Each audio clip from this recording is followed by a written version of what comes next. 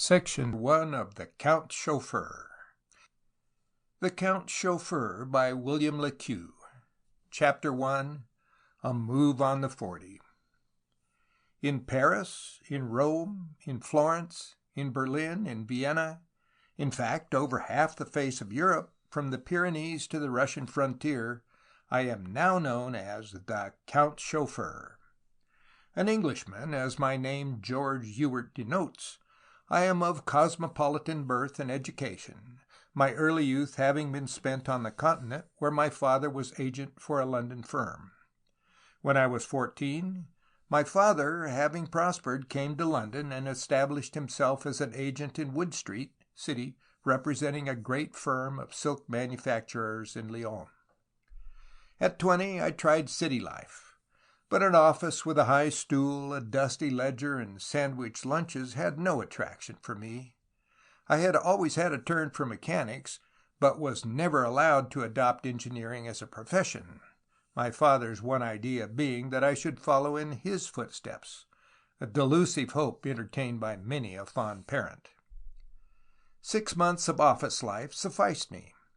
One day I went home to Teddington and refused to return again to Wood Street. This resulted in an open quarrel between my father and myself, with the result that a week later I was on my way to Canada. In a year I was back again, and after some months of semi-starvation in London, I managed to obtain a job in a motor factory. I was then entirely in my element. During 2 years I learned the mechanism of the various petrol-driven cars until I became classed as an expert driver and engineer. At the place I was employed, there was manufactured one of the best and most expensive makes of English car, and, being at length placed on the testing staff, it was my duty to take out each new chassis for its trial run before being delivered to a customer. Upon my certificate, each chassis was declared in perfect running order and was then handed over to the body makers indicated by the purchaser. Being an expert driver, my firm sent me to drive in the tourist trophy races in the Isle of Man, and I likewise did the Ardennes circuit and came in fourth in the Brescia race for the Florio Cup. My successes, of course, adding glory and advertisement to the car I drove. Racing, however, aroused within me, as it does in every motorist, an ardent desire to travel long distances. The testing of those chassis in Regent's Park, and an occasional run with some wealthy customer out on the Great North Road or on the Bath or Brighton roads became too quiet a life for me. I was now seized by a desire to tour and see Europe. True, in my capacity of tester, I met all classes of men. In the seat beside me have sat cabinet ministers, dukes, Indian rajahs, members of Parliament and merchant princes, customers or prospective purchasers, all of whom chatted with me, mostly displaying their ignorance of the first principles of mechanics. It was all pleasant enough, a merry life and good pay. Yet I hated London, and the height of my ambition was a good car to drive abroad. After some months of waiting, the opportunity came, and I seized it.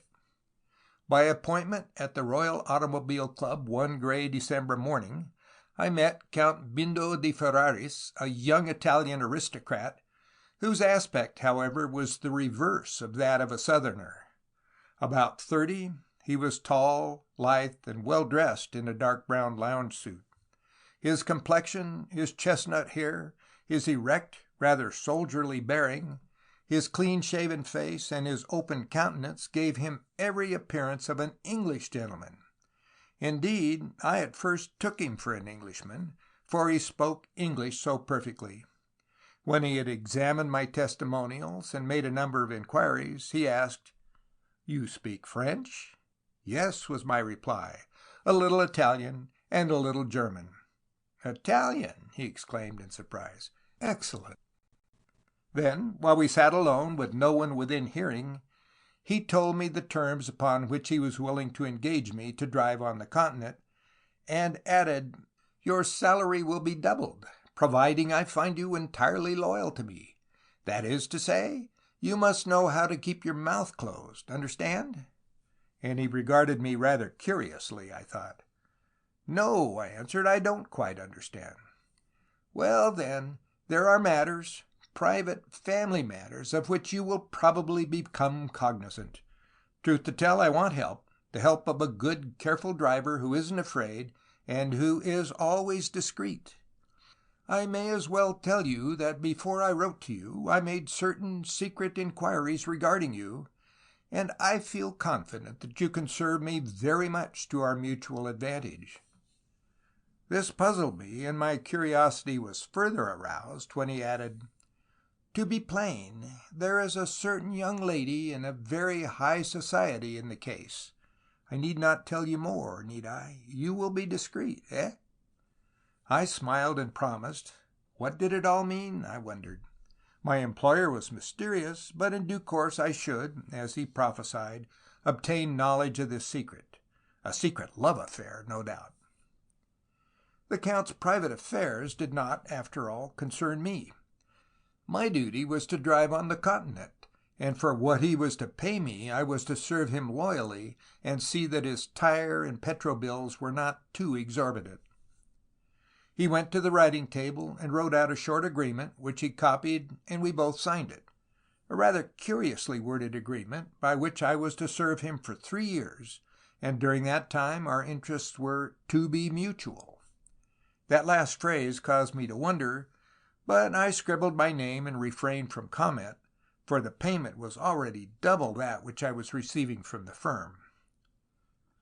"My car is outside," he remarked, as he folded his copy of the agreement and placed it in his pocket. "Did you notice it?" I had not, so we went out into Piccadilly together, and there, standing at the curb, I saw a car that caused my heart to bound with delight. A magnificent 6-cylinder, 40-horsepower Napier of the very latest model. The car was open, with side entrance, a dark green body with coronet and cipher on the panels, upholstered in red with glass removable screen to the splashboard. A splendid, workmanlike car just suitable for long tours and fast runs. Of all the cars and of all the makes, that was the only one which it was my ambition to drive.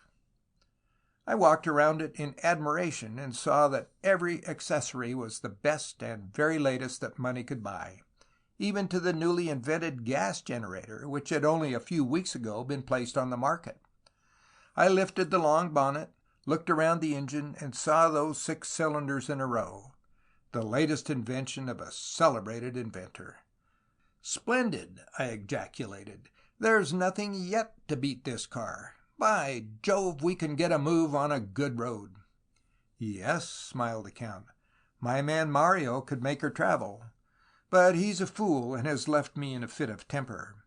He was an Italian, and we Italians are, alas, hot-headed." And he laughed again. "Would you like to try her?" I assented with delight, and while he returned inside the club to get his fur coat, I started the engine and got in at the steering wheel. A few moments later he seated himself beside me, and we glided down Piccadilly on our way to Regent's Park, the ground where, day after day, it had been my habit to go testing. The car ran perfectly, the engine sounding a splendid rhythm through the Regent Street traffic into broad Portland Place and on into the Park, where I was afforded some scope to see what she could do. The Count declared that he was in no hurry. Therefore we went up through Hampstead to Highgate Station, and then on the Great North Road, through East End, Whetstone, Barnet, and Hatfield to Hitchin, 35 miles of road which was as well known to me as the Strand. The morning was dry and cold, the roads in excellent condition, bar a few patches of new metal between Cuddicote and Chapelfoot, and the sharp east wind compelled us to goggle. Fortunately, I had on my leather-lined frieze coat, and was therefore fully equipped. The north road between London and Hitchin is really of little use for trying the speed of a car, for there are so many corners, it is mostly narrow, and it abounds in police traps. That 20 miles of flat, straight road with perfect surface from Lincoln to New Holland, opposite Hull, is one of the best places in England to see what a car is worth. Nevertheless, the run to Hitchin satisfied me perfectly that the car was not a roundabout, as so many are, but a car well within the meaning of the act. "And what is your opinion of her, Ewart?" asked the Count, as we sat down to cold beef and pickles in the long, old-fashioned upstairs room of the Sun Inn at Hitchin. "Couldn't be better," I declared. "The brakes could do with relining, but that's about all. When do we start for the continent?" "The day after tomorrow. I'm staying just now at the Cecil. We'll run the car down to Folkestone, ship her across, and then go by Paris and I to Monte Carlo first. Afterwards we'll decide upon our itinerary. Ever been to Monte?" I replied in the negative. The prospect of going on the Riviera sounded delightful. After our late luncheon, we ran back from Hitchin to London, but, not arriving before lighting up time, we had to turn on the headlights beyond Barnet.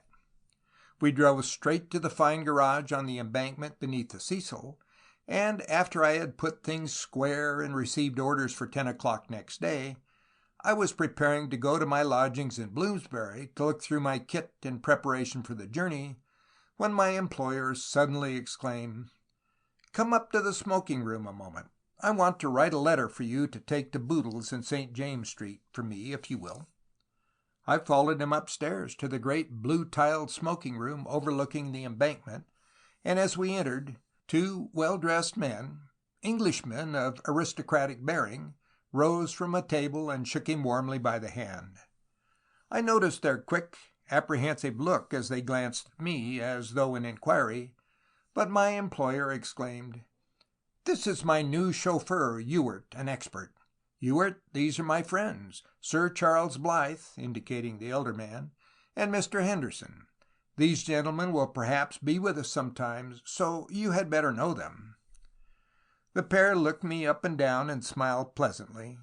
Sir Charles was narrow-faced, about 50, with a dark beard turning gray. His companion was under 30, a fair-haired, rather foppishly dressed young fellow, in a fashionable suit and a light, fancy vest. Then, as the Count went to the table to write, Sir Charles inquired where we had been, and whether I had driven much on the continent. When the Count handed me the letter, I saw that he exchanged a meaning glance with Sir Charles, but what it was intended to convey I could not guess. I only know that, for a few seconds, I felt some vague distrust of my new friends, and yet they treated me more as an equal than as a mere chauffeur. The Count's friends were certainly a merry, easy-going pair, yet somehow I instinctively held them in suspicion. Whether it was on account of the covert glance which Sir Charles shot across at my employer, or whether there was something unusual about their manner, I cannot tell.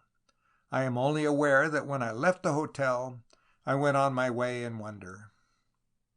Next day, at 10 punctually, I ran the car from the Strand into the courtyard of the hotel and pulled up at the restaurant entrance, so as to be out of the way of the continuous cab traffic. The Count, however, did not make his appearance until nearly half an hour later, and when he did arrive, he superintended the despatch by cab of a quantity of luggage, which, he told me, he was sending forward by grande vitesse to Monte Carlo. After the four-wheeler had moved off, the hall porter helped him on with his big fur coat, and he, getting up beside me, told me to drive to Piccadilly. As we were crossing Trafalgar Square into Pall Mall, he turned to me, saying, "Remember, Ewart, your promise yesterday. If my actions, if you think I am a little peculiar sometimes, don't trouble your head about it. You are paid to drive, and paid well, I think. My affairs don't concern you, do they?" "Not in the least," I answered, nevertheless puzzled. He descended at the tobacconist's in Bond Street and bought a couple of boxes of cigars, and then made several calls at shops, also visiting 2 jewelers to obtain, he remarked, a silver photograph frame of a certain size. At Gilling's, the 3rd shop he tried, he remained inside some little time, quite 20 minutes, I should think. As you know, it is in the narrowest part of Bond Street, and the traffic was congested owing to the road at the Piccadilly Inn being partially up. As I sat in my place, staring idly before me, and reflecting that I should be so soon traveling due south over the broad, well-kept French roads and out of the gloom and dreariness of the English winter, I suddenly became conscious of a familiar face in the crowd of hurrying foot passengers. I glanced up quickly as a man brushed past. Was I mistaken? I probably had been, but the thin, keen-bearded countenance was very much like that of Sir Charles Blythe. But no, when I looked back after him, I saw that his figure was much more bent and his appearance not half so smart and well-groomed as the Count's friend. At one moment I felt absolutely positive that the man had really been watching me and was now endeavoring to escape recognition, yet at the next I saw the absurdity of such a thought.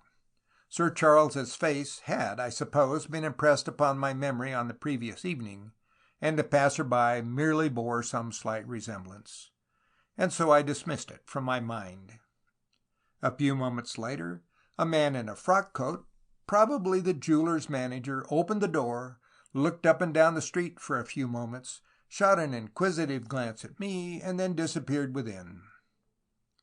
I found that the clock on the splashboard required winding, and was in the act of doing this when my eyes fell upon a second person who was equally a mystery. This time I felt convinced that I was not mistaken. The fair-mustached young man Henderson went by, but without recognizing me. Did either of the pair recognize the car? If so, what object had they in not acknowledging me?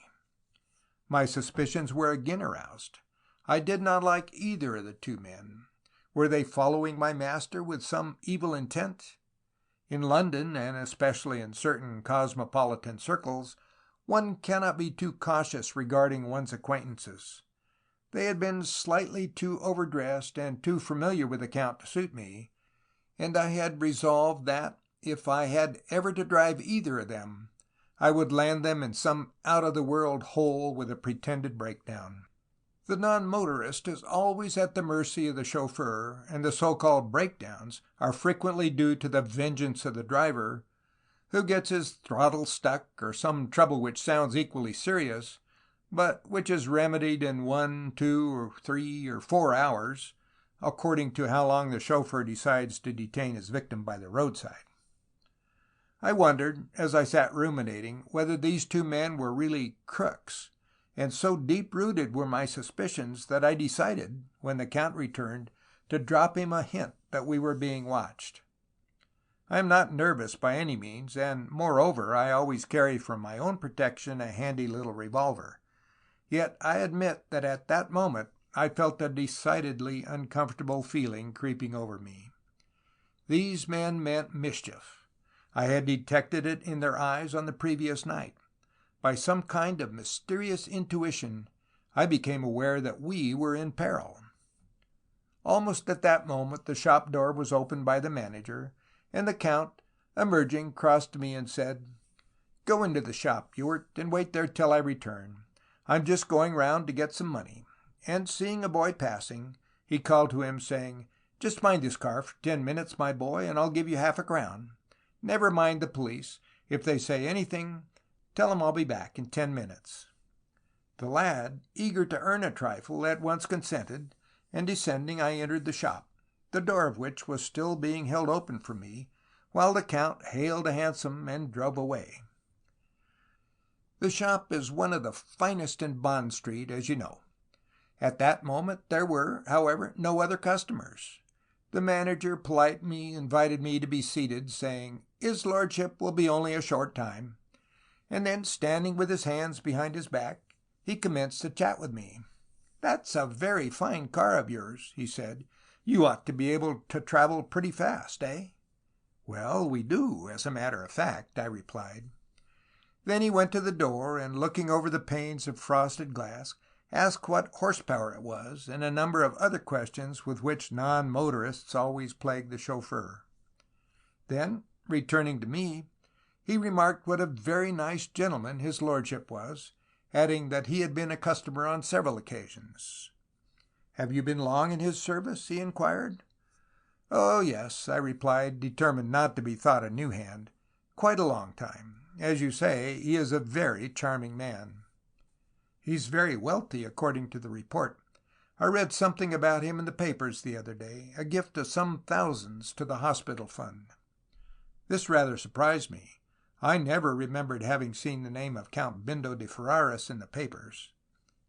Presently I got up, and wandering about the shop, inspected some of the beautiful jewels in the fine showcases, many of them ornaments of enormous value.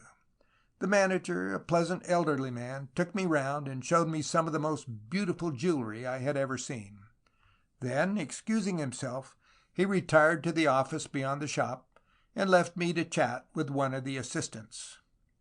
I looked at the clock and saw that nearly half an hour had elapsed since the Count had left. A constable had looked in and inquired about the car, but I had assured him that in a few minutes we should be off, and begged, as a favor, that it might be allowed to remain until my master's return.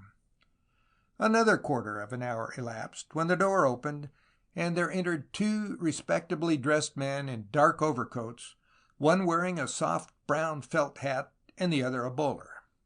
They asked to see the manager, and the assistant, who had been chatting to me, conducted them through the shop to the office beyond. Both men were of middle age and well set up, and as they entered I saw that the third man, much younger, was with them. He, however, did not come in, but stood in the doorway, idly glancing up and down Bond Street. Within the office I distinctly heard the manager utter an exclamation of surprise, and then one of the men, in a deep, low voice, seemed to enter into a long explanation. The elder of the two strangers walked along the shop to the door, and going outside spoke some words to the man who had accompanied them. On re-entering, he passed me, giving me a sharp glance, and then disappeared again into the office, where, for 5 minutes or so, he remained closeted with the manager. Presently the last named came out, and as he approached me I noticed an entire change in his manner. He was pale almost to the lips. "Will you step into my office for one moment?" he asked. "There's, a little matter upon which I want to speak to you." This surprised me. What could he mean? Nevertheless, I consented, and in a few moments I found myself in a large, well-lit office with the manager and the two strangers. The man in the brown felt hat was the first to speak. "We want to ask you a question or two," he said. "Do you recognize this?" And he produced a small square photograph of a man upon whose coat was a white ticket bearing a bold number. I started when my eyes fell upon it. "My master!" I ejaculated. The portrait was a police photograph. The men were detectives. The inspector, for such he was, turned to the jeweler's manager and regarded him with a significant look. "It's a good job we've arrested him with the stuff on him," he remarked. "Otherwise you'd never have seen the color of it again. He's worked the same dodge in Rome and Berlin, and both times got clear away. I suppose he became a small customer in order to inspire confidence, eh?" "Well, he came in this morning, saying that he wished to give his wife a tiara for the anniversary of her wedding, and asked that he might have two on approval, as he was undecided which to choose, and wished her to pick for herself. He left his car and chauffeur here till his return, and took away two worth £5,000 each. I, of course, had not the slightest suspicion. Lord Ixwell, the name by which we know him, is reputed everywhere to be one of the richest peers in the kingdom." "Yes, but you see, Detective Sergeant Rodwell here chanced to see him come out of the shop, and recognizing him as the jewel thief we wanted for months past, followed his cab down to Charing Cross Station, and there arrested him and took him to Bow Street." I stood utterly dumbfounded at this sudden ending of what I had believed would be an ideal engagement. "What's your name?" inquired the inspector. "George Ewart," was my answer. "I only entered the Count's service yesterday." "And yet you told me that you had been his chauffeur for a long time!" exclaimed the jeweler's manager. "Well," said the elder of the detectives, "we shall arrest you at any rate. You must come round to Bow Street, and I warn you that any statement you may make will be taken down and used as evidence against you." "Arrest me!" I cried. "Why, I haven't done anything. I'm perfectly innocent. I had no idea that—" "Well, you have more than an idea now, haven't you?" laughed the detective. But come along, we have no time to lose." And he asked the manager to order a four-wheeled cab. I remonstrated in indignation, but to no avail. "What about the car?" I asked anxiously as we went outside together and stepped into the cab. The third police officer, who had been on guard outside holding open the door while the constable had been worrying me about the car, stood looking on. "Diplock, you can drive a motor car," exclaimed the inspector, turning to the detective at the cab door. "Just bring that round to Bow Street as quick as you can." The constable took in the situation at a glance. He saw that I had been arrested and asked the detectives if they needed any assistance. But the reply was negative, and with the inspector at my side and the sergeant opposite, we moved off towards Piccadilly, the jeweler's manager having been requested to attend at Bow Street police station in an hour in order to identify the stolen property. By that time the charge would be made out, and we should, the inspector said, be up before the magistrate for a remand before the court rose. As we drove along Piccadilly, my heart fell within me. All my dreams of those splendid, well-kept roads in the sunny south, of touring to all the gayest places on the continent, and seeing all that was to be seen, had been shattered at a single blow. And what a blow! I had awakened to find myself under arrest as the accomplice of one of the most expert jewel thieves in Europe. My companions were not communicative. Why should they have been? Suddenly I became aware of the fact that we had driven a considerable distance. In my agitated state of mind I had taken no notice of our route, and my captors had, it seemed, endeavored to take my attention off the direction we had taken. Collecting my scattered senses, however, I recollected that we had crossed one of the bridges over the Thames, and looking out of the windows, I found that we were in a long, open road of private houses, each with a short strip of railed-off garden in front, a South London thoroughfare, evidently. "This isn't the way to Bow Street," I exclaimed in wonder.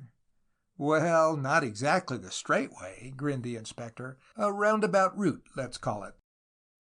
I was puzzled, the more so when I recognized, a few minutes later, that we had come down the Camberwell New Road and were passing Camberwell Green.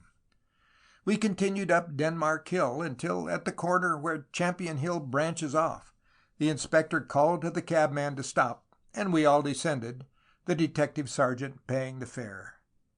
Where were they taking me, I wondered. I asked, but they only laughed, and would vouchsafe no reply.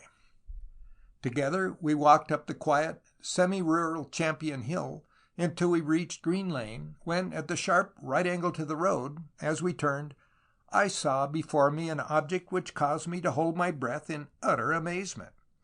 The car was standing there, right before me in the lonely suburban road, and in it, seated at the wheel, a man whom I next second recognized as the Count himself. He was evidently awaiting me. He was wearing a different motor coat, the car bore a different number, and as I approached I noticed that the coronet and cipher had been obliterated by a dab of paint. "Come on, Ewart," cried the Count, jumping down to allow me to take his place at the steering. I turned to my captors in wonder. "Yes, away you go, Ewart," the inspector said, "and good luck to you." Without another second's delay, I sprang upon the car, and while the Count, as he jumped up at my side, shouted good-bye to my captors, I started away towards Lordship Lane and the open country of Surrey. "Where shall we go?" I inquired breathlessly, utterly amazed at our extraordinary escape. "Straight on through Sydenham, and then I'll tell you. The sooner we're out of this, the better. We'll run along to Winchester, where I have a little house at Kingsworthy, just outside the city, and where we can lie low, comfortably, for a bit." "But shan't we be followed by those men?" I asked apprehensively. "Followed by them? Oh, dear, no," he laughed. "Of course, you don't understand, Ewart. They all three belong to us. We've played a smartish game upon the jeweler, haven't we? They had to frighten you, of course, because it added a real good touch of truth to the scheme. We ought to be able to slip away across the Channel in a week's time at the latest. They'll leave tonight in search of me," and he laughed lightly to himself. "Then They were not detectives? I exclaimed, utterly staggered by the marvelous ingenuity of the robbery. No more than you are, Ewart, was his reply. But don't bother your head about them now. All you've got to look after is your driving. Let's get across to Winchester as quickly as possible. Just here, sharp to the right, and the first to the left takes us onto the Guildford Road. Then we can move. End of chapter 1.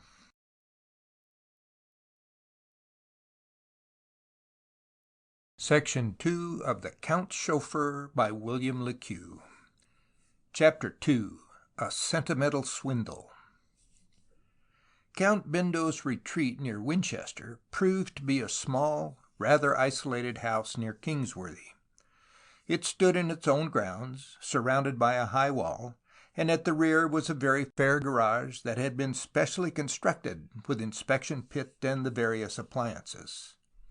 The house was rather well furnished, but the only servant was a man who turned out to be none other than the yellow-haired young fellow who had been introduced to me at the Seitel as Mr. Henderson.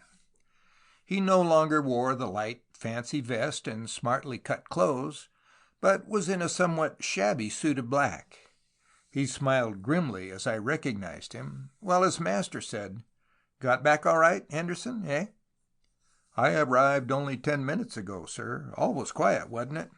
"Absolutely," replied the Count, who then went upstairs, and I saw him no more that evening. For nearly a fortnight the car remained in the garage. It now bore a different identification plate, and to kill time I idled about, wondering when we should start again. It was a strange menage. Count Bindo was a very easy-going cosmopolitan who treated both Henderson and myself as intimates, inasmuch as we ate at table with him and smoked together each evening. We were simply waiting. The papers were, of course, full of the clever theft from Gillings, and the police, it appeared, were doing their utmost to track the tricksters, but in vain. The Count, under the name Mr. Claude Fielding, seemed to be very popular in the neighborhood, though he discouraged visitors. Indeed, no one came there. He dined, however, at several houses during the second week of his concealment, and seemed to be quite confident of his safety. At last we left, but not, however, before Sir Charles Blythe had stayed one night with us and made some confidential report to his friend. It being apparent that all was clear, some further alteration was made both in the appearance of the car and in the personal aspect of Count Bindo and myself, after which we started for the Continent by way of Southampton. We crossed and ran up to Paris, where we stayed at the Ritz. The Count proved a devil-may-care fellow with plenty of friends in the French capital. When with the latter, he treated me as a servant, when alone, as a friend. Whatever the result of the clever piece of trickery in Bond Street, it was quite clear that my employer was in funds, for he spent freely, dined and supped at the expensive restaurants, and thoroughly enjoyed himself with his chums. We left Paris and went on the broad, good road to Lyons and to Monte Carlo. It was just before Christmas, and the season had, of course, not yet commenced. We stayed at the Hôtel de Paris, the hotel where most men and garçons put up. The car I put into the garage Munir. It was the first time I had seen Monte, and it attracted me as it does every man and woman. Here, too, Bindo di Ferraris seemed to have a host of friends. He dined at the Grand, the Metropole, or the Riviera Palace, and supped each night at Ciro's, indulging in a little mild play in the rooms in the interval between the two meals. He did not often go out in the car, but frequently went to Nice and Cannes by train. About a fortnight after our arrival, however, we ran one bright morning along the lower road by Beaulieu to Nice. Bad, by the way, on account of the sharp corners and electric trams, and called at a small hotel in the Boulevard Gambetta. The Count apparently had an appointment with a tall, dark-haired, extremely good-looking young French girl, with whom he lunched at a small restaurant, and afterwards he walked for an hour on the promenade, talking with her very earnestly. She was not more than 19. A smart, very chic little Parisienne, quietly dressed in black, but in clothes that bore unmistakably the cachet of a first-class dressmaker. They took a turn on the Jetée promenade, and presently returned to the hotel, when the Count told her to go and get a close hat and a thick coat, and he would wait for her. Then, when she had gone, he told me that we were about to take her over to the Bristol at Beaulieu, that great white hotel that lies so sheltered in the most delightful bay on the whole Riviera. It was a clear, bright December afternoon. The roads were perfect, though dusty as the Corniche always is, and very soon, with the Count and his lady friend, I swung into the curved drive before the hotel. "You can go to the garage for an hour or so, Ewart," my employer said, after they had descended. Therefore I turned the car and went to the huge garage at the rear of the hotel, the garage which every motorist on the Riviera knows so well. After an hour, I re-entered the hotel to look for the Count and receive orders, when I saw, in the great red-carpeted lounge, my employer and the little Parisienne seated with a man whom I knew as Sir Charles Blythe, but who really was one of Count Bindo's confederates. We exchanged glances, and his was a meaning one. That some deep and ingenious game was in progress I felt certain, but what it was I had no idea.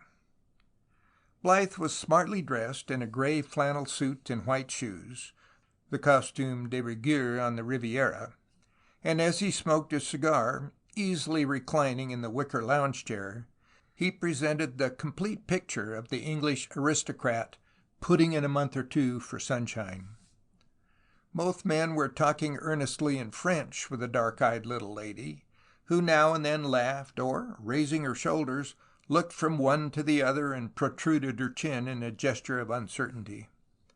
I retired and watched closely. It was quite plain in a few moments that the young lady was entirely devoted to the handsome Bindo. Both manner and glances betrayed it. I saw him look at Blythe, and knew that they were working in accord towards some prearranged end. Presently a noisy party of American girls, who had just returned from Monte, entered and sat close to them, calling for tea. Therefore the trio rose and went out into the evening dusk. They wished, it seemed, to talk in private, and they did so until, half an hour later, I received orders to bring around the car, and drove them all three back to Nice, which we reached in plenty of time for dinner. "Now, you will not forget, Gabrielle, you're sure?" said Bindo in French, as he handed her out of the car and shook her hand as he bared his head. "I have promised, monsieur," was her reply in a low, rather musical voice. "I shall not forget." And then she bowed to Blythe, ascended the steps, and disappeared into the hotel. Her quietness and neatness of dress were, to me, attractive. She was a dainty little thing, yet her plain black dress, so well cut, was really very severe. She had the manner of a lady, sweet and demure. The air of the woman of the world was, somehow, entirely absent. Well, to confess it, I found myself admiring her very much. She was, I thought, delightful, one of the prettiest, sweetest girls I had ever seen. Evidently our run to Beaulieu and back was her first experience of motoring, for she laughed with girlish delight when, on an open piece of road here and there, I put on a move, and as she disappeared into the hotel she turned and waved her tiny black gloved hand back at the handsome Bindo. "Done, my dear chap," chuckled Blythe in a low voice to his companion as the neat figure disappeared behind the glass swing doors. "The rest is easy, if we keep up pluck." "It's a big thing, of course, but I'm sanguine enough," declared my employer. "That little girl is a perfect brick. She's entirely unsuspicious. Flatter and court a woman, and if she falls in love with you, she'll go to any length to serve you." "You're a splendid lover," declared Sir Charles, as he mounted into the car beside the Count, while the latter, laughing lightly, bent to me, saying, "Back to Monte Carlo as quick as we can get." I slipped along out of Nice, through Villafranca, round Beaulieu, slowing up for the corners, but travelling sharply on the open road, and we were soon back at the Paris. Having put the car into the garage, I walked round to the hotel, transformed myself from a leather-coated chauffeur into a Monte Carlo lounger, and just before 10 o'clock met the Count going across the flower-scented place to the rooms. He was alone, and, recognizing me, crossed and said, "Ewart, let's walk up through the gardens. I want to have a word with you." I turned on my heel and strolled with him. "You know what we've done today, eh? You stand in, so you can just shut your eyes to anything that isn't exactly in order, understand? There's a big thing before us, a very big thing, a thing that simply dropped from the clouds. You want money, so do I. We all want money. Just keep a still tongue and obey my orders, and you'll see that we'll bring off the biggest coup that the Riviera has yet known." "I know how to be silent," I said, though I did not at all like the aspect of affairs. "Yes, you do. I give you credit for that. One word of this, and I go to durance vile. Silence, and the whole of us profit and can get the wherewithal to live. I often think, Ewart, that the public, as they call it, the British public, are an extraordinary people. They are so confoundedly honest. But nowadays there surely isn't any honesty in life. At least I've never found any. Why, your honest businessman who goes to church or chapel each Sunday and is a model of all the virtues is, in the city, the very man who will drive a hard bargain, pay a starvation wage, and button his pockets against the widow. Who are your successful men in business? Why, for the most part, the men who, by dint of sharp practice or unscrupulousness, have been able to get in front of their competitors. Therefore, after all, am I very much worse than the successful city man? I live on my brains, and I'm happy to say I've lived very well up to the present." "But enough of this philosophy," laughed the easy-going young scoundrel. "I want to give you instructions. You stand in with us, Ewart. Your share of the Gilling affair is to your credit, and you'll have it before long. At present we have another little matter in hand, one which requires extremely delicate handling, but will be successful providing Mademoiselle Gabrielle doesn't change her mind. But women are so often fickle, and the morning brings prudence far too frequently. You'll see some strange happenings tomorrow or the next day. Keep your eyes and ears closed. That's all you have to do. You understand, eh?" "Perfectly," was my reply, for my curiosity was now thoroughly whetted. There was a desperate project in the air, and the spirit of adventure had now entered thoroughly into me. Early next morning I drove the Count back to Nice, where, at a quiet spot beyond the Magnan, he met the pretty Gabrielle clandestinely. When we drew up to where she was apparently waiting us, I saw that she was annoyed at my presence. "Ewart, my chauffeur," he explained, introducing me, "will say nothing about this meeting. He knows how to be discreet."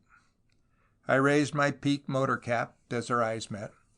I thought I detected a curiously timid glance in them, for in an instant she dropped her gaze. That she was an intimate friend of the Count was shown by the instructions he gave her. "You two walk along the Promenade des Anglais, and I'll meet you at the other end, by the Hotel Suisse. I'll take the car myself on to the garage." This meant that I was to walk with her a full 3/4 of an hour along the whole of the beautiful sea-front of Nice. Why, I wondered. "But, Bindo, can't you come?" "I'll meet you outside the Suisse. It's better to do that," was his answer. "Go along. You'll find Ewart a clever fellow. He'll tell you how to drive a motor car." She laughed lightly, and then, as Bindo mounted into the car again and turned away, we strolled together on the broad asphalt back toward the town. The morning was delightful, with bright sunshine and blue sea. The sweet-smelling wallflowers were already out, and the big palms waved lazily in the soft breeze. I quickly found my companion most charming, and envied the Count his acquaintanceship. Was she marked down as a victim, or was she an accomplice?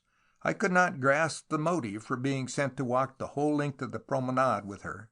But the Count and his companions were, they admitted, working on a big thing, and this was part of it, I supposed. "This is the first time you have been in Nice, eh?" she asked in her pretty broken English as she stopped a moment to open her sunshade. "Yes," I answered, "but the Count is an old habitué, I believe." "Oh, yes," she laughed. "He knows everybody. Last year he was on the Fates Committee and one of the judges at the Battle of Flowers." And so we gossiped on, walking leisurely and passing many who, like ourselves, were idling in the winter sunshine.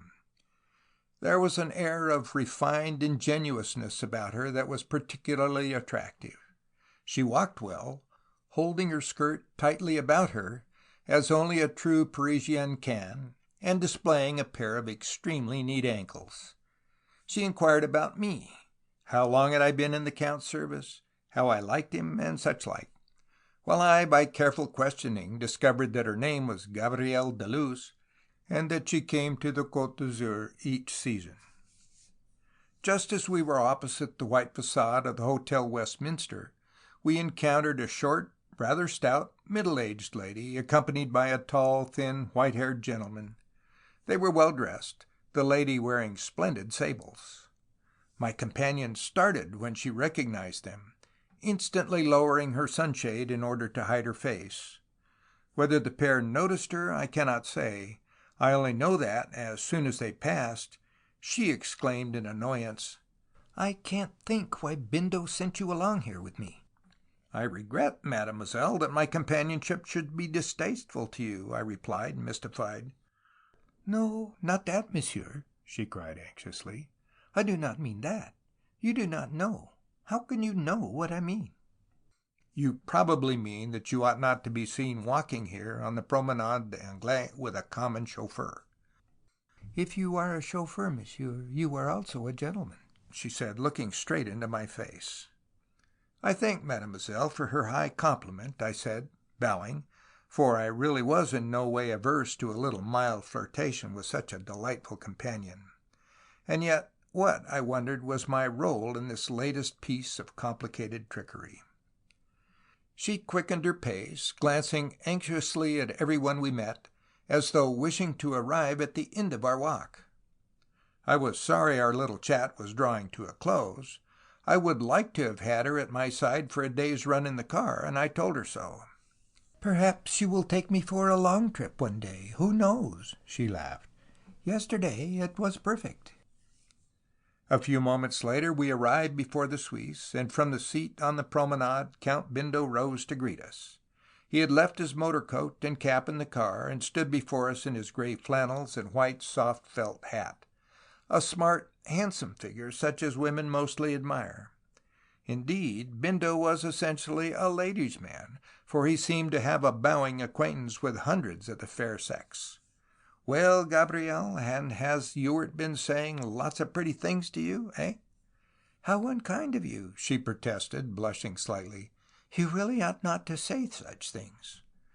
"Well, well, forgive me, won't you?" said the Count quickly, and together we strolled into the town, where we had an apéritif at the gay Café de l'Opéra, opposite the public gardens. Here, however, a curious contretemps occurred. She accidentally upset her glass of Dubonnet over her left hand, saturating her white gloves so that she was compelled to take it off. "Why!" ejaculated the Count in sudden amazement, pointing to her uncovered hand. "What does that mean?" She wore upon her finger a wedding ring. Her face went crimson. For a moment the pretty girl was too confused to speak. "Ah!" she cried in a low, earnest tone, as she bent toward him. "Forgive me, Bindo. I did not tell you. How could I?" "You should have told me. It was your duty to tell me. Remember, we are old friends. How long have you been married?" "Only 3 weeks. This is my honeymoon." "And your husband?" 4 days ago. Business took him to Genoa. He is still absent." "And in the meanwhile you meet me and are the merry little Gabrielle of the old days, eh?" remarked Bindo, placing both elbows upon the marble-topped table and looking straight into her face. "Do you blame me, then?" she asked. "I admit that I deceived you, but it was imperative. Our encounter has brought back all the past, those summer days of 2 years ago when we met at the Fontainebleau. Do you still remember them?" Her eyelids trembled. I saw that, though married, she still regarded the handsome Bindo with a good deal of affection. "I don't blame you," was his soft reply. "I suppose it is what anybody else would have done in the circumstances." "Do I remember those days, you ask? Why, of course I do. Those picnics in the forest with you, your mother, and your sister Julie were delightful days. Days never to return, alas." "And so you are really married. Well, you must tell me all about it later. Let's lunch together at the London house." Then he added reflectively, "Well, this really is a discovery. My little Gabrielle actually married. I had no idea of it." She laughed, blushing again. "No, I don't suppose you had. I was very, very foolish to take off my glove. Yet, if I had kept up the deception any longer, I might perhaps have compromised myself. Was it not, well, a little risky of you to go to the Beaulieu with me yesterday?" "Yes, I was foolish, very foolish, Bindo. I ought not to have met you today. I ought to have told you the truth from the very first." "Not at all. Even if your husband is away, there is surely no reason why you should not speak to an old friend like myself. Is there?" "Yes, I'm known in Nice, as you are well aware." "Known as the prettiest woman who comes on the Riviera," he declared, taking her hand and examining the wedding ring and the fine circle of diamonds above it. Bindo di Ferraris was an expert in gems. "Don't be a flatterer," she protested with a light laugh. "You've said that, you know, hundreds of times before." "I've said only what's the truth, and I'm sure Ewart will bear me out." "I do, most certainly. Madame is most charming," I asserted, and it was undoubtedly my honest opinion. I was, however, disappointed equally with the Count to discover that my dainty divinity in black was married. She was certainly not more than 19, and had none of the self-possessed air of the matron about her. Twice during that conversation I had risen to go, but the Count bade me stay, saying with a laugh, "There is nothing in this that you may not hear. Madame has deceived us both." He treated the situation as a huge joke, yet I detected that the deception had annoyed him. Had the plans he had laid been upset by this unexpected discovery of the marriage? From his demeanor of suppressed chagrin, I felt sure they had been. Suddenly he glanced at his watch, and then, taking from his pocket an envelope containing some small, square, hard object, about 2 inches long by 1 inch broad, he said, "Go to the station and meet the 12:15 from Beaulieu to Cannes. You'll find Sir Charles Blythe in the train. Give him this from me, and say that I'll meet him at the Beau side at Cannes at 4 o'clock. Have the car ready at 2. I'll come to the garage. You haven't much time to spare, so take a cab." I rose, raised my hat to the dark-eyed little woman, who bowed gracefully, and then, mounting into a fiacre, drove rapidly up the Avenue de la Gare. The situation was decidedly interesting. My ideal of that sunny morning had been shattered. Gabrielle of the luminous eyes was already a wife. I met the train and discovered Sir Charles looking out for me. I handed him the packet and gave him the Count's message. I noticed that he had some light baggage with him, and presumed that he was moving from Beaulieu to Cannes to the tea and tennis Beau site. Then, when the train had moved off, I wandered across to a small restaurant opposite the station and lunched alone, thinking and wondering about the dainty little girl wife who had so completely fascinated me. That she was still in love with Bindo was quite clear, yet he, on his part, was distinctly annoyed at being deceived.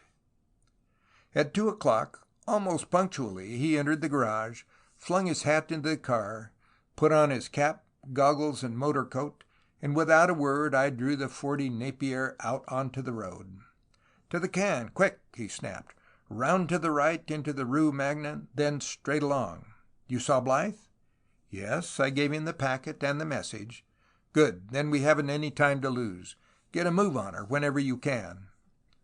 On we flew, as fast as the sharp corners would allow, until presently we slipped down the long hill into Cannes, and, passing through the town, pulled up at the Beau site, where we found Sir Charles awaiting us. The latter had changed his clothes, and was now in a smart blue serge suit, and was idly smoking a cigar as we swept round to the entrance. The two men met enthusiastically, Some words were exchanged in an undertone, and both burst out laughing, a laugh of triumph. Was it at the expense of poor little Gabrielle? I was left outside to mind the car, and waited for fully an hour and a half. The wind blew bitterly cold at sundown, as it always does on the Riviera in December, and I was glad of my big fur coat. Whatever was the subject of discussion, it was evidently a weighty one. Both men had gone to Blythe's room and were closeted there.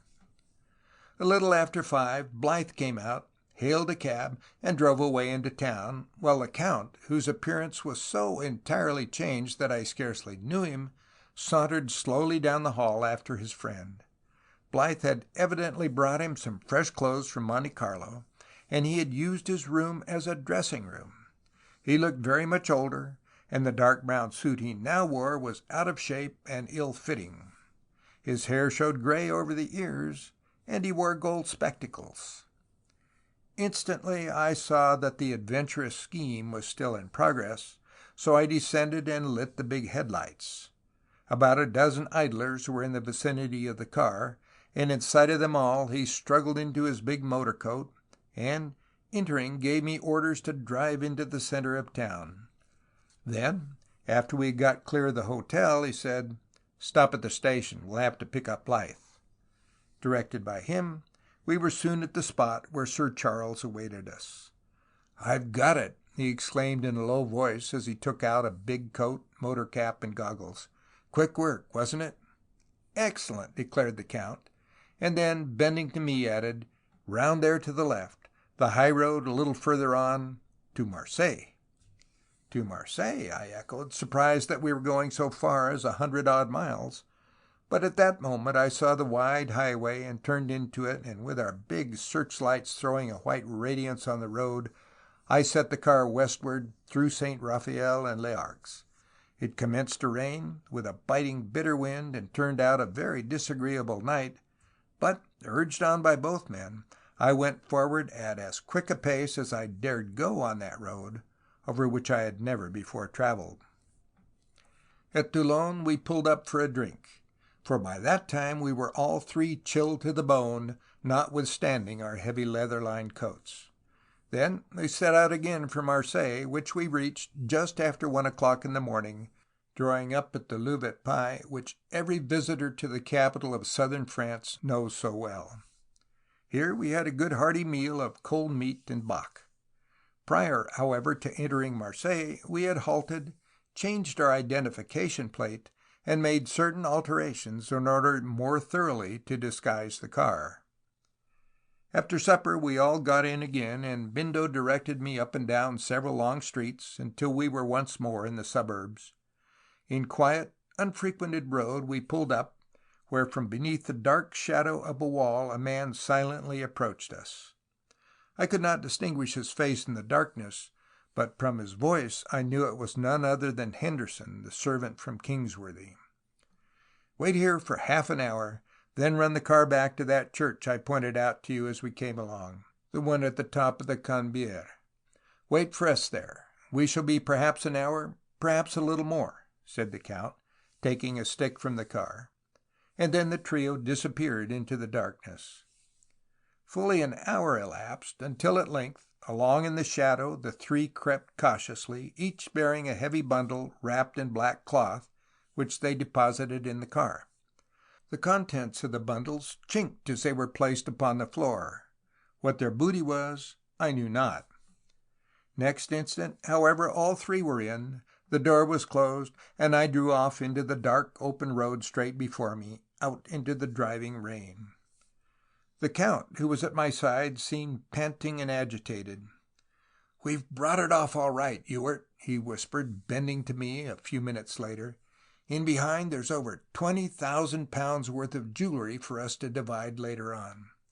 We must get into Valence for breakfast, and thence Henderson will take the stuff away by train into Holland." "But what have you done?" I asked, puzzled. "I'll explain it in the morning when we got rid of it all." He did explain.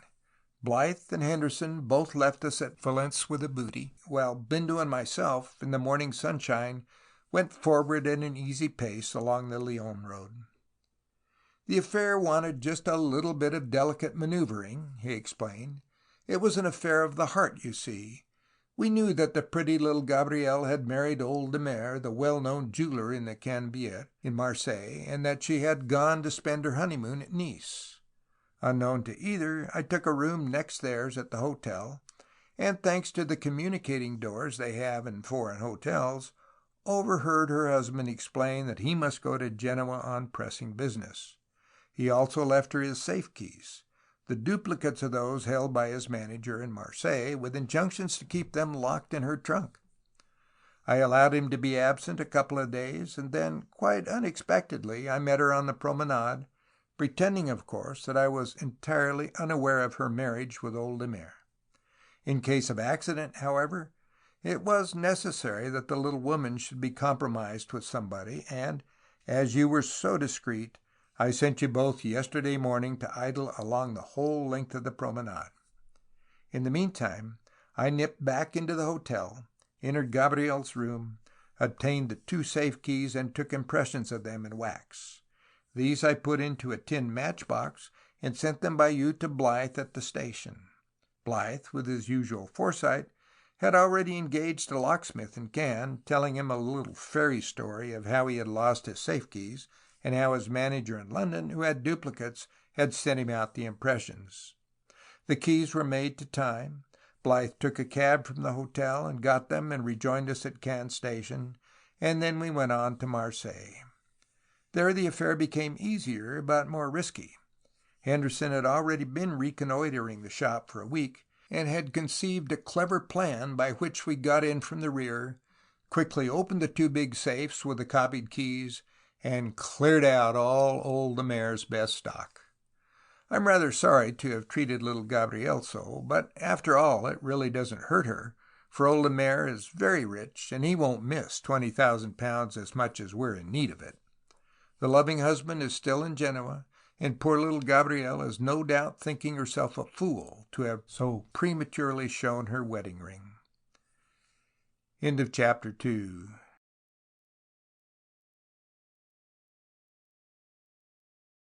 Section 3 of The Count Chauffeur by William Le Queux. Chapter 3. The Story of a Secret. This story of a secret is not without its humorous side. Before entering Paris, on our quick run-up from Marseille, after the affair of the jeweler's shop, we had stopped at Melun, beyond Fontainebleau. There, a well-known carriage builder had been ordered to repaint the car pale blue with a dead white band. Upon the panels, my employer, the impudent Bindo, had ordered a count's coronet with the cipher G.B. beneath, all to be done in the best style and regardless of expense. Then, at that same evening, we took the express to the Gare de Lyon and put up, as before, at the Ritz. For 3 weeks, without the car, we had a pleasant time. Usually, Count Bindo di Ferraris spent his time with his gay friends, lounging in the evening at Maxim's, or giving costly suppers at the Américain.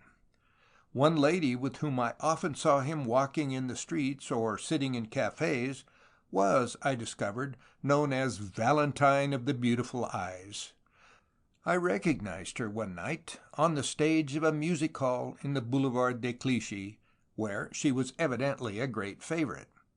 She was young, not more than 20, I think, with wonderful big coal-black eyes, a wealth of dark hair worn with a bandeau, and a face that was perfectly charming. She seemed known to Blythe, too, for one evening I saw her sitting with him in the Brasserie Universelle in the Avenue de l'Opéra, that place where one dined so well and cheaply. She was laughing, and had a demi-blonde raised to her lips.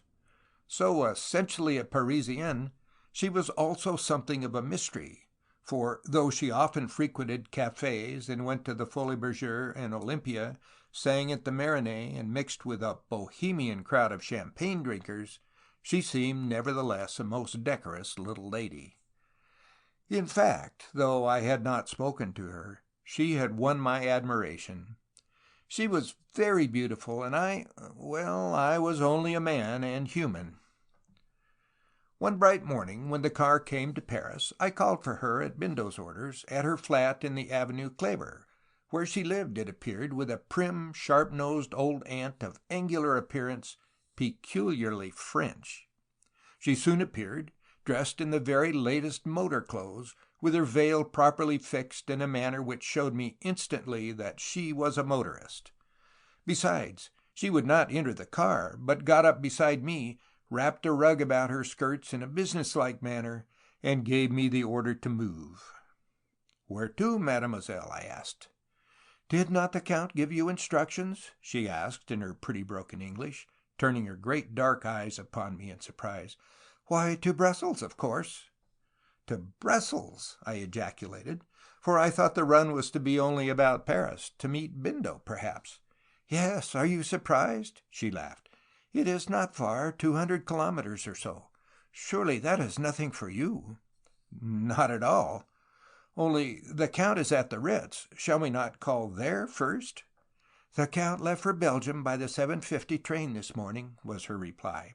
"He has taken our baggage with his, and you will take me by road alone." I was, of course, nothing loath to spend a few hours with such a charming companion as La Valentine. Therefore, in the Avenue des Champs-Élysées I pulled up, and consulting my road book, decided to go by way of Arras, Douai, Saint-Amand, and Ath. Quickly we ran out beyond the fortifications. While driving in silence, I wondered what this latest maneuver was to be. This sudden flight from Paris was more than mysterious. It caused me considerable apprehension, for when I had seen the Count in his room at midnight, he had made no mention of his intention to leave so early.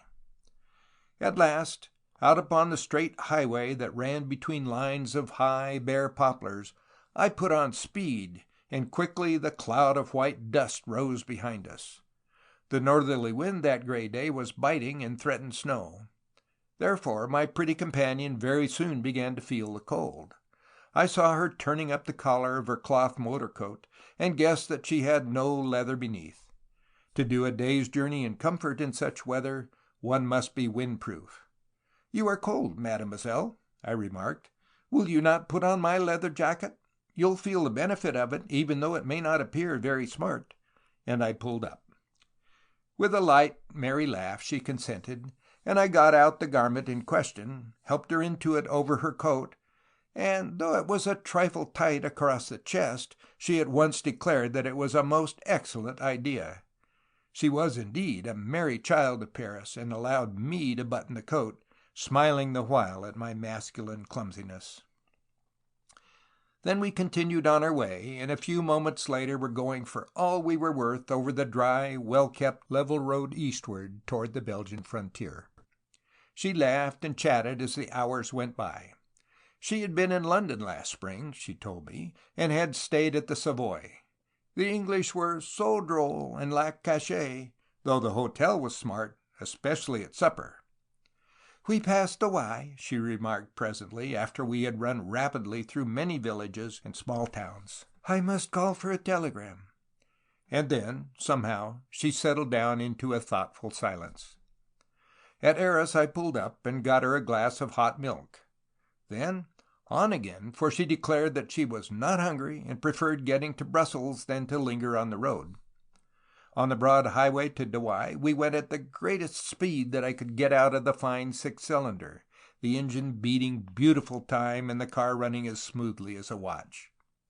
The clouds of whirling dust became very bad, however, and I was compelled to goggle, while the talc-fronted veil adequately protected my sweet-faced travelling companion. At Douai she descended and entered the post office herself, returning with a telegram and a letter. The latter she handed to me, and I found it was addressed in my name, and had been sent to the Poste Restante. Tearing it open in surprise, I read the hastily penciled lines it contained, instructions in the Count's handwriting, which were extremely puzzling, not to say disconcerting. The words I read were: "After crossing the frontier, you will assume the name of Count de Bourbriac, and Valentine will pass as Countess. A suitable suite of rooms has been taken for you at the Grand Hotel, Brussels, where you will find your luggage on your arrival. Mademoiselle will supply you with funds. I shall be in Brussels, but shall not approach you. B.D.F. The pretty Valentine, who was to pose as my wife, crushed the blue telegram into her coat pocket, mounted into her seat, wrapped her rug around her, and ordered me to proceed. I glanced at her, but she was, to all appearances, quite unconscious of the extraordinary contents of the Count's letter. We had run fully 20 miles in silence, when at last, on ascending a steep hill, I turned to her and said, "The Count has sent me some very extraordinary instructions, mademoiselle. I am, after passing the frontier, to become the Count de Bourbriac, and you are to pass as the Countess." "Well?" she asked, arching her well-marked eyebrows. "Is that so very difficult, monsieur? Are you disinclined to allow me to pass as your wife?" "Not at all," I replied, smiling. "Only, well, it is somewhat unconventional, is it not?" "Rather an amusing adventure than otherwise," she laughed. "I shall call you Mon cher Gaston, and you, well, you will call me your Petite Léon. Léon de Bourbriac will sound well, will it not?" "Yes, but why this masquerade?" I inquired. "I confess, mademoiselle, I don't understand it at all." "Dear Bindo does. Ask him." Then, after a brief pause, she added, "This is really a rather novel experience."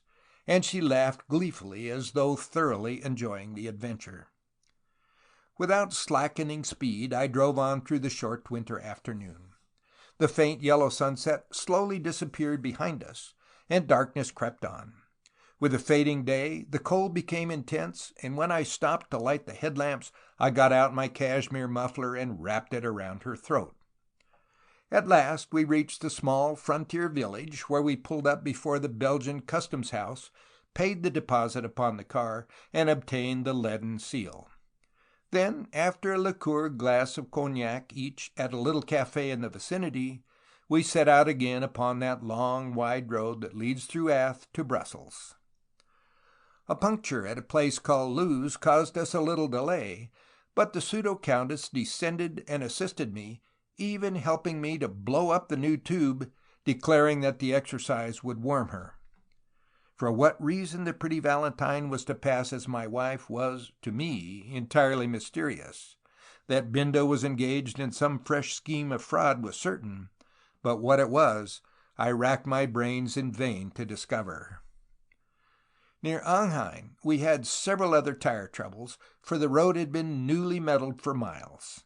As every motorist knows, misfortunes never come singly, and in consequence it was already 7 o'clock next morning before we entered Brussels by the Porte de Halle and ran along the fine Boulevard de Anspach to the Grand Hotel.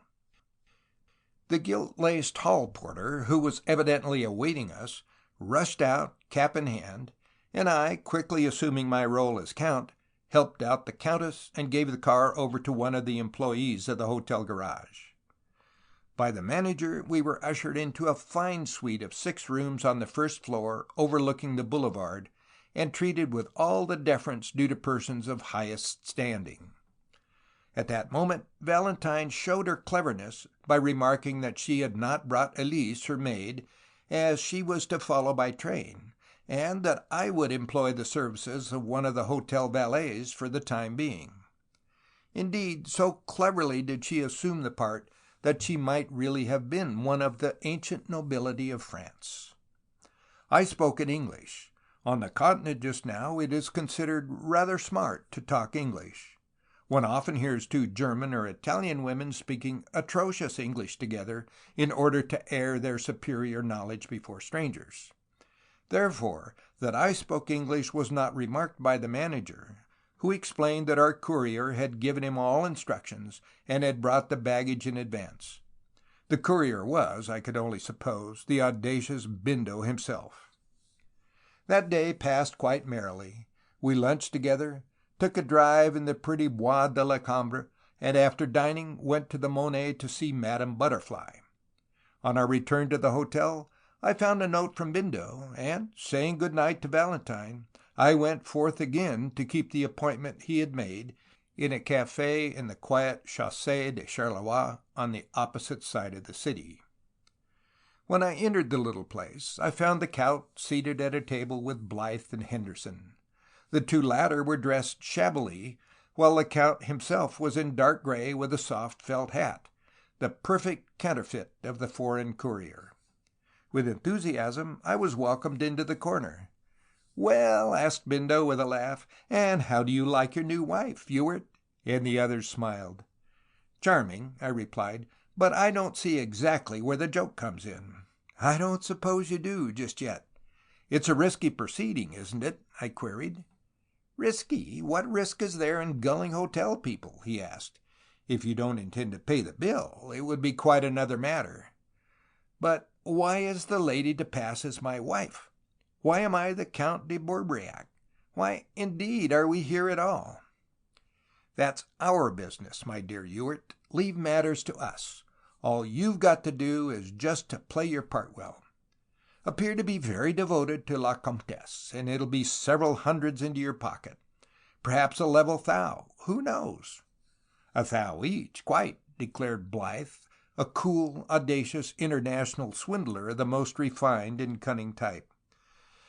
"But what risk is there?" I inquired, for my companions seemed to be angling after big fish this time, whoever they were. "None, as far as you are concerned. Be advised by Valentine. She's as clever a girl as there is in all Europe. She has her eyes and ears open all the time. A lover will come on the scene before long, and you must be jealous. Devilish jealous. Do you understand?" "A lover? Who? I don't understand." "You'll see soon enough. Go back to the hotel, or stay with us tonight if you prefer it. Only don't worry yourself over risks. We never take any. Only fools do that. Whatever we do is always a dead certainty before we embark upon the job." "Then I'm to understand that some fellow is making love to Valentine, eh?" "Exactly. Tomorrow night you are both invited to a ball at the Bellevue in aid of the Hospital of St. Jean. You will go, and there the lover will appear. You will withdraw and allow the little flirtation to proceed. Valentine herself will give you further instructions as the occasion warrants." "I confess I don't half like it. I'm working too much in the dark," I protested. "That's just what we intend. If you knew too much, you might betray yourself, for the people we've got to deal with have eyes in the backs of their heads," declared Bindo.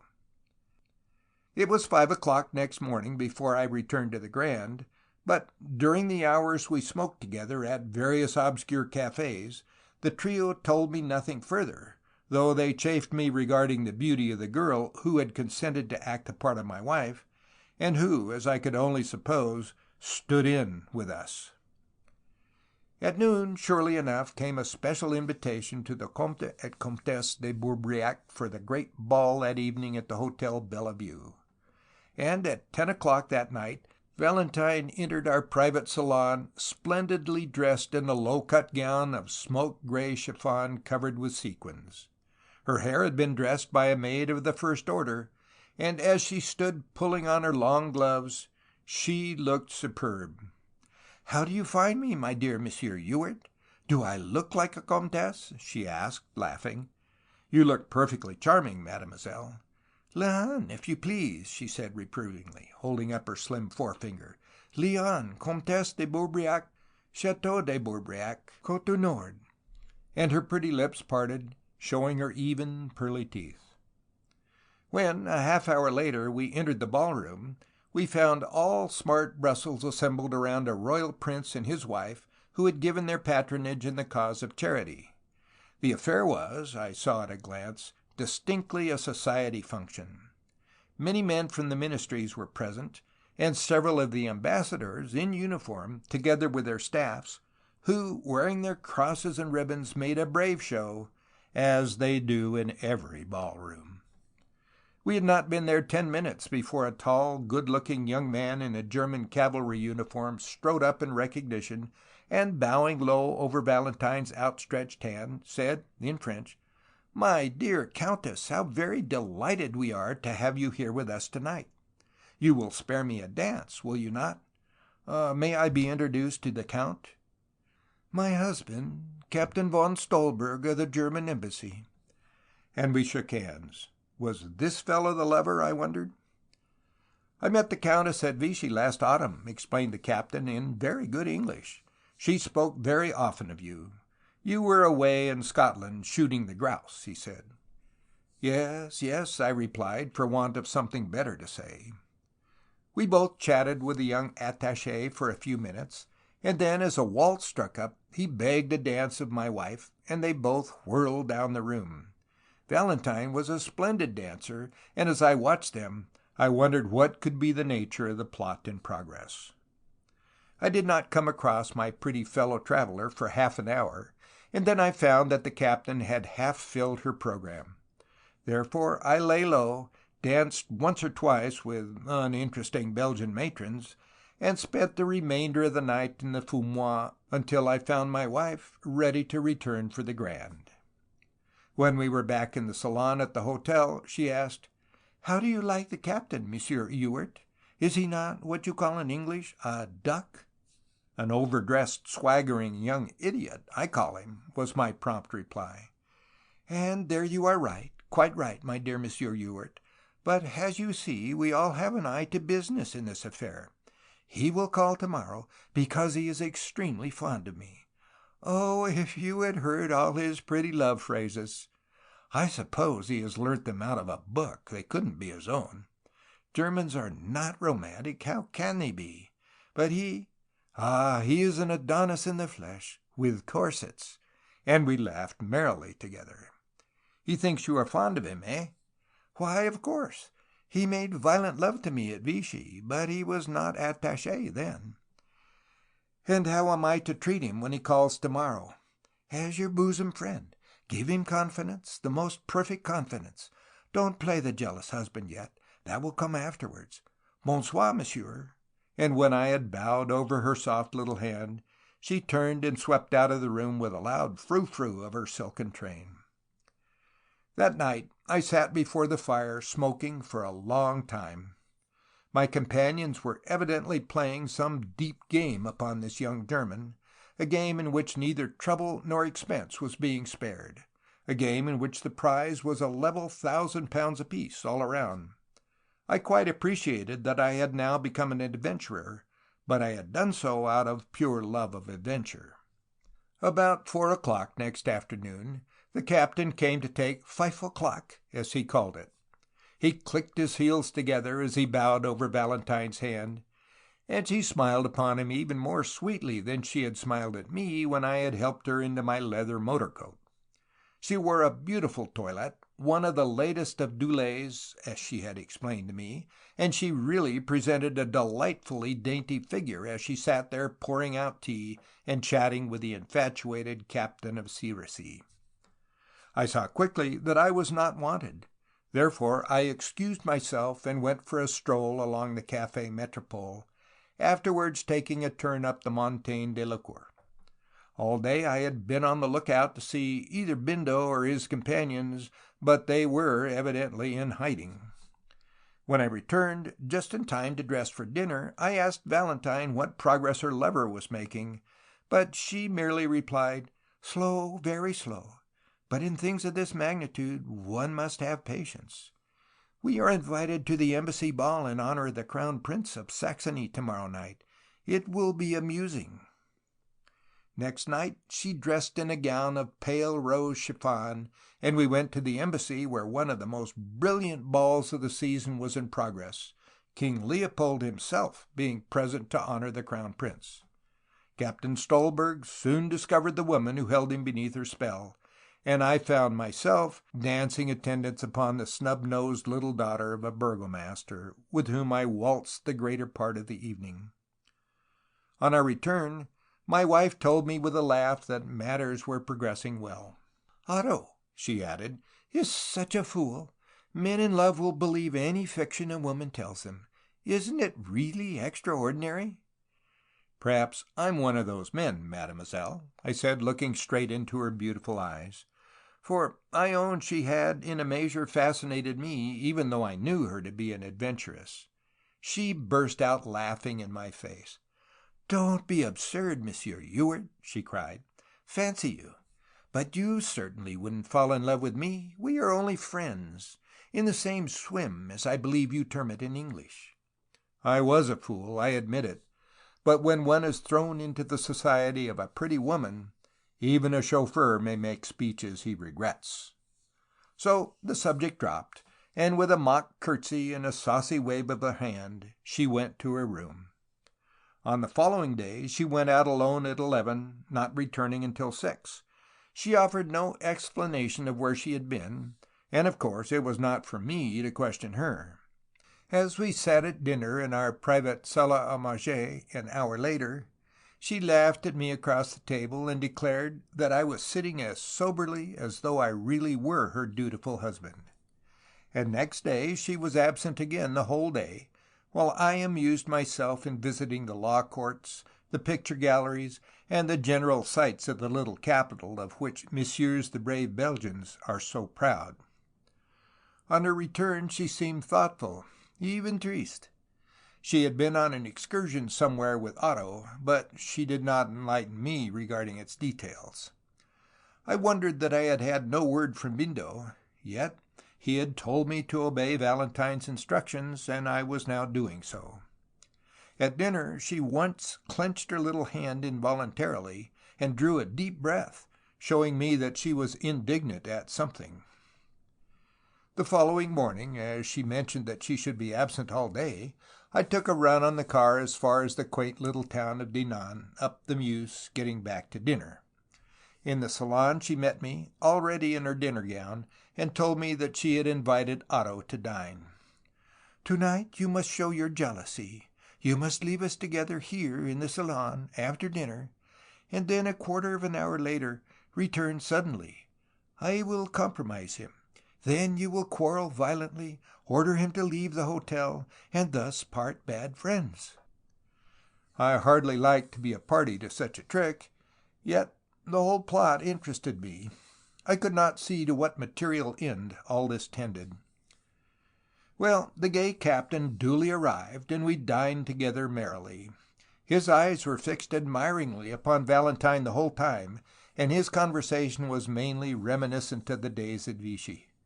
The meal over, we passed into the salon, and there I left them.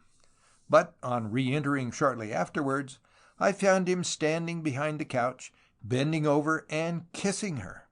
She had her arms clasped around his neck so tightly that he could not disengage himself.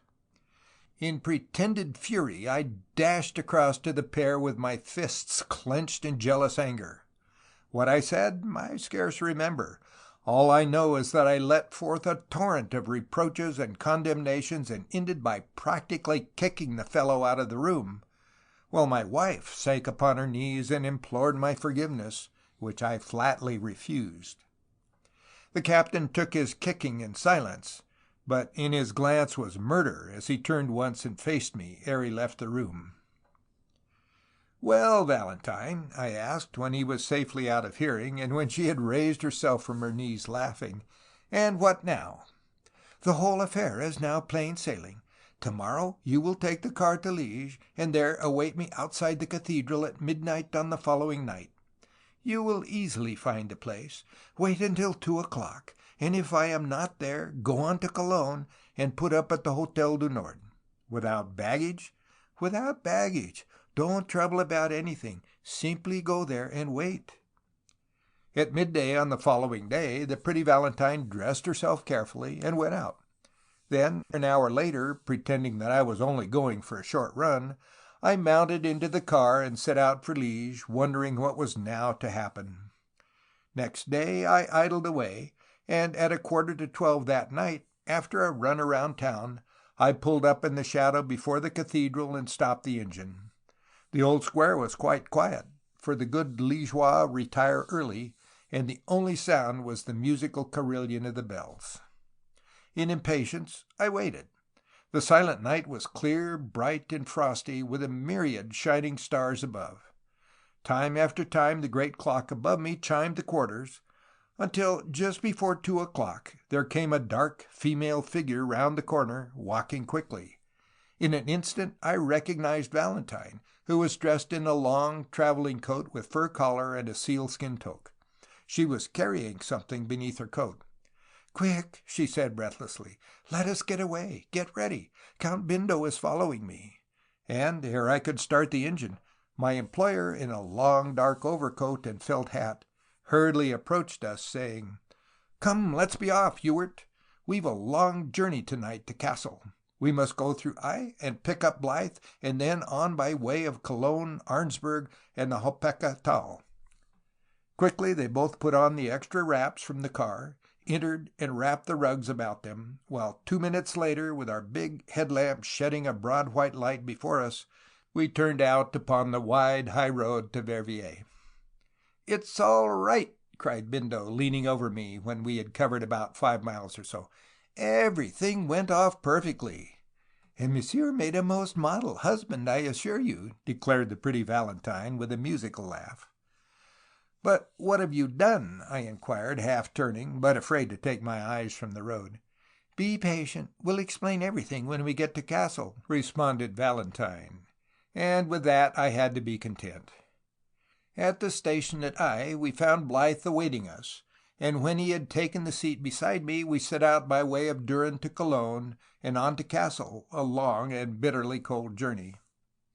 It was not until we were dining together late the following night in the comfortable old König von Preussen at Cassel that Valentine revealed the truth to me. "When I met the German at Vichy, I was passing as Countess de Bourbriac, and pretending that my husband was in Scotland. At first I avoided him," she said, "but later on I was told in confidence that he was a spy in the service of the War Office in Berlin. Then I wrote to Count Bindo, and he advised me to pretend to reciprocate the fellow's affections, and to keep a watchful eye for the main chance. I have done so, that's all." "But what was this main chance?" I asked. "Why, don't you see, Ewart," exclaimed the Count, who was standing by, smoking a cigarette, "the fact that he was in the intelligence department in Berlin, and that he had been suddenly appointed military attaché at Brussels, made it plain that he was carrying out some important secret service work in Belgium. On making inquiries, I heard that he was constantly traveling in the country, and, speaking French so well, he was passing himself off as a Belgian. Blythe, in the guise of an English tourist, met him in Boxtel 2 months ago, and satisfied himself as to the character of the task he had undertaken, a risky but most important one.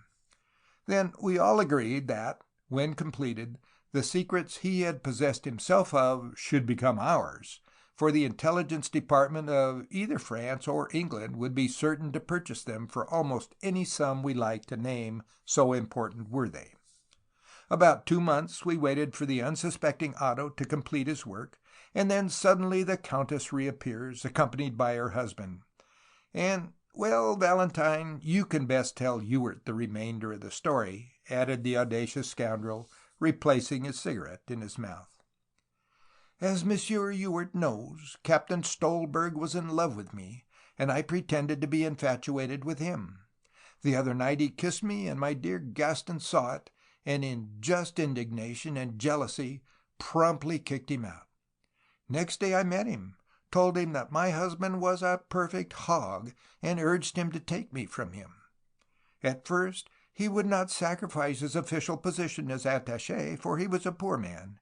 Then we talked money matters, and I suggested that he surely possessed something which he could turn into money sufficient to keep us for a year or 2, as I had a small income, though not absolutely sufficient, for our wants.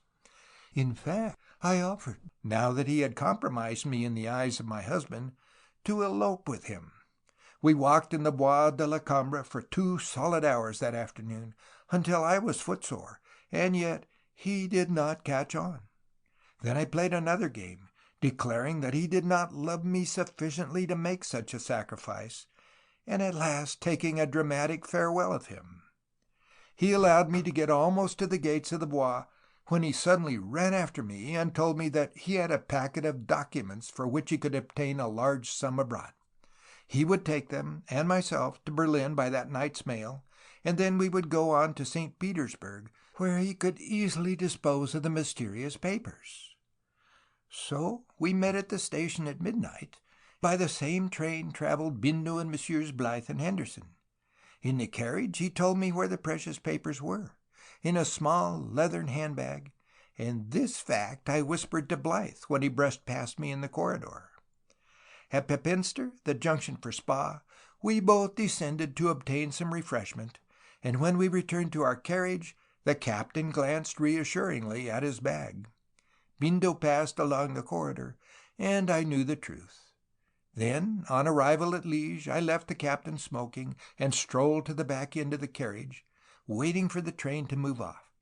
Just as it did so, I sprang out upon the platform and had the satisfaction of seeing, a moment later, the red taillights of the Berlin express disappear. I fancy I saw the captain's head out of the window and heard him shout, but next instant he was lost in the darkness. As soon as you had both got out at Pepinster, Blythe slipped into the compartment, broke the lock of the bag with a special tool we call the snipper, and had the papers in a moment. These he passed on to me, and travelled past Liège on to Aix. "Here are the precious plans," remarked the Count, producing a voluminous packet in a big blue envelope, the seal of which had been broken.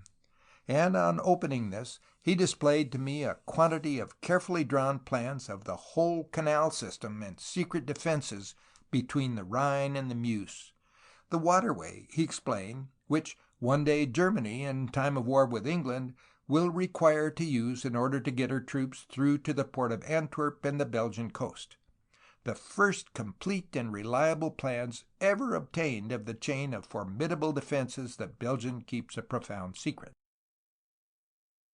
What sum was paid to the pretty Valentine by the French intelligence department for them, I am not aware. I only know that she one day sent me a beautiful gold cigarette case inscribed with the words, "From Leon de Bourbriac," and inside it was a draft on the London branch of the Credit Lyonnais for £850. Captain Otto Stahlberg has, I hear, been transferred as attaché to another European capital. No doubt his first thoughts were of revenge, but on mature consideration he deemed it best to keep his mouth closed, or he would have betrayed himself as a spy. Bindo had, no doubt, foreseen that. As for Valentine, she actually declares that, after all, she merely rendered a service to her country. End of chapter 3.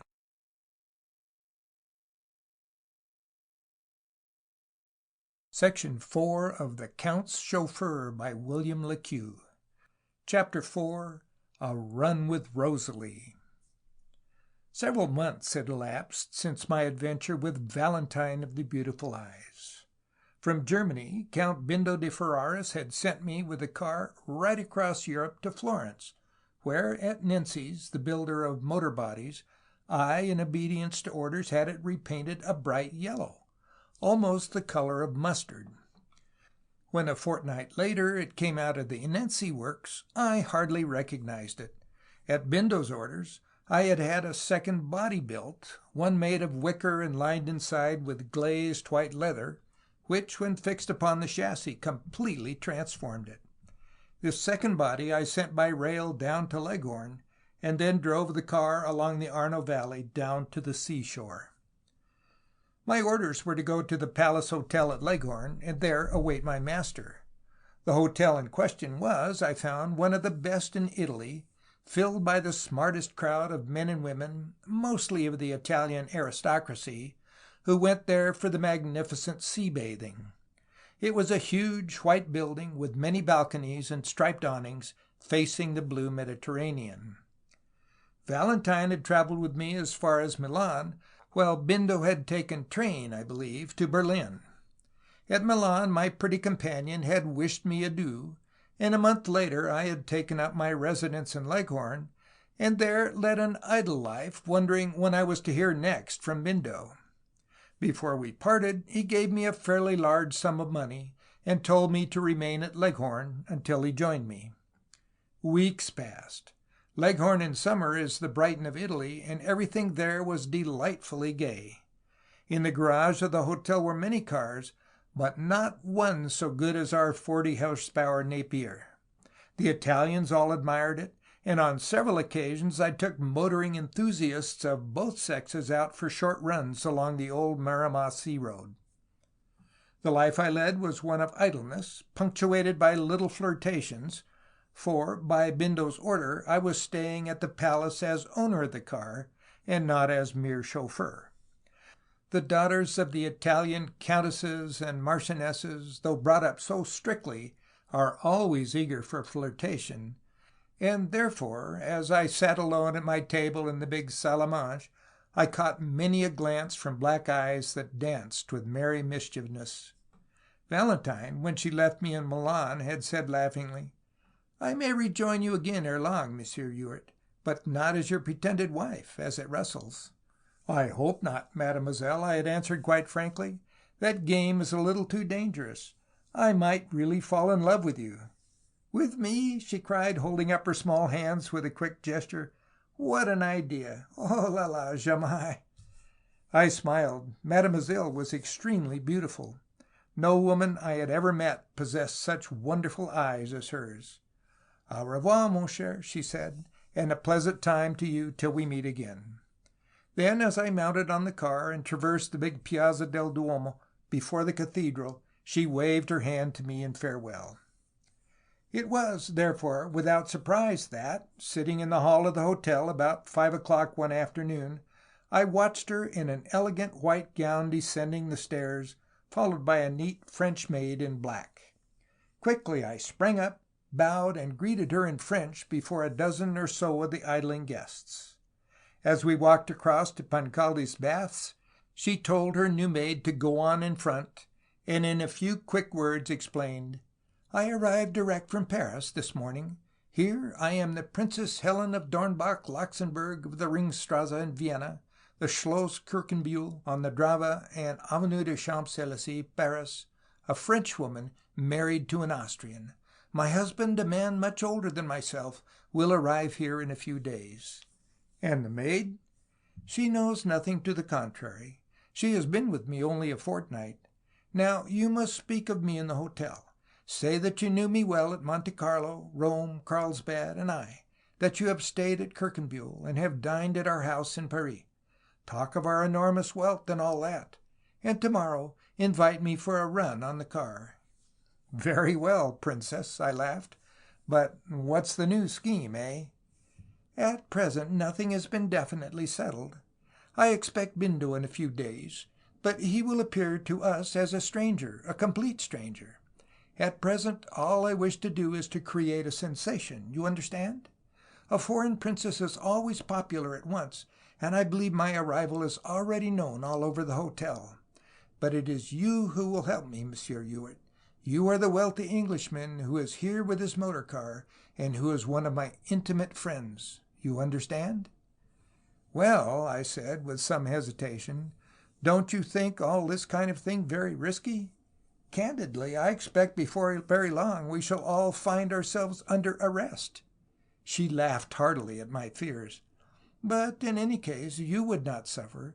You are simply Ewart, the Count Chauffeur."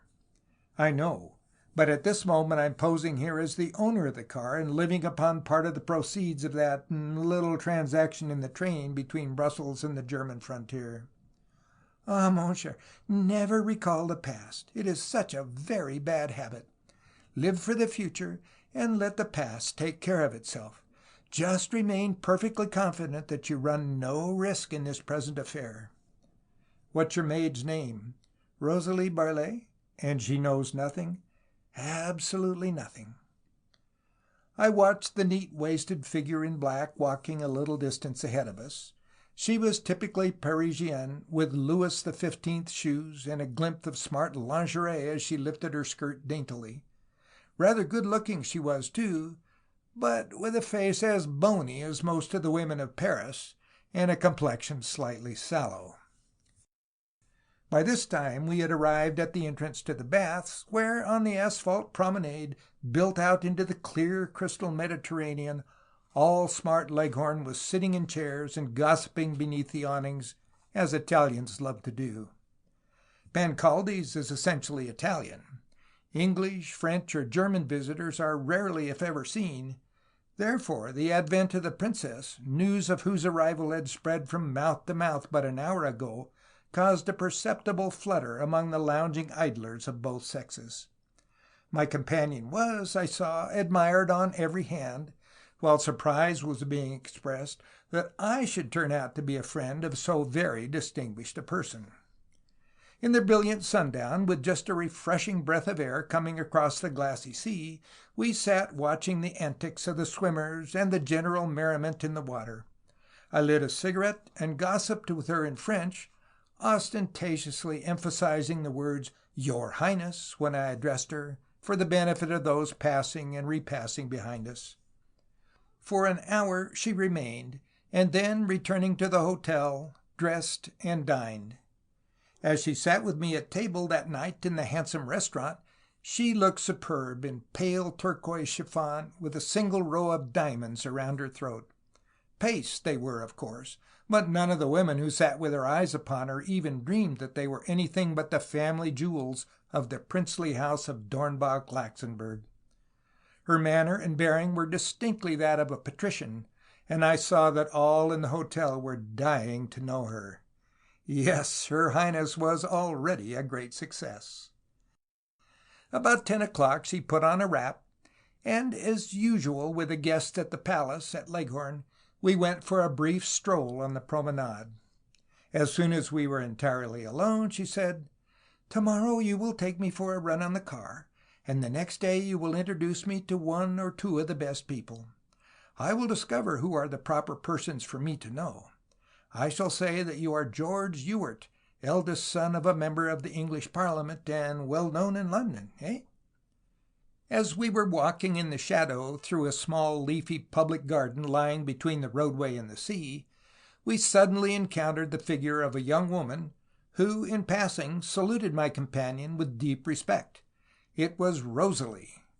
"She's wandering here alone and watching for me to re-enter the hotel," remarked Valentine.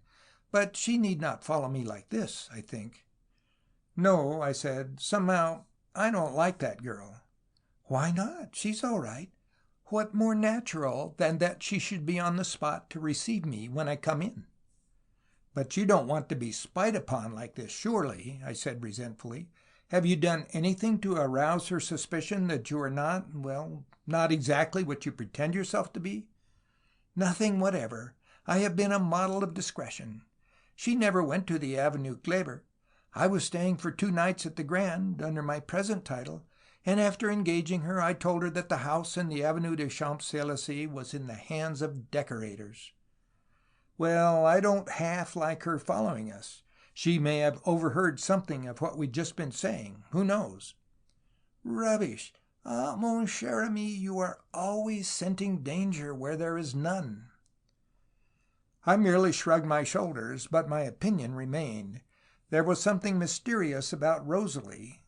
What it was I could not make out.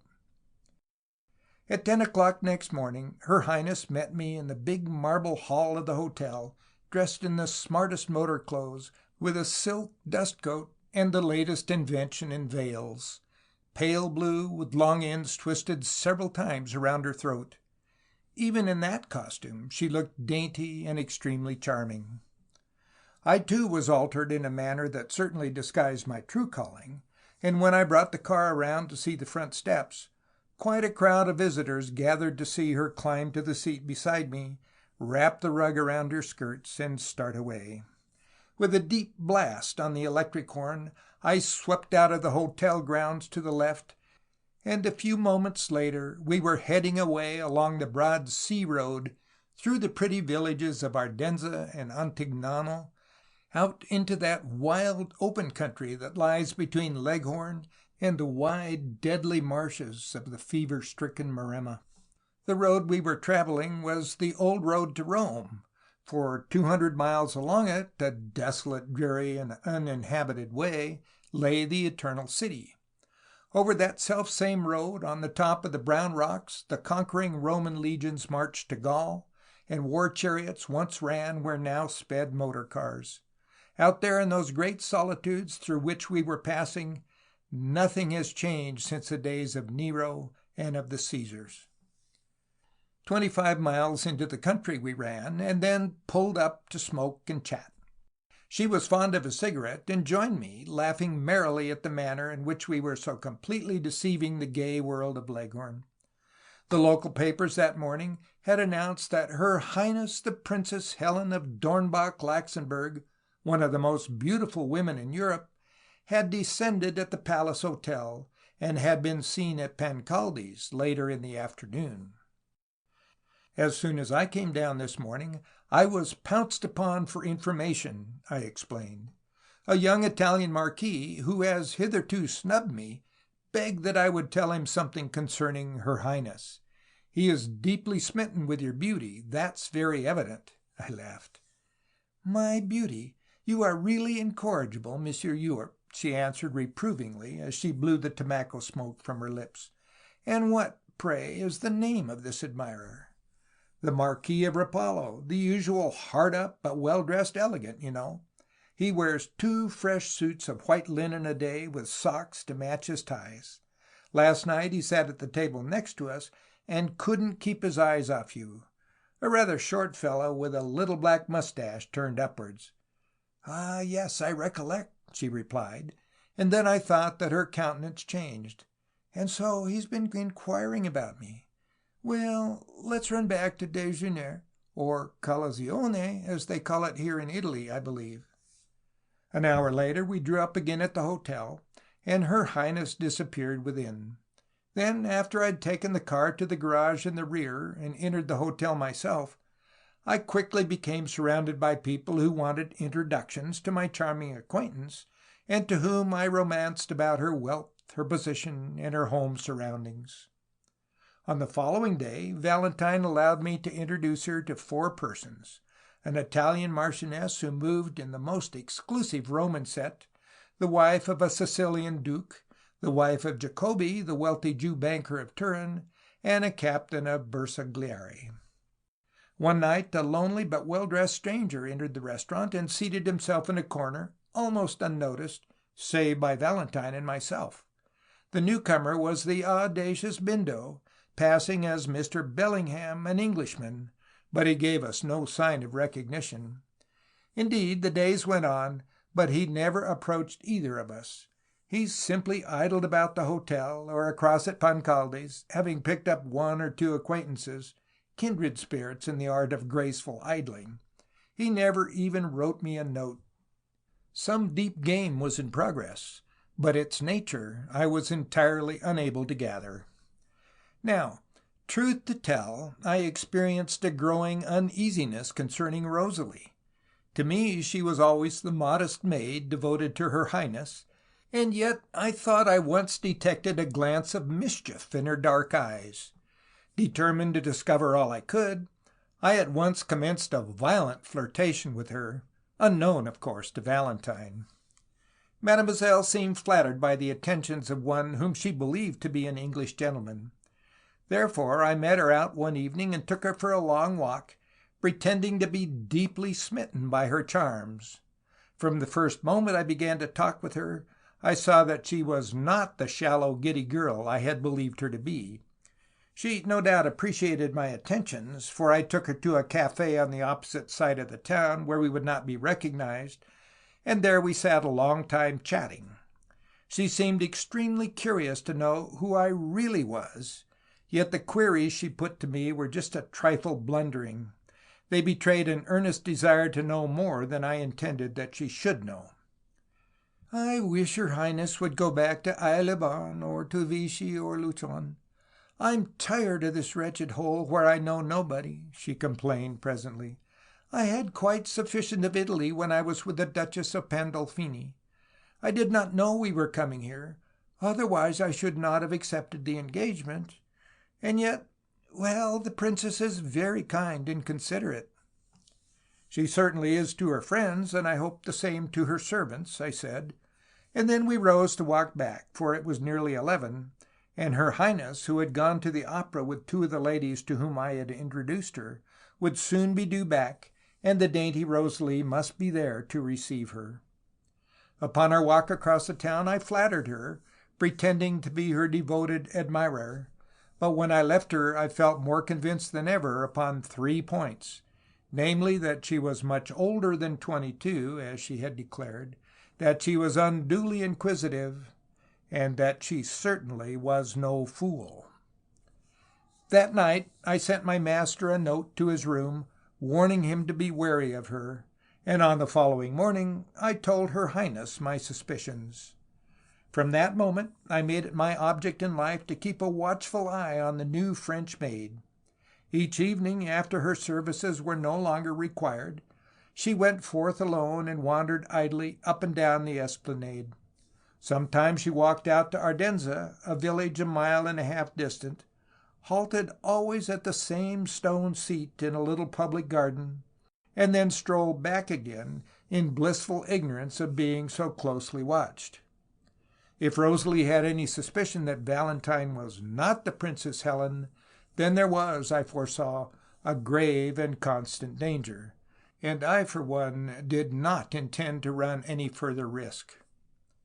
Her Highness had been in Leghorn just over 3 weeks, and had become intensely popular everywhere, being invited to the houses of many of the principal residents, when one night an incident occurred which afforded me grave food for reflection. Just after 10 o'clock at night, I had followed Rosalie along by the sea to Ardenza, where she was sitting alone upon her usual seat in a secluded spot at the edge of the public garden, on a kind of small promontory that ran in a semicircle out to the sea. Behind her was a dark thicket of azaleas, and in front the calm, moonlit Mediterranean. I was standing back in the shadow, at a spot where I had often stood before, when, after about 5 minutes, I saw the tall, dark figure of a man in a gray deerstalker hat join her, and sit down unceremoniously at her side. As soon as they met, she began to tell him some long story, to which the stranger listened without comment. Then he seemed to question her closely, and they remained together fully a quarter of an hour, until at last they rose and parted, she walking calmly back to the hotel. Was it possible that the dainty Rosalie was a spy? When I got halfway back to the palace, I regretted deeply that I had not followed the stranger and ascertained whom he might be. Next day I told Valentine, but she merely smiled, saying that Rosalie could know nothing, and the fellow was probably some secret lover. The next night, and the next, I watched until on the 3rd evening they met again at the same time and place, and on that occasion I followed the mysterious stranger. He was a thin, cadaverous-looking Frenchman, hollow-cheeked, rather shabbily dressed, and wore pince-nez. I watched him back into the town, and lingered near him in a cafe until nearly 1 o'clock, when he entered his quarters at an uninviting, unfashionable hotel, the Falcon, in the Via Vittorio. From the manner he had treated her, I judged him to be a relation, probably her uncle, yet why she should meet him clandestinely was an utter mystery. In order still to keep watch upon the maid, I made a fervent protest of affection, and frequently met her between the dinner hour and midnight. Through all this time, however, Bindo never gave a sign, even in secret, that he was acquainted with Valentine or myself, and this very fact in itself aroused my suspicions that he knew our movements were being closely watched. Meanwhile, Princess Helen, who had become the most popular figure in Leghorn, and had given her patronage to several functions in the cause of charity, went out a great deal, and I accompanied her very frequently to the best houses. "Poor Bindo is having a pretty quiet time, I fear," she laughed to me one day in her easy, irresponsible way. "He is lying low." "Waiting for the coup, eh?" She smiled, but would, even then, tell me nothing. Among the most devoted of her admirers was the Jew banker of Turin, Jacobi, and his wife, a stout, vulgar, overdressed person who was constantly dancing attendance upon her dear princess, as she called her. Valentine rather liked her, or pretended to, for on several occasions she lent her Rosalie to dress her hair. Jacobi himself was, it seemed, on friendly terms with Bindo. Sometimes I saw the pair strolling together at Pancaldi's, and once the young Marquis of Rapallo was with them. One hot, stifling night, a brilliant ball was held, arranged at the princess's instigation in the cause of charity. All the smart world attended, and dancing was almost at an end when Bindo met me alone out upon one of the balconies. "Go and change at once," he whispered. "Take the car out of the town beyond the railway station, a little way on the Pisa road. There wait, but attract no attention." And the next instant he had re-entered the ballroom and was making his most elegant bow over a lady's hand. Wondering what was the nature of the coup, I presently slipped away to my room, but as I walked along the corridor I felt almost certain that I saw Rosalie's black skirts flouncing around the corner. It was as though I had discovered her on the wrong floor, and that she had tried to escape me. The movements of that girl were so constantly suspicious. I threw off my evening clothes, and putting on a rough suit, an overcoat, and motor cap, went down the back staircase and along to the garage, where amid the coming and going of the cars of departing guests, I was able to run out without being noticed. 10 minutes later I was outside the town, and drawing up in the dark, lonely road that leads across the plain for 15 miles to quaint old Pisa, I got down and examined my tires, pretending I had a puncture should anyone become too inquisitive. Glancing at my watch, I found it was already 20 minutes to 2. The moon was overcast, and the atmosphere stifling and oppressive, precursory of a thunderstorm. Each minute seemed an hour. Indeed, I grew so nervous that I felt half inclined to escape upon the car. Yet, if I left that spot, I might leave my audacious friend in the lurch and in peril of arrest, most likely. It was close upon 2:30, as nearly as I could judge, when I heard a quick footstep in the road. I took off one of the acetylene headlamps of the car and turned it in that direction in order to ascertain who was coming along. A woman in a dark stuff dress and wearing a veil approached quickly. A moment later, to my mingled surprise and dismay, I saw that it was none other than the dainty Rosalie herself, in a very admirable disguise which gave her an appearance of being double her age. "Ah, monsieur!" she gasped, quite out of breath from walking so rapidly. "Drive me at once to Pisa. Don't lose a single instant. The Paris express passes at 3:04, and I must catch it. The last train left here 3 hours ago." "You? Alone?" "Yes, I go alone." "But, well, let us speak quite frankly. Is no one else coming?" I inquired. "No, monsieur. You will take me to Pisa at once, please," she said impatiently. So, perforce, I had to mount into the car, and when she had settled herself beside me, I drew off upon the dark and execrable road to the city she had indicated, in order to catch the Rome-Paris express. Was it all a trap, I wondered? What had occurred?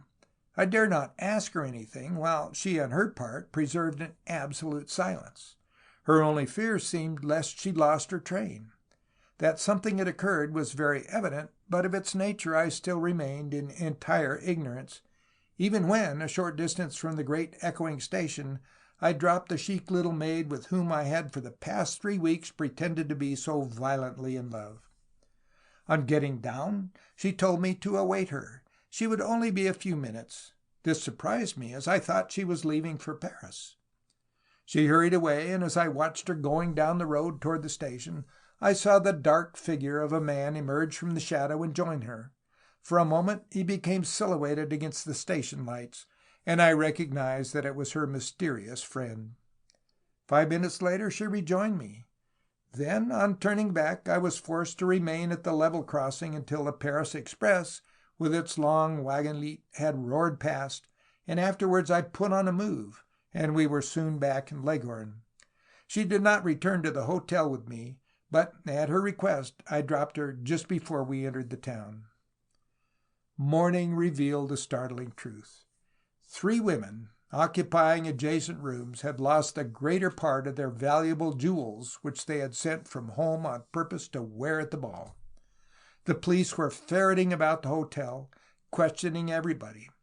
There was a commotion everywhere, and loud among those expressing amazement at the audaciousness of the thief were both Bindo and her Highness, the latter declaring herself lucky that no attempt had been made to secure any of her own valuable jewels.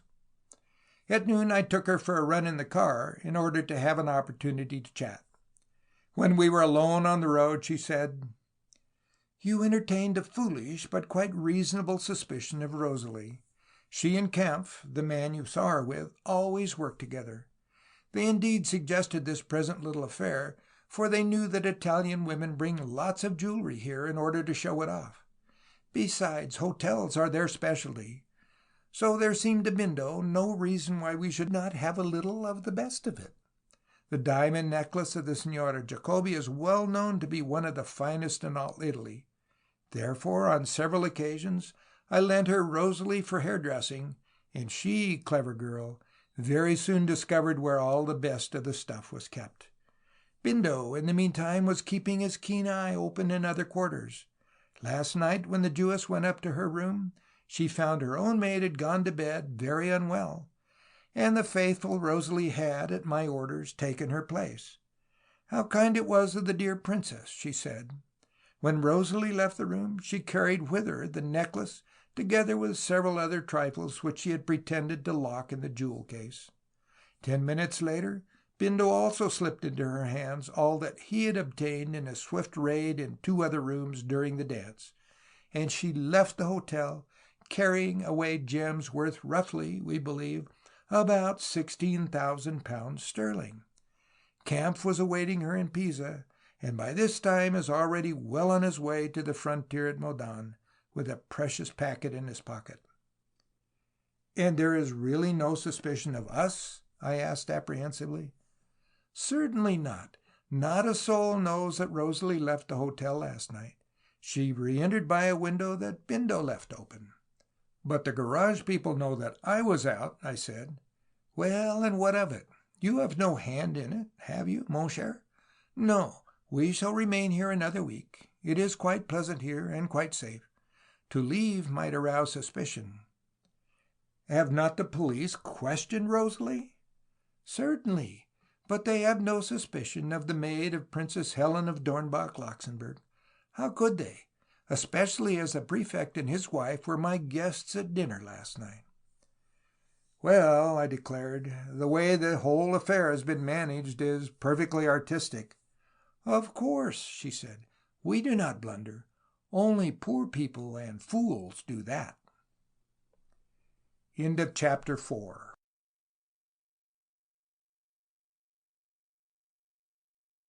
Section 5 of The Count's Chauffeur by William Le Queux.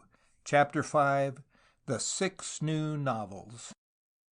The car had again undergone a transformation. With a new racing body built in Northampton and painted dead white, picked out with gilt, no one would have recognized it as the car which had carried away the clever jewel thief from Bond Street. Since the adventure at Leghorn, I had seen nothing of La Bella Valentine. With Bindo, however, I had driven the car across from Rome to Calais, by way of Ventimiglia and Marseille, and after crossing the Channel I had gone alone to Northampton, and there awaited the making of a smart new racing body. Count Bindo di Ferraris, who seemed ever on the move, with an eye open for a good thing, wrote me from the Ilfracombe, Southampton, Manchester, Perth, Aberdeen, and other places, remitting me the necessary money and urging me to push on the work, as he wanted the car again immediately. At last, when it was finished, I drove it to a garage I knew at the back of Regent Street, and that same evening met him at the Royal Automobile Club. At his request, I dressed smartly and gave no outward appearance of the chauffeur. Therefore he invited me to dine, and afterwards, while we sat alone in the corner of the smoking-room, he began to unfold a series of plans for the future. They were, however, hazy, and only conveyed to me an idea that we were going on a long tour in England. I ventured to remark that to be in England, after the little affair in Bond Street, might be somewhat dangerous. He replied, however, with his usual nonchalant air, "My dear Ewart, there's not the slightest fear. Act as I bid, and trust in me. Tomorrow at 11 we go north together, into Yorkshire. You will be my servant again after tonight. You understand, eh?" "Perfectly. Shall we start from here?" "Yes, but before we set out I can only warn you that you'll want all your wits about you this time. If we have luck, we shall bring off a big thing, a very big thing. And if we have no luck, well, we shan't bring it off, that's all," he laughed. "Where are we going?" "Yorkshire, to spend a week at the seaside. It will do us both good. I've decided that the Scarborough air will be extremely beneficial to us.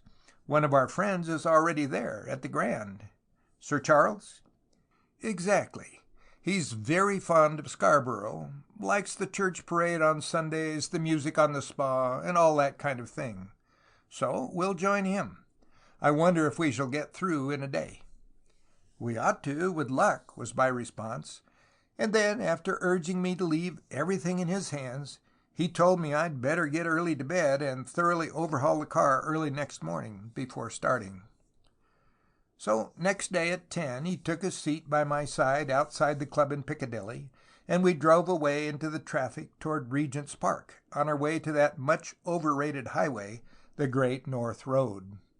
The day was warm and dusty, and as it was a Saturday there were police traps out everywhere. Therefore progress was slow, for I was forced at every few miles to slow down to escape a £10 fine. Leafy Hatfield, Crooked Hitchin, quaint old Stamford we passed, until we swung into the yard of the Angel, that antique and comfortable hotel well known to all motorists at Grantham, where we had a hasty meal.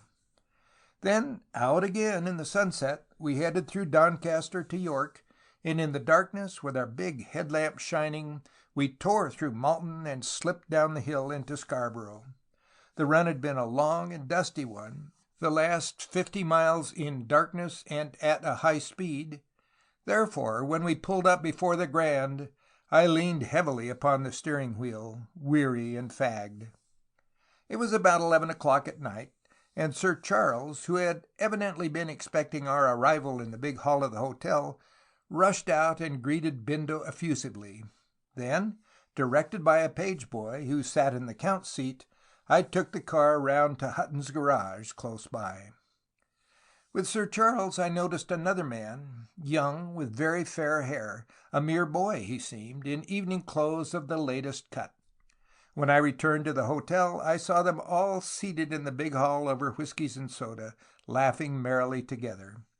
It was late, all the other guests having retired. Next day Bindo took the young man, whose name I discovered to be Paul Clayton, for a run on the car to Bridlington. Bindo drove, and I sat upon the step. The racing body gave the 40 a rakish appearance, and each time we went up and down the esplanade or across the Valley Bridge, we created considerable interest. After lunch, we went on to Hornsea and returned to Scarborough at tea-time. That same evening, after dinner, I saw Bindo's new friend walking on the esplanade with a fair-haired, well-dressed young girl.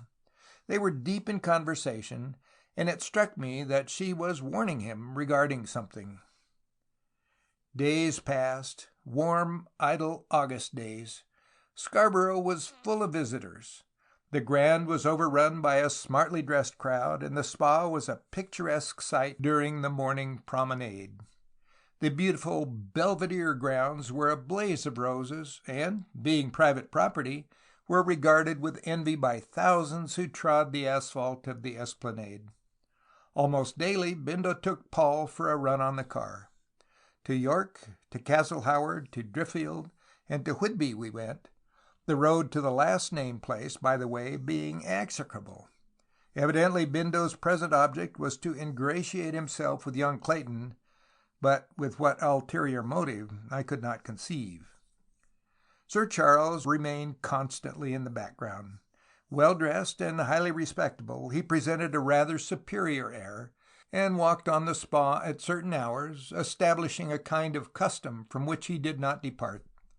He had now changed his name to Sinclair, while Bindo di Ferraris went under the less foreign cognomen of Albert Cornforth. I alone kept my own name, George Ewart.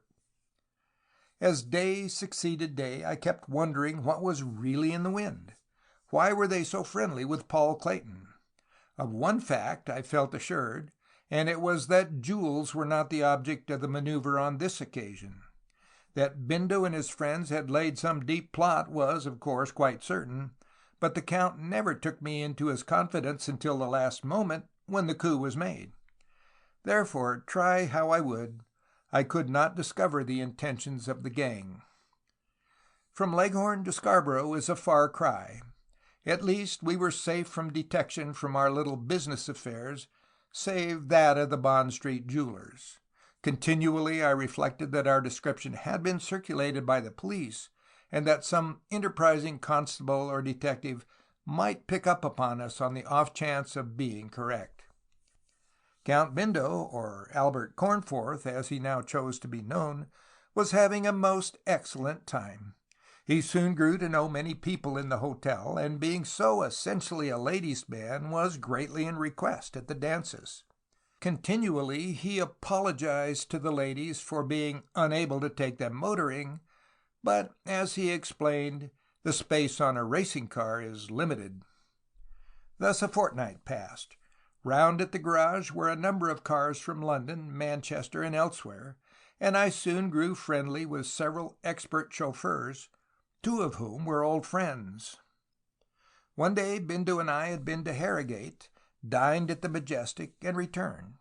After taking the car to the garage, I went out for a turn along the esplanade in order to stretch my legs.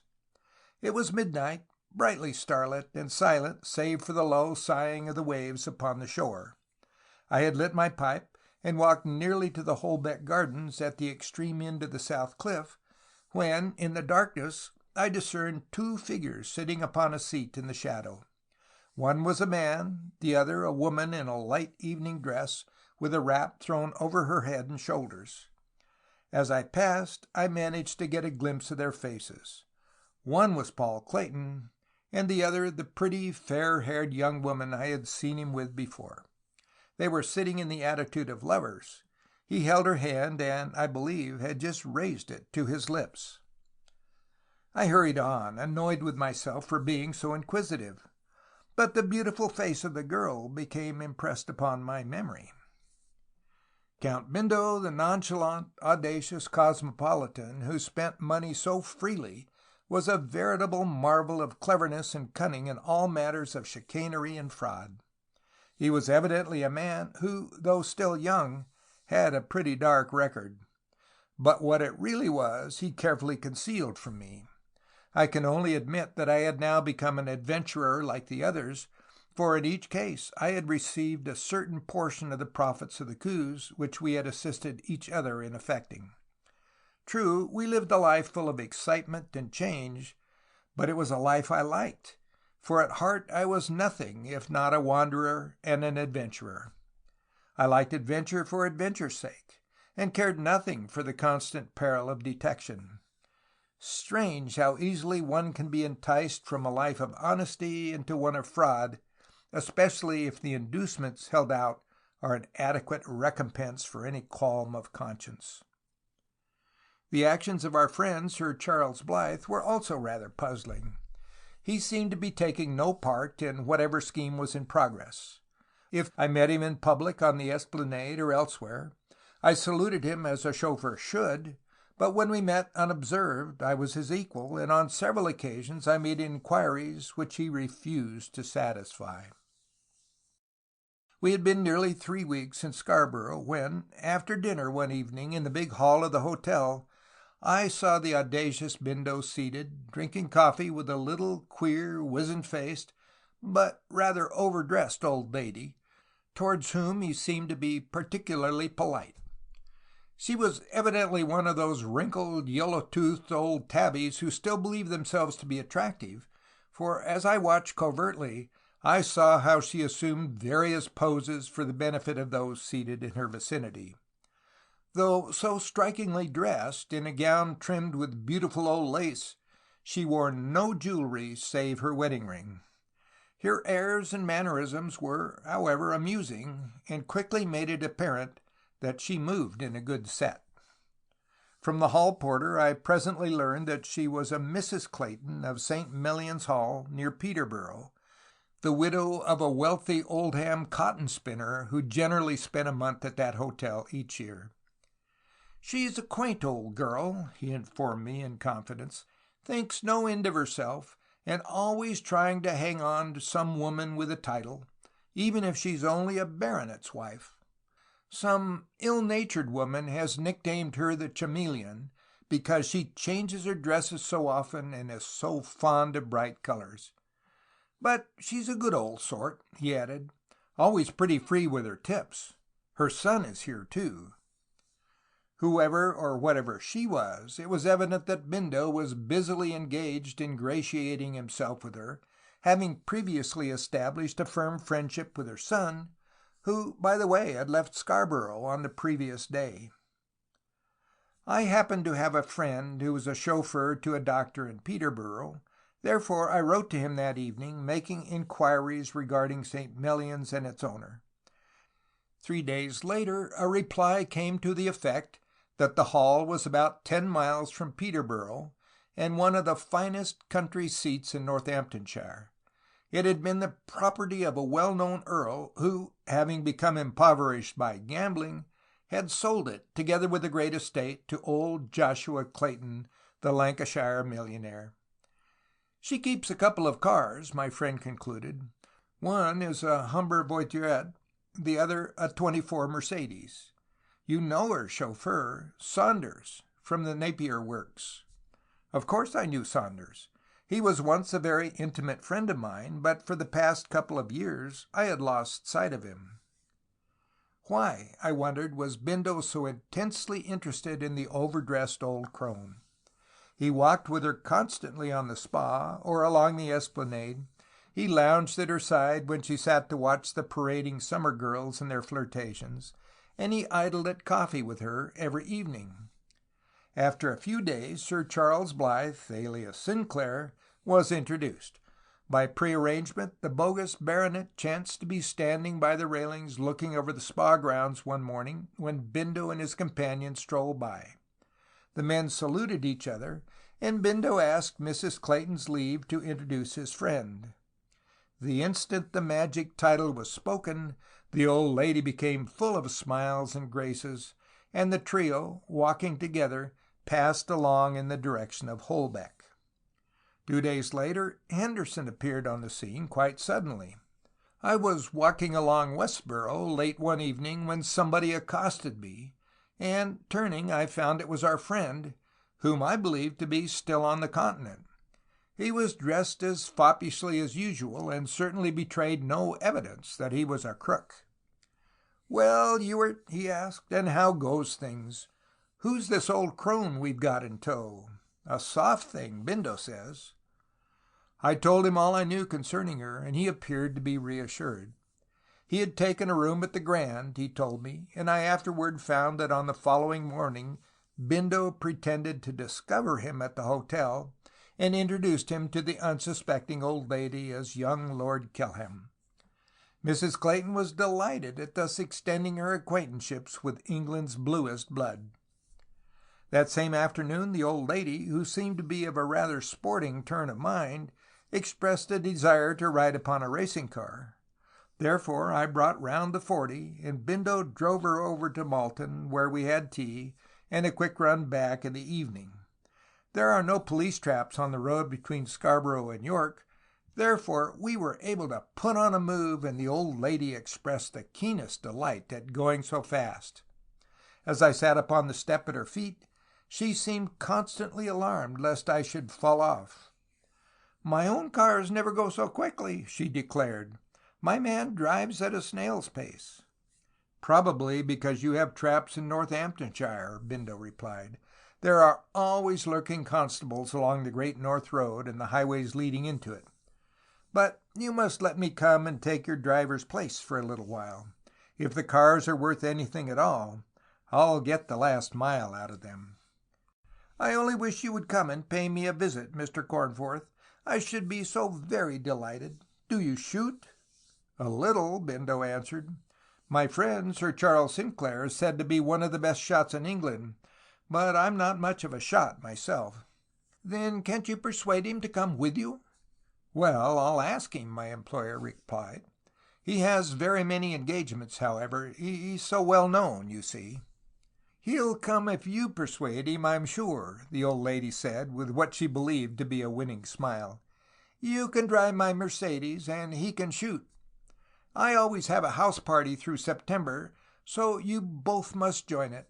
I'll make you as comfortable as I can in my humble house. Paul will be at home." "Humble, Mrs. Clayton?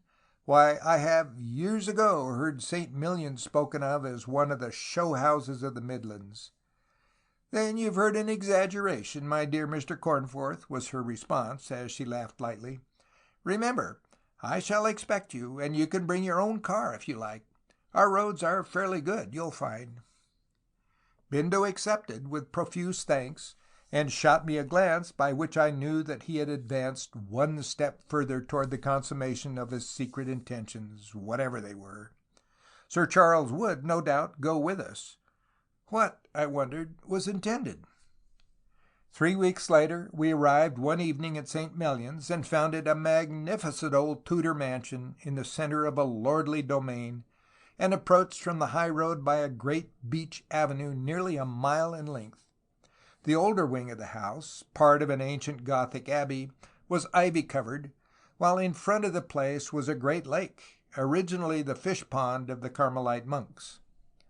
It wanted an hour before dinner when we arrived, and at the sound of our horn nearly a dozen merry men and women of the house party came forth to greet us. "They seem a pretty smart crowd," remarked Bindo under his breath to Sir Charles seated beside him. "Yes, but we'll want all our wits about us," replied the other. "I hear that the wife of Gilling, the jeweler in Bond Street, is here with her daughter. Suppose her husband takes it into his head to run down here for the week-end, eh?" "We won't suppose anything of the sort, my dear fellow. I always hate supposing. It's a bad habit when you've got your living to earn, as we have." And with those words he ran along to the main entrance and pulled up sharply, being greeted by our hostess herself, who in a cream serge dress stood upon the steps and shouted us a warm welcome. My two friends were quickly introduced by Paul to the assembled party, while several of the men came round the car to admire it, one of them questioning me as to its horsepower, its make, and other details, inquiries which showed his ignorance. Round in the garage I found my friend Saunders, and later on he took me over the splendid old place, filled as it was with the relics of the noble but now decadent English family. My eyes and ears were open everywhere. The house party, numbering 18, consisted mostly of the parvenu set, people who, having made money by trade, were now attempting to pass as country families. The men possessed, for the most part, the air of the city, and womenkind were painfully smart, without the good breeding necessary to carry it off. After dinner, under the guidance of Saunders, I managed to get a glimpse of the great hall where the party had assembled for coffee. It was a fine, lofty, oak-panelled old place, once the refectory of the monks, with great Gothic windows of stained glass, antique cabinets, and stands of armor. Against the dark oak, from floor to ceiling, the dresses of the women showed well, and amid the laughter and chatter I saw the gay, careless Bindo, a well-set-up, manly figure in his evening clothes, standing beside his hostess, chatting and laughing with her, while Sir Charles was bending over the chair of a pretty, fair-haired girl in turquoise, whom I recognized as the same girl I had seen with Paul at Scarborough. Her name was Ethel Gilling, Saunders said, and told me that young Clayton was, in secret, deeply in love with her. Would her father arrive and put a premature end to our conspiracy? I feared he might. Saunders asked me a good deal about my birth and position, and I fancy he envied me. He did not know that I had become a crook, like my master, but believed me to be a mere chauffeur whose duties took him hither and thither across Europe. No chauffeur can bear private service with a cheap car in a circumscribed area. Every man who drives a motor car, whether master or servant, longs for wide touring and a high-power car. Contrary to Bindo's declaration, he proved to be a very good shot, while Sir Charles provoked the admiration of all the men when next morning they went forth in search of birds. That same afternoon Bindo drove the Mercedes containing Mrs. Clayton and 3 ladies of the party, while I drove one of the men, Captain Halliday, in our own car, and we all went over to the ruins of Crowland Abbey. Saunders had told me that he had never driven the Mercedes to her full power, as his mistress was so nervous. But with Bindo driving, the old lady now seemed to want to go faster and faster. Our car was, of course, the more powerful, and ere we had gone 10 miles I put on a move, and passed my master with ease, arriving at Crowland fully 20 minutes before him. It was, however, very apparent that Bindo, the good-looking adventurer, had wormed himself entirely into the chameleon's good graces. Both he and Halliday escorted the ladies over the ruins, and after tea at the old-fashioned George, we made a quick and enjoyable run home in the sunset by way of Eye, Peterborough, Castor, and Wansford.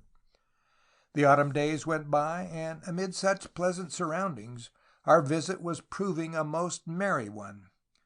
Yet, try how I would, I could not see what Bindo and his friend intended.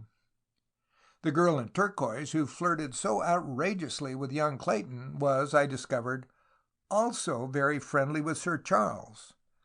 Then I saw that his partiality towards her was with a distinct object, namely, in order to be aware of her father's movements. Truly, Bindo and Blythe were past masters in the art of genteel scoundrelism.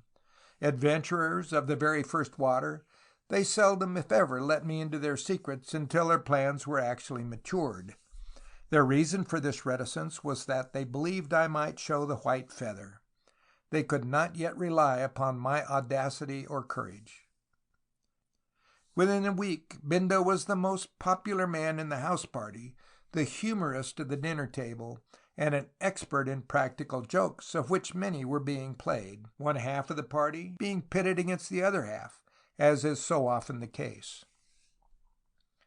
In the servants' hall we were also having a pretty merry time. Medhurst, the maid of Mrs. Clayton, was a particularly prepossessing young woman, and I had many chats and a few walks with her. From her, at Bindo's instigation, I learned a good deal regarding her mistress's habits and tastes, all of which I, in due course, reported to my master. A shrewd girl was Medhurst, however, and I was compelled to exercise a good deal of judicious tact in putting my questions to her. One evening, however, while sitting alone in the park smoking, just before going to bed, I saw Bindo himself strolling at her side. She was speaking softly, but what about I could not make out. They were in a part of the park into which the guests never went, and it seemed as though she had kept a secret tryst. Not wishing to disturb them, I slipped away unobserved. Next morning Paul Clayton went up to London in order to see his mother's solicitors, and that same afternoon, about 4 o'clock, Mrs. Clayton received a very urgent telegram to come at once, as her lawyers desired some instructions immediately. The message she received evidently caused her very great anxiety, for she took Medhurst and drove in the Mercedes to Peterborough station, where she caught the up express at 7 o'clock. She had apologized to her house party for her absence, explaining the urgency of her presence in London, and promised to be back in time for dinner on the morrow. She left the hall at 6:30. At 7, Bindo called me out of the servants' hall and whispered, "Hold yourself in readiness. Go to my room at 9 punctually, and you'll find on the table half a dozen novels done up in a strap. Just take them carefully, put them in the car, and then get away, first to Northampton to change the body of the car, and then to Parkston Quay. Wait for me there at the Great Eastern Hotel in the name of Parker. Take great care of the books. I shall give you other instructions before people presently, but take no notice of them. I'll join you as soon as it's safe." And with that he turned upon his heel and left me. The dressing gong was just sounding as I walked across to the garage in order to look through the car and charge the lamps prior to my night journey. I was wondering what was about to happen.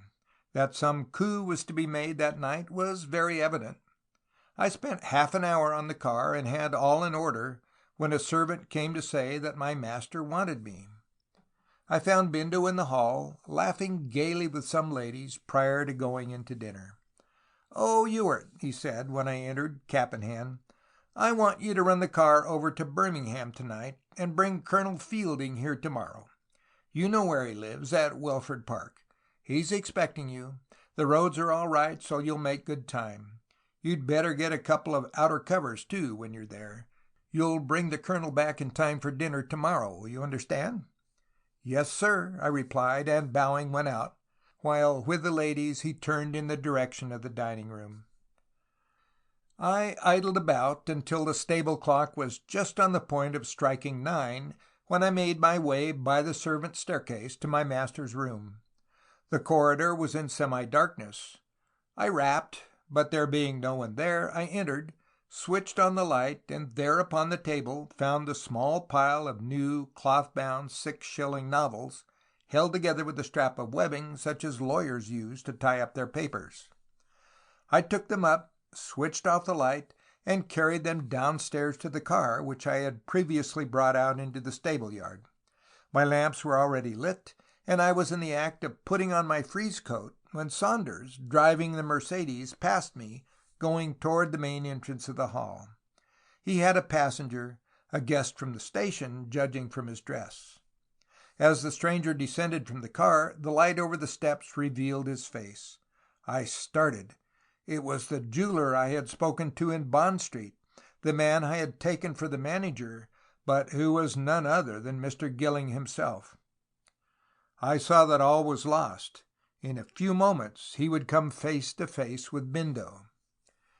In an instant, however, I had made up my mind, and re-entering the house, I made my way quickly through the large hall.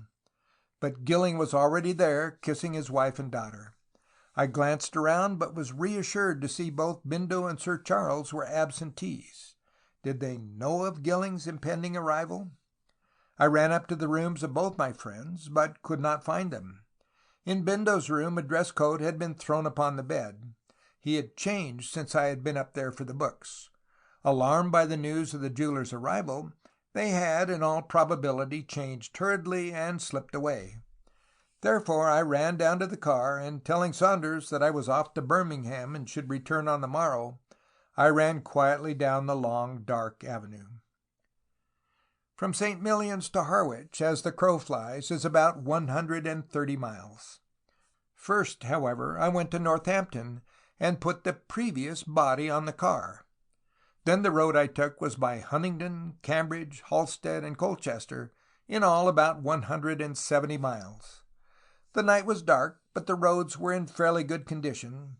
Therefore I went at as high a speed as I dared, full of wonder as to what had really happened. Bindo's dress coat on the bed showed that he had left. Therefore I had every hope that he had not been recognized by the jeweler.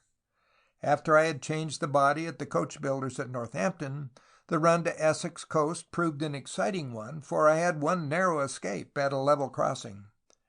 But to give details of the journey would serve no purpose. Suffice it to say that I duly arrived at the Great Eastern Hotel at Parkston the next morning, and registered there in the name of Parker. Then I waited in patience until, 2 days later, I received a note from Bindo and met him at some distance from the hotel. His personal appearance was greatly altered, and he was shabbily dressed as a chauffeur. "By Jove," he said when we were alone, "we've had a narrow squeak. We had no idea when Henderson sent that telegram from London calling the old crone up to town that Gilling had been invited. We only heard of his impending arrival at the very moment we were bringing off the coup. Then, instead of remaining there, becoming indignant and assisting the police, we were compelled to fly, thus giving the whole game away. If we had stayed, Gilling would have recognized us. By Jove, I never had such a tough quarter of an hour in all my life. Blythe has gone up to Scotland, and we shall ship the car across to Hamburg by tonight's boat from Parkston. You've got those books all right? Don't lose them." "I've left them in the car," I replied. "Left them in the car?" he cried, glaring at me. "Are you mad?" "Mad? Why?" "Go and get them at once and lock them up in your bag. I'll show you something when we get an opportunity." The opportunity came 3 days later, when we were alone together in a room in Hofer's hotel in the Bahnhofsplatz in Hamburg. He took the books from me, undid the buckle, and to my surprise showed me that the centers of the popular books had been cleverly cut out, so that they were literally boxes formed by the paper leaves, and each book was filled with splendid jewels. The haul was a huge one, for several of the diamond ornaments which had been taken from the chameleon safe were of great value. The old lady was passionately fond of jewelry, and spent huge sums with Mr. Gilling. We afterwards discovered that several of the finest pieces we had taken had actually been sent to her on approval by Gilling, so, curiously enough, we had touched his property on a second occasion. "It was a difficult affair," Bindo declared. "I had to pretend to make love to Medhurst, or I should never have been able to get a cast of the safe key.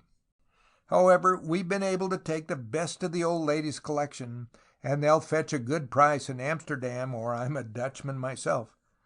Of course, there's a big hue and cry after us, so we must lie low over here for a bit. Fancy your leaving those novels kicking about in the car. Somebody might have wanted to read them." End of chapter 5.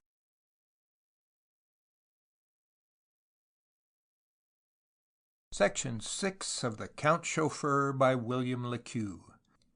Chapter 6. The Gentleman from London. Months had passed since the affair of the 6 new novels. In Hamburg, Bindo had left me and gone to see the old Jew in Amsterdam, while I had driven the 40 south through Lüneburg, Brunswick, Nordhausen to Erfurt, where, passing as an English gentleman of means, I remained for 3 weeks at a very comfortable hotel, afterwards moving on to Dresden. At regular intervals the Count sent me money, but he was, as usual, travelling constantly. I wrote to him to a newspaper shop in the Tottenham Court Road, reporting my movements and my whereabouts. Therefore I knew not from one day to another when I should receive sudden orders to rejoin him. The London papers had been full of the affair of the 6 novels, for it was now well known that the person who had abstracted the jewels was the same who had executed such a neat maneuver at Gilling's. 1 or 2 of the papers actually published leaderettes upon the subject, severely criticizing the incompetency of the police in such matters. I have since heard, however, that at Scotland Yard there is a proverb that the wealthier the thief, the less chance of his being caught. Bindo and his friends certainly did not lack funds. The various hauls they had made, even since my association with them, must have put many thousands into their pockets. They were a clever and daring trio. They never met unless absolutely necessary in order to arrange some ingenious piece of trickery, and they could all live weeks at the same hotel without either by word or sign betraying previous knowledge of each other. Indeed, Count Bindo di Ferraris was the very acme of well-dressed, well-groomed scoundrelism. Under the name of Ernest Crawford, I was idling away some pleasant weeks at the Europeisterhof in the Altstadt in Dresden, where I had made the acquaintance of a fair-haired Englishman named Upton, and his wife, a fluffy little woman some 5 years his junior. They had arrived at the hotel about a week after I had taken up my quarters, and as they became friendly I often took them for runs. Upton was the son of a rich Lancashire cotton spinner, and was, I believe, on his honeymoon. Together we saw the sights of Dresden, the Royal Palace, the Green Vault, the museums and galleries, and had soon grown tired of them all. Therefore, almost daily we went for runs along the Elbe Valley, delightful at that season of the vintage. One evening, while we were sitting at coffee in the lounge and I was chatting with Mrs. Upton, her husband was joined by a friend from London, a tall, rather loud-spoken, broad-shouldered man with a pair of merry, twinkling eyes and a reddish mustache. He was a motor expert, I soon discovered, for on the afternoon following his arrival, when I brought the car round to the hotel, he began to examine it critically. I had invited him to go with us to the Golden Hough, about 6 miles distant, and take tea at the restaurant, and he sat at my side as I drove. While passing through the little village of Rockneats, Mr. Gibbs, for that was his name, suddenly asked, "What make of car is yours?" No wonder he asked, for so constantly had its identity been disguised that it nowadays bore about as much resemblance to a Napier as it did to a Panhard. I had always before me the fact that the police were on the lookout for a 40 Napier, therefore I had managed to disguise it outwardly, although a glance within the bonnet would of course reveal the truth. "Oh," I replied lightly, "it's quite an unknown make, Bellini of Turin. I've come to the conclusion that small makers can turn out just as good a car as, and perhaps even better than, the larger firms, providing you pay a fair price." "I suppose so," he said rather thoughtfully. "From her general build I took her to be an English Napier." "She has a Napier cut," I remarked. "I think Bellini imitates the English style." It was fortunate, I thought, that the bonnet was strapped down and locked, for the engines were stamped with their maker's name. "You travel about a lot on her, I suppose," he went on. "It's a fine car, certainly. Did you come across the continent?" "Yes, I've been about Europe a good deal," I answered. "Saves railway fares, you know," and I laughed. We were traveling quickly, and the dust being troublesome, we pulled up, and then, after all 4 of us goggling, went forward again. After tea at the Golden Hough, Mr. Gibbs again evinced a keen interest in the car, examining it carefully and declaring it to be a most excellent one. Then, on the run back, he again turned the conversation to motoring topics, with a strenuous desire, it seemed, to know my most recent movements.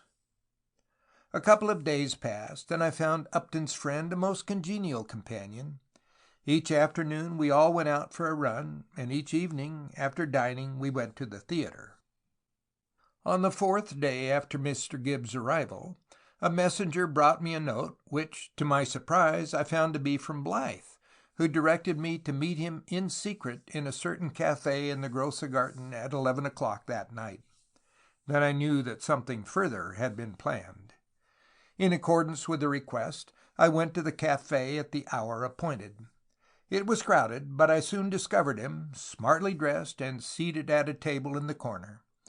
After we had finished our beer, I followed him out into the park, where, halting suddenly, he said, "You've placed yourself in a pretty fine predicament." "What do you mean?" I asked in surprise. "Well, I saw you yesterday afternoon driving down the Pragerstrasse with the very gentleman to whom you ought to give the widest berth." "You mean Gibbs?" "I mean that cunning old fox, Inspector Dyer of Scotland Yard." "What?" I gasped. "Dyer? Is that the famous Dyer?" "He is. I once, to my cost, had occasion to meet him, and it's hardly likely that I'd forget his face. I saw you coming along with him, and you could have knocked me down with a feather." "But I really can't believe that he's a detective," I declared, utterly incredulous. "Believe it or disbelieve it, it's a fact, I tell you. You've been given away somehow, and Dyer has now just got you in his palm." Briefly I explained how I had met Upton, and how Mr. Gibbs had been introduced. "Upton may not be what he pretends, you know," Blythe replied. "They want us very badly at Scotland Yard, and that's why the affair has been given over to Dyer. He's the man who generally does the travelling on the continent. But you know him well enough by reputation, of course. Everyone does." Mr. Gibbs's intense interest in the car and its maker was thus accounted for. I saw how completely I had been taken in, and how entirely I was now in the renowned detective's hands. He might already have been round to the garage, unlocked the bonnet with a false key, and seen the name Napier stamped upon the engine. How, I wondered, had he been able to trace me?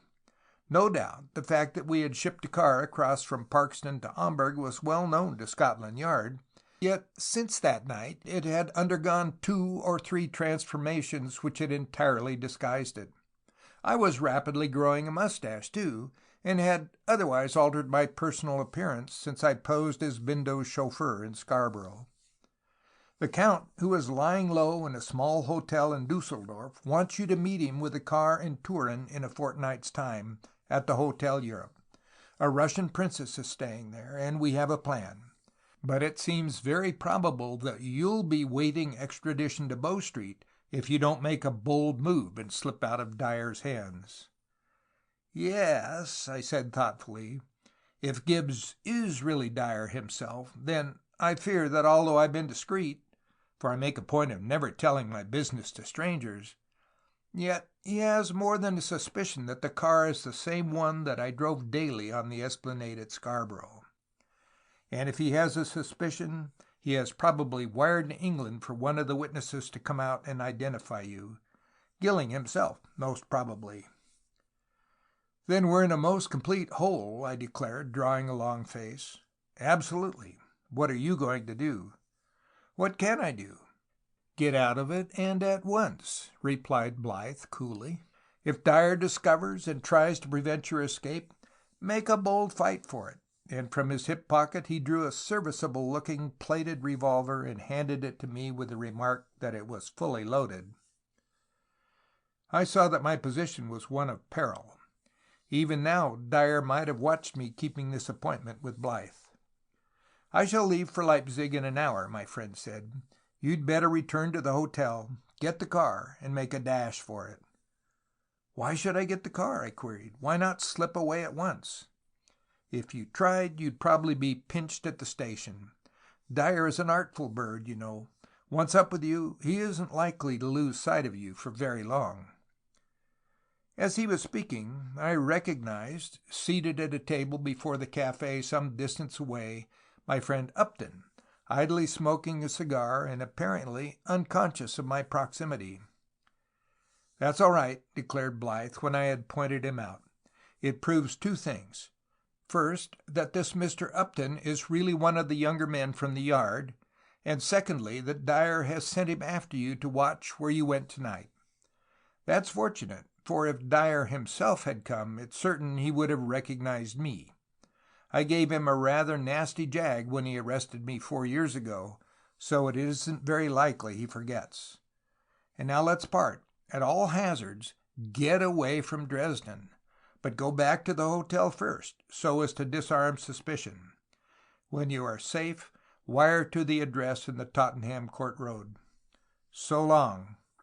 And without another word, the well-dressed jewel thief turned on his heels and disappeared in the darkness of the leafy avenue. My feelings were the reverse of happy as I made my way back to the Europeister Hof. To obtain the car that night would be to arouse suspicion that I had discovered Mr. Gibbs' identity. My safety lay in getting away quietly and without any apparent haste. Indeed, when I gained my room and calmly thought it all over, I saw that it would be policy to wait until next day, when I could obtain the car from the garage as usual and slip away before the crafty pair were aware of my absence.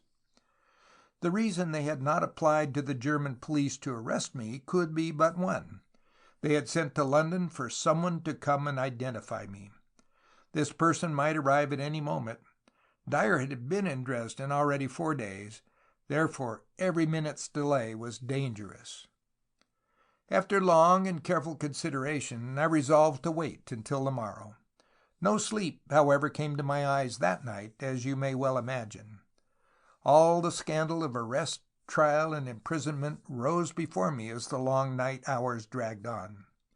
I lit the stove in my room and carefully destroyed everything that might give a possible clue to my identity, and then sat at the window, watching for day to break. Surely Dyer and Upton had achieved a very clever piece of detective work to discover me as they had. I had done my utmost, as I thought, to efface my identity and give the car an entirely different appearance from that which it had presented at Scarborough. The only manner in which I had been given away was, I believe, by means of some English £5 notes which Bindo had sent me from Stettin, and which I had cashed in Dresden. If these had been stolen, as most probably they had been, then it would well account for the sudden appearance of Mr. Upton and his very charming wife, who had come holiday-making to Germany. Upton had, in his turn, sent information to his superior officer, Inspector Dyer, who had come out to see for himself. What an awful fool I had been! How completely I had fallen into the cunningly baited trap! At last the grey dawn came, spreading to a bright autumn morning.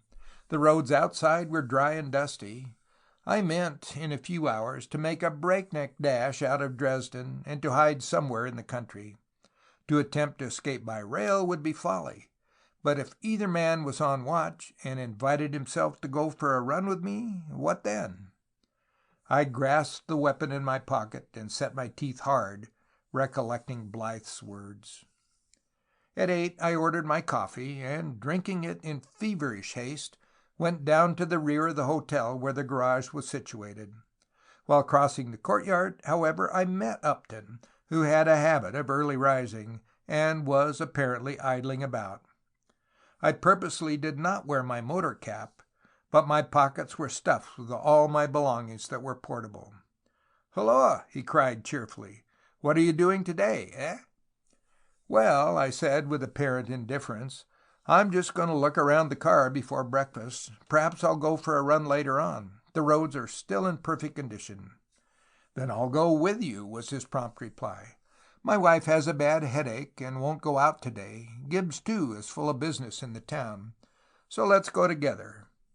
Instantly I saw the ruse. He had been awaiting me, and did not mean that I should go for a run unaccompanied.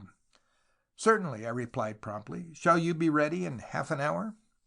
"I'm ready now. I've had my coffee." His response was, to say the least, disconcerting. How was I to get rid of him? My only chance lay in remaining perfectly calm and indifferent. A witness to testify to my identity was, no doubt, on his way out from England, and the two detectives were holding me up until his arrival. Together we walked to the car, and for nearly half an hour I was occupied in filling the petrol tank and putting everything in order for a long and hard journey. A breakdown would probably mean my arrest and deportation to Bow Street. My only safety lay in flight. During the night I had studied the road book with infinite care, and decided to make a dash out of Dresden, along the Elbe bank as far as Meissen, and thence by the Altenburg across to Erfurt. Upton's self-invitation to go with me had, however, entirely upset my plans. At last I returned to my room, obtained my motor cap, coat, and goggles, and, having started the engine, got up at the wheel. My unwelcome friend swung himself up beside me, and we glided out into the Pragerstrasse and through the fine capital of Saxony. My friend, in his smart motor coat and cap, certainly gave no outward sign of his real profession. Surely no one would have taken him to be an emissary of the Metropolitan Police. As he sat beside me, he chatted merrily, for he possessed a keen sense of humor, and it must have struck him that the present position was really amusing from his point of view. In half an hour we were out upon a fine level road running on the left bank of the Elbe. It was a bright, sunny autumn morning, and, traveling swiftly as we were, it was delightfully exhilarating. Passing through old-world Meissen, with its picturesque gabled houses, we continued on another 15 miles to a small place called Riesa, when, about 3 miles farther on, I summoned courage to carry out a scheme over which, during the run, I had been deeply pondering. We were in a lonely part of the road, hidden by the long row of poplars lining the broad winding river. On the one side were the trees, on the other high sloping vine lands. The road curved both before and behind us, therefore we were well concealed. Pulling up suddenly, I said, "There's something wrong. One cylinder is not working. Sparking plug broken, I suppose." To allow me to descend, he got down, and then, having unlocked the bonnet and pretended to fiddle with the plug, I again relocked it. Afterwards, I felt the axles all round, saw to the tires, and having watched my opportunity, while he was at that moment standing with his back to me, his face turned toward the river, I suddenly sprang into the wheel and drew off. In an instant, with a loud shout, "No, you don't!" he sprang forward upon the step and raised himself into the seat he had occupied. Quick as thought, I whipped my revolver out with my left hand, and guiding the car with my right, cried, "I know you, Mr. Upton. Get down or I'll shoot you." His face blanched, for he had no idea I was armed. "Get down quick," I ordered. "I shan't ask you again." The car was gathering speed, and I saw that if he attempted to drop off he would probably be hurt. He glanced at the road and then at me. "You won't escape so easily as this, Mr. Ewart," he cried. "We want you for several jewel robberies, you know. Don't you think you'd better go quietly? If you shoot me, you'll only hang for it. Now, do you think that's really worthwhile? Is such a game worth the candle?" Without replying, I slowed down again. "I tell you to get off this car, otherwise you must take the consequences," was my cool response. Those were terribly exciting moments, and how I remained so calm I cannot tell. My whole future depended upon my extrication from that impasse. Perhaps that is why my wits had, in that moment, become so sharpened. "I shall stay with you," was the police officer's defiant reply, as, with a sudden movement, he grabbed my left wrist in an endeavor to wrest the weapon from my grasp.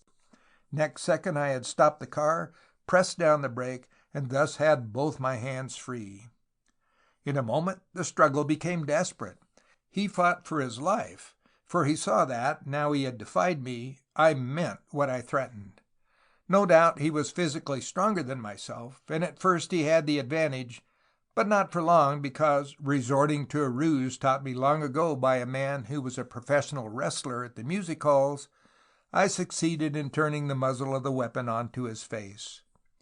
If I had liked, I could have pulled the trigger and blown half his head away. Yet, although I had become the accomplice of a daring gang of jewel thieves, and though one of them had given me the weapon to use in case of need, I had neither desire nor intention of becoming a murderer. For fully 6 or 7 minutes we were locked in deadly embrace.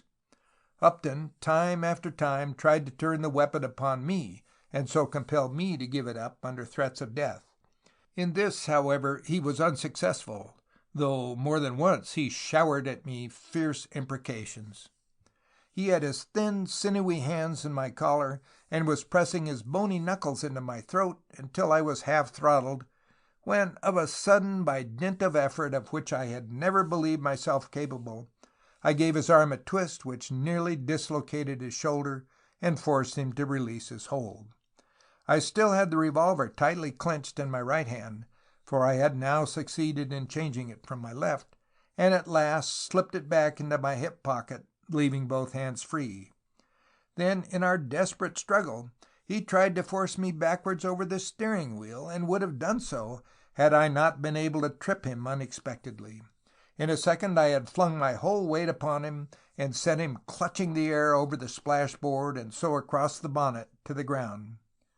In a moment I restarted the car, but not before he had risen and remounted the step. "You shan't get away," he cried. "Even if you leave me here, you'll be arrested by the German police before night.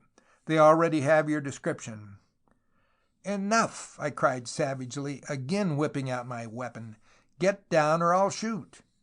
"Shoot, then!" he shouted defiantly. "Take that instead," I replied, and with the butt end of the weapon I struck him full between the eyes, causing him to fall back into the road, where he lay like a log. Without a second glance at him, I allowed the car to gather speed, and in a few moments was running across a flat, level plain at quite 50 miles an hour. Upton lay insensible, and the longer he remained so, the farther afield I should be able to get without information being sent before me. Mine was now a dash for liberty. Having gone 20 miles, I pulled up, and unfastening one of the lockers within the car, I drew out the complete disguise which Bindo always kept there for emergencies. I had purposely halted in a side road, which, apparently, only led to some fields, and having successfully transformed myself into a gray-bearded man of about 55, I drew out a large tin of dark red enamel and a brush, and in a quarter of an hour had transformed the pale blue body into a dark red one. So within half an hour, both myself and the car were utterly disguised, even to the identification plates, both back and front. The police would be on the lookout for a pale blue car, driven by a mustached young man in a leather-peaked motor cap, while they would only see a passing dark red car, driven by its owner, a respectable-looking middle-aged man in a cloth golf cap, gloves, and goggles. I looked at myself in satisfaction by the aid of the little mirror, and then I regarded the hastily daubed car. Very soon the dust would cling to the enamel, and thus effectually disguise the hurriedness of my handiwork. There was, of course, no doubt that Upton and Dyer would move heaven and earth to rediscover me. Therefore, in my journey forward, I was compelled to exercise all caution. On consulting my road book, I found that the spot where I had pulled up was about 3 miles from Wurzen, on the main Leipzig road. Therefore, I decided to give the latter city a wide berth, and took a number of intricate byroads toward Magdeburg, hoping to be able to put the car in safe keeping somewhere, and get thence by rail across to Cologne and Rotterdam, in which city I might find a safe asylum. Any attempt to reach Turin was now impossible, and when late that night I entered the little town of Dessau, I sent a carefully worded telegram to Bindo at the little newspaper shop in the Tottenham Court Road, explaining that, though free, I was still in peril of arrest. Shortly after midnight, while passing through a little town called Zerbst, halfway between Dessau and Magdeburg, I heard a loud shouting behind me, and, turning, saw a policeman approaching hurriedly. "Where are you from?" he inquired breathlessly. "From Berlin," was my prompt answer. "I left there at 6 o'clock this evening." I know a little German, and made the best use I could of it. By the light of his lantern he examined my identification plates, and noted the color of the car. "I'm sorry to trouble you, sir, but I must ask you to come with me to the police office." "Why?" I inquired with well-assumed indignation. "My lamps are all alight, and I have contravened no law, surely." "You are an Englishman. I hear that from your speech." "That is so. My name is Hartley, William Hartley, and I live in Liverpool." "We shall not detain you long," was his reply. "I am only carrying out an order we have received." "An order? What order?" "To arrest an Englishman who is escaping on a motor car." "And I am the Englishman, pray?" I asked sarcastically. "Come, this is really too huge a joke. Haven't you got the gentleman's personal description? What has he done that you should be in search of him?" "I don't know. The chief has all the particulars. Let us go together." "Oh, very well," I laughed reluctantly. "Just get up here, and I'll drive you to the office. Which way is it?" "Straight along," he said, climbing clumsily into the seat beside me. "Straight along, almost to the end of the town, and then sharp to the left. I will show you." As soon as he had settled himself, I put such a move on the car that his breath was almost taken away. Should I take him out into the darkness beyond the town, and there drop him? If I did so, I should surely be arrested sooner or later. No, the car was disguised by its dark red enamel, and though I had no intention of going into a brilliantly lighted office, I felt certain that, if I kept cool, I could allay the suspicion of the police official on night duty. 10 minutes later I pulled up before the police office and got down. In order not to enter into the light, I made an excuse that my engine was not running properly, unlocked the bonnet, and tinkered with it until the official came out to inspect me. He was a burly, fair-bearded man with a harsh, gruff voice. In his hand he carried a slip of paper, which he consulted by the light of my glaring headlamps.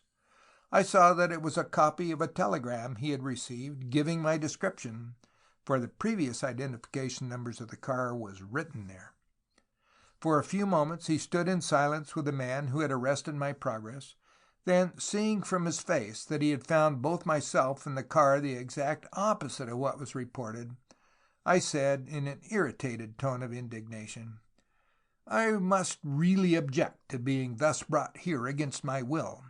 As a foreigner, I cannot entertain a very high estimate of the intelligence of the police of Zerbst." "I trust you will pardon us," was the gruff man's reply, bowing. "It was the very fact that you were an Englishman that caused suspicion to rest upon you. It is an Englishman who is wanted for extensive jewel robberies. His name is Ewart." "A very common name in England," was my reply. "But will it not appear a little too high-handed if you arrest every Englishman who rides in a motor car in any part of Germany on suspicion that he is the thief Ewart?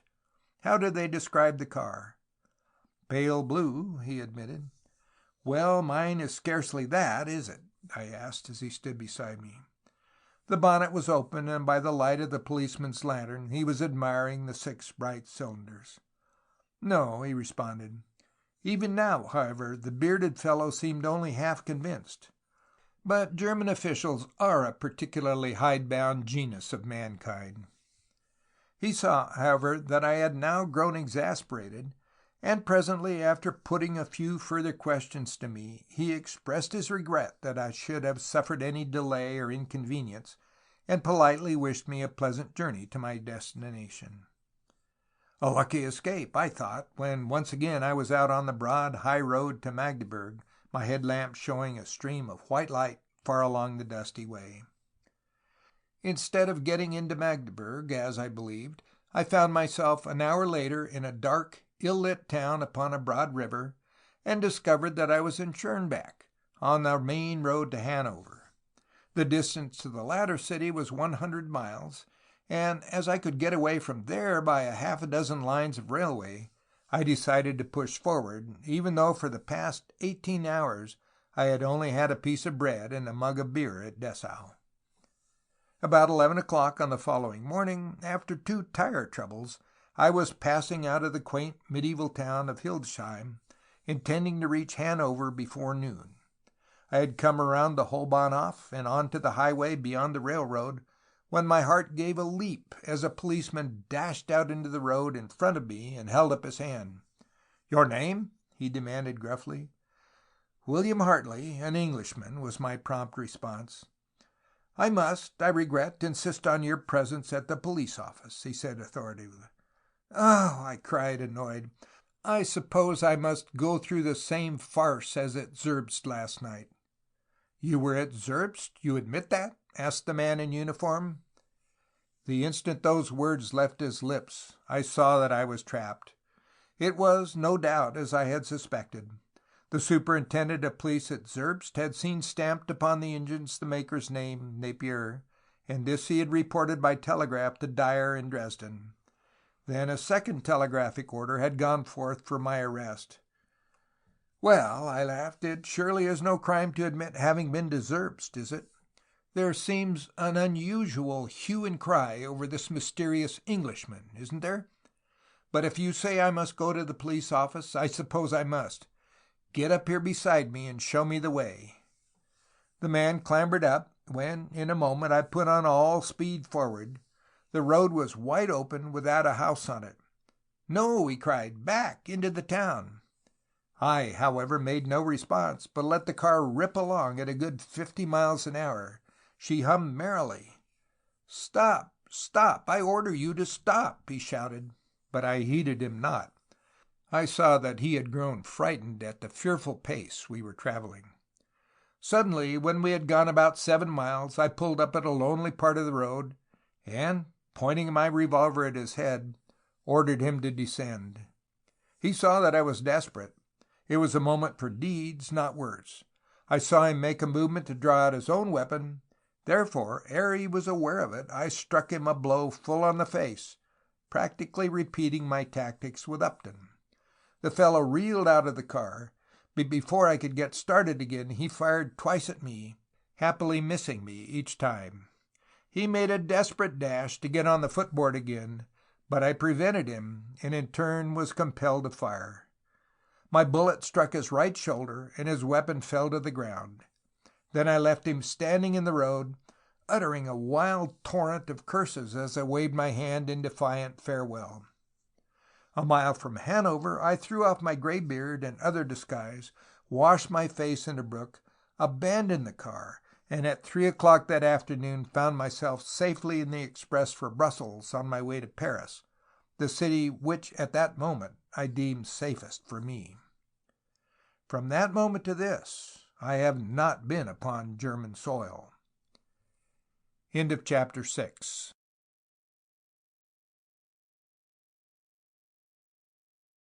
Section 7 of The Count Chauffeur by William le Queux. Chapter 7. The Lady of the Great North Road. It occurred about a month after my return from Germany. A strange affair, assuredly, and stranger still that my life should have been spared to relate it. After luncheon at the Trocadero, I mounted into the car, a new 6-cylinder Napier that we had purchased only a week before, to drive to Barnack, an old-world Northamptonshire village near Stamford, where I had to meet the audacious rascal Count Bindo. From Piccadilly Circus I started forth on my 100-mile run with a light heart, in keen anticipation of a merry time.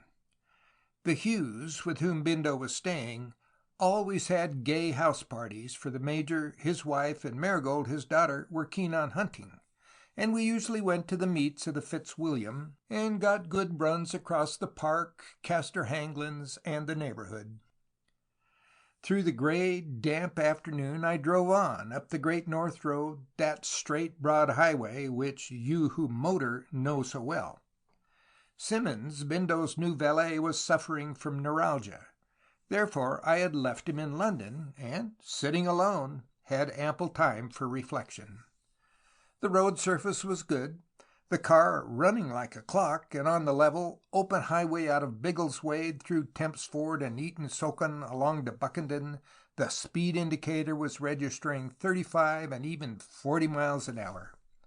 I was anxious to get to Barnack before dark, therefore, regardless of any police traps that might be, I let her rip. The cheerless afternoon had drawn to a close, and rain had begun to fall. In a week or 10 days we should be on the Riviera again, amid the sunshine and the flowers, and as I drew on my mackintosh I pitied those compelled to bear the unequal rigour of the English winter.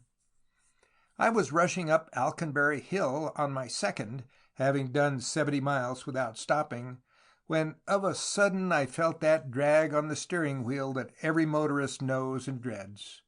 The car refused to answer to the wheel. There was a puncture in the near hind tire. For nearly 3/4 of an hour I worked away by the light of one of the acetylene headlamps, for darkness had now fallen, and at last I recommenced to climb the hill and drop down into Sawtree, the big French lamps illuminating the dark, wet road. About 2 miles beyond Sawtree, when, by reason of the winding of the road, I had slackened down to about 15 miles an hour, I came to crossroads and a signpost against which something white shone in the darkness. At first I believed it to be a white dog, but next moment I heard a woman's voice hailing me, and, turning, saw in the lamplight as I flashed past a tall, handsome figure with a long, dark cloak over a light dress. She raised her arms frantically, calling to me. Therefore I put down the brakes hard, stopped, and then reversed the car, until I came back to where she stood in the muddy road. The moment she opened her mouth, I recognized that she was a lady. "Excuse me," she exclaimed breathlessly, "but would you do me a great favour and take us on to Wansford to the railway?" And, looking, I made out that she held by the hand a fair-haired little lad of about 7 years of age, well dressed in a thick overcoat and knitted woolen cap and gloves. "You will not refuse, will you?" she implored. "The life of a person very dear to me depends upon it." And in her voice I detected an accent by which I knew she was not English. Seeing how deeply in earnest she was, and that she was no mere wayfarer desirous of a lift, I expressed my readiness to do her a favour, and, getting down, opened the door of the tonneau, removed the waterproof rug, and assisted the little lad and herself to get in. "Ah, sir, this kindness is one for which I can never sufficiently thank you. Others may be able to render you some service in return," she said, But for myself, I can only give you the heartfelt thanks of a distressed woman." In her refined voice there was a ring of deep earnestness. Who could she be? The hood of her heavy fur-lined cape was drawn over her head, and in the darkness I could not distinguish her features. The little boy huddled close to her as we tore on toward Wansford Station, her destination, 15 miles distant. The ceaseless rain fell heavier as we entered the long, old-world village of Stilton, and noticing that they had no mackintoshes, I pulled up before the Bell, that well-known inn of coaching days where the York coaches changed horses. "You are surely not going to make a stop here, are you? No one must see us. Let us go on," she urged in apprehension. "But you can't go through this storm," I said. "No one shall see you. There is a little sitting room at the side that we may have until the rain has ceased." And then, with apparent reluctance, she allowed me to lead her and the boy through the old stone hall and into the low, old-fashioned room, the window of which, with its red blind, looked out upon the village street. As she seated herself in the high-backed armchair beside the fire, her dark, refined face was turned towards me, while the little lad stood huddled up against her as though half afraid of me. That she was a lady was at once apparent. Her age was about 22, and her countenance one of the most beautiful that I had ever gazed upon. Her dark, luminous eyes met mine with an expression half of innate modesty, half of fear. The white hand lying in her lap trembled, and with the other she stroked the child's head caressingly. She had unhooked her dripping cloak, and I saw that, beneath, she wore a well-cut traveling gown of pale gray cloth that fitted admirably and showed off her neat figure to perfection. Her dress betrayed her foreign birth, but the accent when she spoke was only very slight, a rolling of the R's, by which I knew that she was French. "I am so afraid that someone may see me here," she said after a slight pause. "Then I take it, mademoiselle, that you are leaving the neighborhood in secret?" I remarked in French, with some suspicion, still wondering who she might be. The boy was certainly not her child, yet he seemed to regard her as his guardian. "Yes, monsieur," was her brief reply, and then in French she said, after a pause, "I am wondering whether I can trust you further." "Trust me?" I echoed. "Certainly you can, mademoiselle," and taking out a card I handed it to her, declaring my readiness to serve her in any way in my power. She was silent for some moments. "Tomorrow or the next day there will be a sensation in the neighborhood where I joined you," she said at last. "A mystery, you mean?" I exclaimed, looking straight into her handsome face. "Yes," she answered in a deep, hoarse voice, "a mystery. But," she added quickly, "you will not prejudge me until you know, will you? Recollect me merely as an unhappy woman whom you have assisted, not as—" She sighed deeply without concluding the sentence. I saw that her splendid eyes were filled with tears of regret, it seemed. "Not as what?" I inquired softly. "May I not at least know your name?" "Ah," she said bitterly, "call me Clotilde if you like. The name will be as good as any other until you know the truth." "But, mademoiselle, you are in distress, I see. Cannot I do anything else for you now than merely dropping you at the roadside station? I am on my way to Stanford."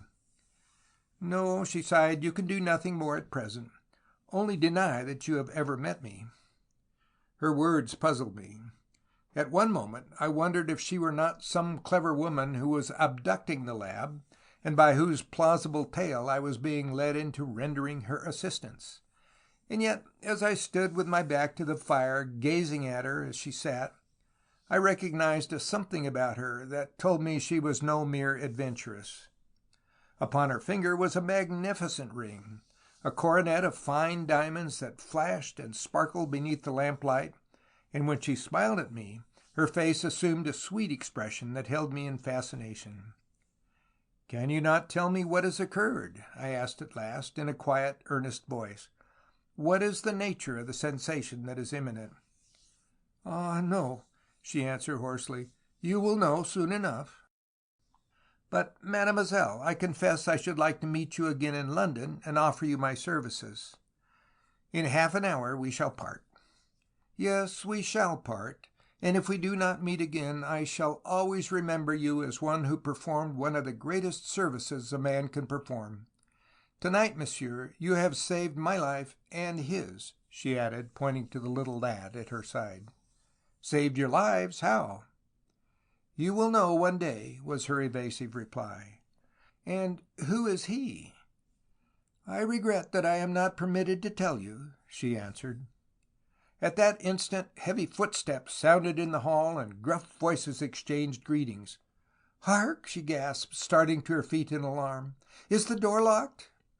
I sprang to it, and as the waiting maid had left it slightly ajar, I could see the newcomers. I closed it and slid the bolt into its socket. "Who are they?" she inquired. "Two men in dark overcoats and soft felt hats. They look like foreigners." "Ah, I know," she gasped, terrified, her face blanched in an instant. "Let us go. They must not see me. You will help me escape, won't you? Can I get out without them recognizing me?" Was it possible that she had committed some crime and they were detectives? Surely this adventure was a strange and mysterious one. "Remain here," I exclaimed quickly. "I'll go out and prepare the car. When all is ready, I will keep watch while you and the boy slip out." I went forth into the pelting rain, took off the rugs from the seats, and started the motor. Then, returning and finding no one in the passage, the two men having evidently passed on into the tap room, I beckoned to her, and she and the lad stole softly along and out into the roadway. In a moment they were both in the car, and a few seconds later we were tearing along the broad road out of Stilton village at a pace that might have cost me a £5 fine. What was the forthcoming sensation? Why was she flying from the two strangers? She feared we might be followed. Therefore, I decided to drive her to Peterborough. We tore on through the biting wind and driving rain, past Water Newton and Orton, until we drew up at the Great Northern Station at Peterborough, where she descended, and for a moment held my hand in a warm grasp of heartfelt thankfulness. "You must thank this gentleman," she said to the lad. "Recollect that tonight he has saved your life. They meant to kill you." "Thank you, sir," said the little lad simply, holding out his hand. When they had gone, I remounted and drove away to Barnack, utterly dumbfounded. The fair stranger, whoever she was, held me in fascination. Never in all my life had I met a woman possessed of such perfect grace and such exquisite charm. She had fled from her enemies. What startling event had occurred that evening to cause her and the lad to take to the road so ill prepared? What was the sensation which she had prophesied on the morrow? I longed for day to dawn, when I might learn the truth. Yet, though I chatted with the grooms and other outdoor servants at Barnack during the next day, I heard nothing. Over the dinner table that evening, however, old Colonel Cooper, who had driven over from Polebrook, near Oundle, related to the guests a strange story that he had heard earlier in the day. "A mysterious affair has happened over at Buckworth, near the Great North Road, they say," he exclaimed, adjusting his monocle and addressing his hostess and Bindo, who sat on her right. "It seems that a house called the Cedars, about a mile out of the village, had been rented furnished by some foreigners, a man named Latour and his wife and son, whose movements were rather suspicious. Yesterday they received 3 visitors who came to spend a week, but just before dinner one of the servants, on entering the drawing-room, was horrified to find both her master and mistress lying on the floor dead, strangled by the silken cords used to loop up the curtains, while visitors and the little boy were missing. So swiftly and quietly was it all done," he added, "that the servants heard nothing. The 3 visitors are described as very gentlemanly-looking men, evidently Frenchmen, who appeared to be on most intimate terms of friendship with their hostess. One of them, however, is declared by the groom to be a man he had met in the neighborhood 2 days before. Therefore it would seem as though the affair had been very carefully planned." "Most extraordinary," declared Bindo, while a chorus of surprise and horror went around the table. "And the boy is missing with the assassins?" Yes, they have apparently taken him away with them. They say that there's some woman at the bottom of it all, and most probably," sniffed the old colonel, "the foreigners who live here in England are mostly a queer lot, who've broken the laws of their own country and effaced their identity here." I listened at the open door with breathless interest as the old fellow discussed the affair with young Lady Casterton, who sat next to him, while around the table various theories were advanced. "I met the man Latour once, one day in the summer," exclaimed Mr. Molesworth, a tall, thin-faced man, rector of a neighboring parish. "He was introduced to me at the village flower show at Alconbury when I was doing duty there. He struck me as a very pleasant, well-bred man who spoke English perfectly." I stood in the corridor like a man in a dream. Had I actually assisted the mysterious woman to abduct the child? Every detail of my adventure on the previous night arose vividly before me. That she had been aware of the terrible tragedy was apparent, for without doubt she was in league with the assassins. She had made me promise to deny having seen her, and I ground my teeth at having been so cleverly tricked by a pretty woman.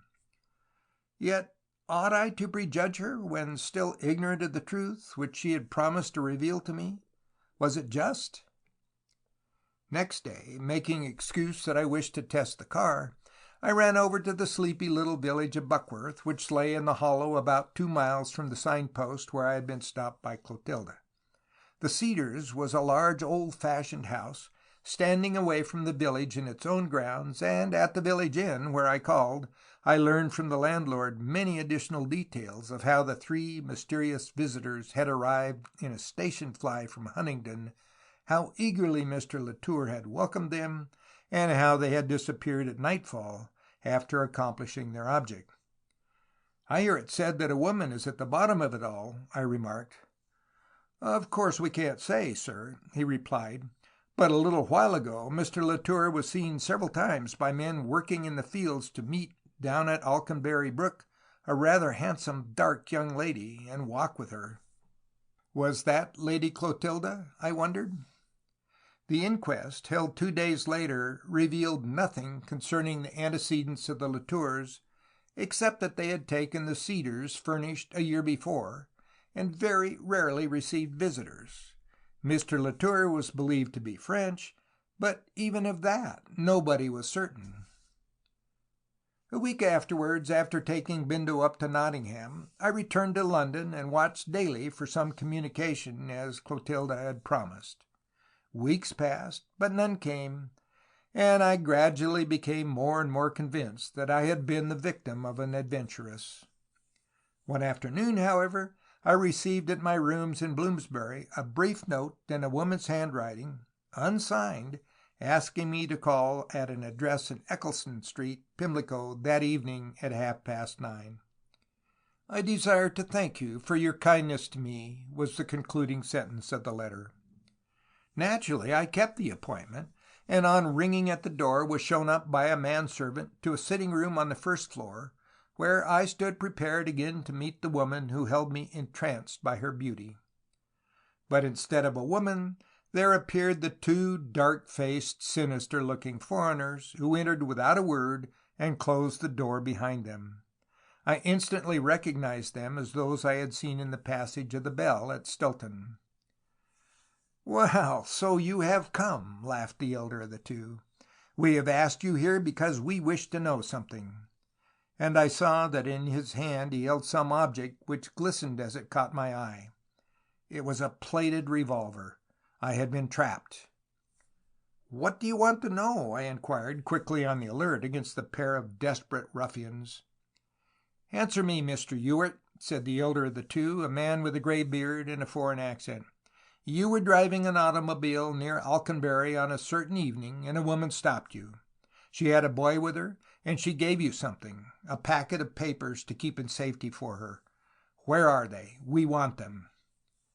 "I know nothing of what you are saying," I declared, recollecting Clotilda's injunction. "I think you must be mistaken." The men smiled grimly, and the elder made a signal, as though to someone behind me, and next instant I felt a silken cord slipped over my head and pulled tight by an unseen hand. A third man had stepped noiselessly from the long cupboard beside the fireplace to which my back had been turned. I felt the cord cutting into my throat and tried to struggle and shout, but a cloth was clapped upon my mouth and my hands secured by a second cord. "Now," said the older man, "tell us the truth, or if not, you die. You understand? Where is that packet?" "I know nothing of any packet," I gasped with great difficulty. "It's a lie. She gave it to you. Where did you take her to?" I was silent. I had given my promise of secrecy, and yet I was entirely helpless in their unscrupulous hands. Again and again they demanded the papers, which they said she had given me to keep for her, and my denial only brought upon me the increased torture of the cord, until I was almost black in the face and my veins stood out and knotted and hard. I realized to my horror that they intended to murder me, just as they had assassinated Latour and his wife. I fought for life, but my struggles only tightened the cord and thus increased my agony. "Tell us where you have put those papers," demanded the younger of the villainous black-eyed pair, while the third man held me helpless, with hands of steel. "Where is the boy?" "I have no idea," I replied. "Then die," laughed the man with the gray beard. "We have given you a chance of life, and you refuse to take it. You assisted her to escape, and you will share the fate of the others." I saw that to save myself was impossible, but with a superhuman effort I succeeded in slipping the noose from my hands and hooking my fingers in the cord around my throat. The fellow behind placed his knee in my back and drew the cord with all his might to strangle me, but I cried hoarsely for help and clung to the fatal cord. In an instant the two others, joined by a fourth, fell upon me, but by doing so the cord became loosened and I ducked my head. For a second my right hand was freed, and I drew from my belt the long Italian knife, which I often carry as a better weapon in a scrimmage than a revolver, and struck upward at the fellow who had sentenced me to death. The blade entered his stomach, and he fell forward with an agonized cry. Then, slashing indiscriminately right and left, I quickly cleared myself of them. A revolver flashed close to me, but the bullet whizzed past, and making a sudden dash for the door, I rushed headlong down the stairs and out into the Buckingham Palace Road, still holding my knife, my hands smeared with the blood of my enemies, and the cord still around my neck. I went direct to the police station, and within 5 minutes half a dozen constables were on their way round to the house. But on arrival they found that the men, notwithstanding their severe wounds, had fled, fearing the information I should give. The owner of the house knew nothing, save that he had let it furnished a fortnight before to the gray-bearded man, who had given the name of Burton, though he was a foreigner. The shock had upset my nerves considerably, but, accompanied by Blythe and Bindo, I drove the car down to Dover, took her across to Calais, and then drove across France to Marseille and along the Riviera to Genoa and Pisa and on to Florence, a delightful journey, which I had accomplished on 3 previous occasions, for we preferred the car to the stuffy wagonlit of the Rome express. Times without number I wondered what was the nature of those documents, and why the gang desired to obtain possession of them. But it was all a mystery, inscrutable and complete, and I told the Count nothing. Our season at Florence was a gay one, and there were many pleasant gatherings at Bindo's villa. The season was, however, an empty one as far as coups were concerned. The various festas had succeeded one another, and the month of May, the brightest and merriest in Italy, was nearly at an end, when one afternoon I was walking in the Cascine, the Hyde Park of the Florentines, idly watching the procession of carriages, many of whose fair occupants were known to me. Of a sudden there passed a smart victoria and pair, among the cushions of which lolled the figure of a well-dressed woman. Our eyes met. In an instant the recognition was mutual, and she gave an order to stop. It was the sweet-faced wayfarer of the Great North Road, the woman who had enchanted me. I stood in the roadway, hat in hand, as Italian etiquette requires. "Ah, I am so pleased to meet you again," she said in French. "I have much to tell you. Can you call on me tonight at 7 if you have no prior engagement? We have the Villa Simoncini in the Viale. Anyone will direct you to it. We cannot talk here." "I shall be delighted. I know the villa quite well," was my answer. And then, with a smile, she drove on, and somehow I thought that the idlers watching us looked at me strangely. At 7 o'clock I was conducted through the great marble hall of the villa, one of the finest residences of the outskirts of Florence, and into the beautiful salon, upholstered in pale green silk, where my pretty companion of that exciting run on the Great North Road rose to greet me with eager, outstretched hand, while behind her stood a tall, white-headed, military-looking man, whom she introduced as her father, General Stefanovich. "I asked you here for 7, she said, with a sweet smile, "but we do not dine until 8, therefore we may talk. How fortunate we should meet today! I intended to write to you." I gathered from her subsequent conversation that we might speak frankly before her father. Therefore I described to her the exciting adventure that had happened to me in Eccleston Street, whereupon she said, "Ah, it is only today that I am able to reveal to you the truth, relying on you not to make it public. The secret of the Latours must still be strictly kept at all hazards." "What was their secret?" I inquired breathlessly. "Listen, and I will tell you," she said, motioning me to a seat and sinking into a low lounge chair herself, while the general stood astride upon the bearskin stretched before the English fire grate. "Those men sought the life of one person only, the boy. They went to England to kill him." "And would have done so, Clotilda, had you not saved him," declared her father. "It was not I," she said quickly. "It was Mr. Ewart who snatched us from them. They were following, and we both should have shared the fate of the Latours had he not taken us up and driven us away. The thanks of the state are due to Mr. Ewart."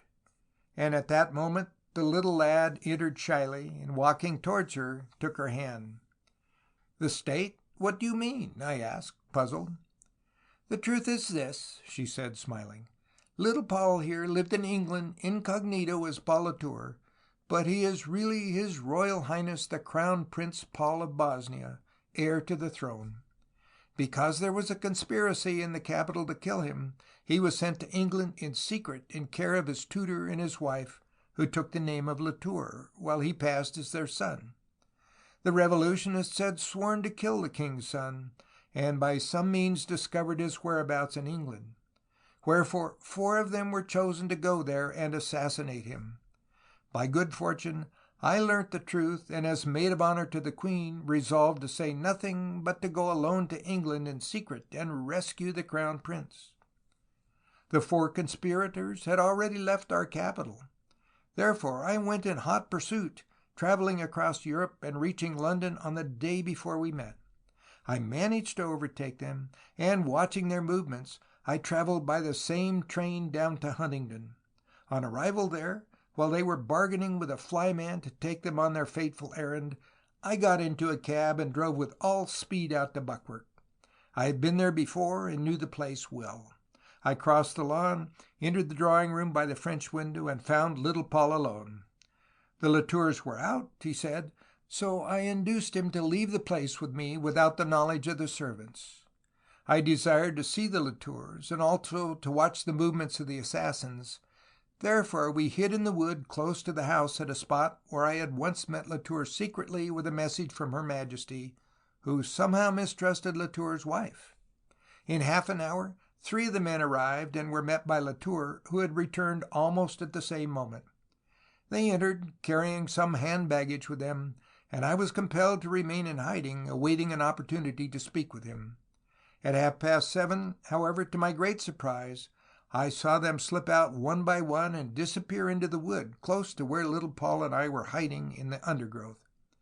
Then, suspecting something was wrong by the stealthiness of their movements, I crept across the grounds and re-entered the drawing-room from the lawn, where, to my horror, I found Latour and his wife lying dead. I saw that a tragedy had been enacted, and, regaining the wood, hastened on with little Paul in the opposite direction until I came to the Great North Road, and there met you driving your car. They had heard from Latour that the child had wandered out somewhere, and were, I knew, scouring the country for him. Only by your aid the Crown Prince was saved, and we came here into hiding, the king sending my father to meet me and to live here as his son's protector. But why did they kill the Latours? It was part of the conspiracy. Latour, who had recently been back in Bosnia, had, they discovered, given information to the chief of police regarding a plot against the queen, and they, the revolutionists, had condemned both him and his wife to death. And the packet which they demanded of me? It contained certain papers concerning the royal family of Bosnia, secrets which the revolutionists desired to obtain and publish, she explained. The king, distrustful of those about him, gave the packet into the hands of his faithful subject Latour in England, and he, in preference to putting it into a safe which might attract the spies of the conspirators, kept it in a small cavity behind the wainscoting in the drawing-room at Buckworth, a spot which he showed me, so that if any untoward event occurred, I should at least know where the documents were secreted. When I realized the terrible fate of the unfortunate Latour and noticed the disordered state of the room and the study beyond, I suspected that search had been made for them, and going to the spot, I pressed the spring, and finding them still safe, secured them. The revolutionists undoubtedly saw us leaving the inn at Stilton together, and believed that I had secured the documents as well as the boy, and that I had probably, in my flight, handed them to you for safekeeping. And the assassins, what has become of them? They returned to Bosnia when they had recovered from the wounds you inflicted, but were at once arrested on information supplied by me, and have all four been condemned to solitary confinement for life, a punishment which is worse than death. Since that evening I have been a frequent visitor at the Stefanoviches, who still live in Florence under the name of Darfur, and more than once has the little crown prince thanked me. The pretty, dark-eyed Clotilda and her father are quite popular in society, but no one dreams that little Paul, who is so carefully guarded by the old general and his trusty soldier servant, is heir to a European throne, or that his life was saved in curious circumstances by the Count Chauffeur. End of chapter 7.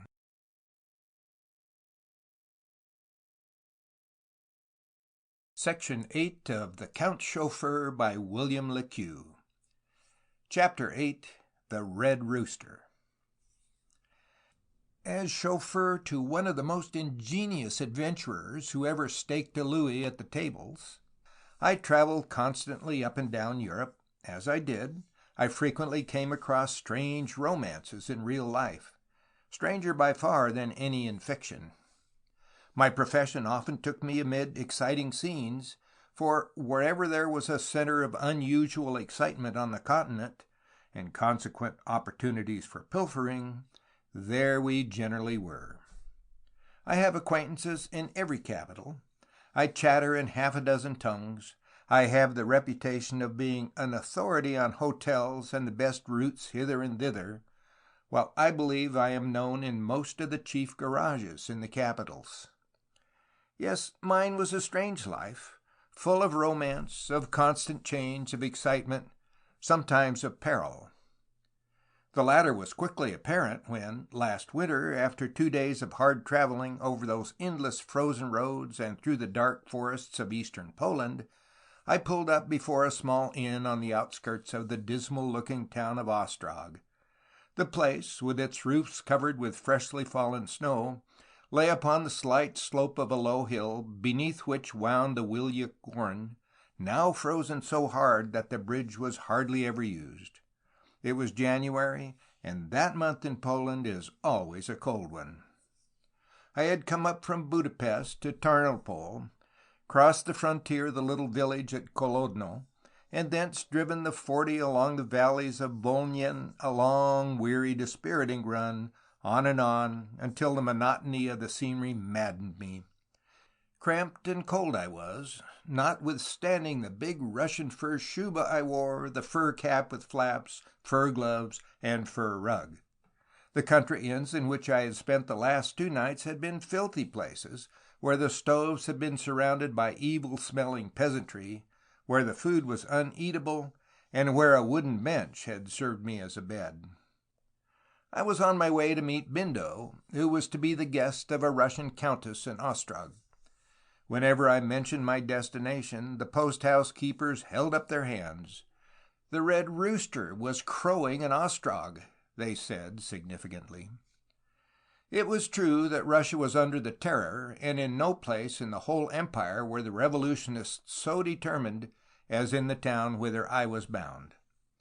As I stood up and descended unsteadily from the car, my eyes fell upon something upon the snow near the door of the inn. There was blood. It told its own tale. From the white town across the frozen river I heard revolver shots, followed by a loud explosion that shook the whole place. Inside the long, low common room of the inn, with its high brick stove, against which 6 frightened-looking men and women were huddled, I asked for the proprietor, whereupon an elderly man with shaggy hair and beard came forth, pulling his forelock. "I want to stay here," I said. "Yes, Your Excellency," was the old fellow's reply in Polish, regarding the car in surprise. "Whatever accommodation my poor inn can afford is at your service." And he at once shouted orders to a man to bring in my kit, while the women, all of them flat-faced peasants, made room for me at the stove. From where I stood, I could hear the sound of desultory firing across the bridge, and inquired what was in progress. But there was an ominous silence. They did not reply, for, as I afterward discovered, they had taken me for a high police official from Petersburg, thus accounting for the innkeeper's courtesy. "Tell me," I said, addressing the wrinkle-faced old Pole, "what is happening over yonder?" "The Cossacks," he stammered. "Krasloff and his Cossacks are upon us. They have just entered the town and are shooting down people everywhere. The fight for freedom has commenced, Excellency, but it is horrible. A poor woman was shot dead before my door half an hour ago, and her body taken away by the soldiers." Terrible reports of the Russian Revolution had filtered through to England, but I had no idea when I started that I was bound for the disturbed district. I inquired for the house of the Countess Alexandrovsky and was directed to it. "Across the town," they said. With a glance to see that my revolver was loaded, I threw aside my shuba and, leaving the inn, walked across the bridge into a poor, narrow street of wretched-looking houses, many of them built of wood. A man limped slowly past me, wounded in the leg, and leaving blood spots behind him as he went. An old woman was seated in a doorway, her face buried in her hands, wailing, "My poor son, dead, dead." Before me I saw a great barricade composed of trees, household furniture, paving stones, overturned carts, pieces of barbed wire, in fact, everything and anything the populace could seize upon for the construction of hasty defense. Upon the top, silhouetted against the clear, frosty sky, was the scarlet flag of the Revolution. The red rooster was crowing. Excited men were there, armed with rifles, shouting and giving orders. Then I saw that a small space had been left open against the wall of a house, so that persons might pass and repass. As I approached, a wild-haired man shouted to me and beckoned frantically. I grasped his meaning. He wished me to come within. I ran forward, entered the town proper, and in a few moments later the opening was closed by a dozen slabs of stone being heaped into it by as many willing hands. Thus I, an inoffensive chauffeur, found myself in the very center of the Revolution, behind the barricades, of which there were, it seemed, 6 or 7. From the rear there was constant firing, and the streets in the vicinity were, I saw to my horror, already filled with the dead and wounded. I wondered why Count Bindo should come there, except perhaps that the Countess owned certain jewels that my master intended to handle. Women were wailing over husbands, lovers, brothers. men over their daughters and wives. Even children of tender age were lying helpless and wounded, some of them shattered and dead. Ah, that sight was sickening. It was wholesale butchery. Above us, bullets whistled as the Cossacks came suddenly round a side street and made a desperate attack upon the barricade I had entered only a few minutes before. A dozen of those fighting for their freedom fell back dead at my feet at the first volley. They had been on top of the barricade, offering a mark to the troops of the Tsar. Before us and behind us there was firing, for behind was another barricade. We were, in fact, between two deadly fires. Revolver in hand, I stood ready to defend my own life. In those exciting moments, I disregarded the danger I ran from being struck in that veritable hail of lead. Men fell wounded all around me, and there was blood everywhere.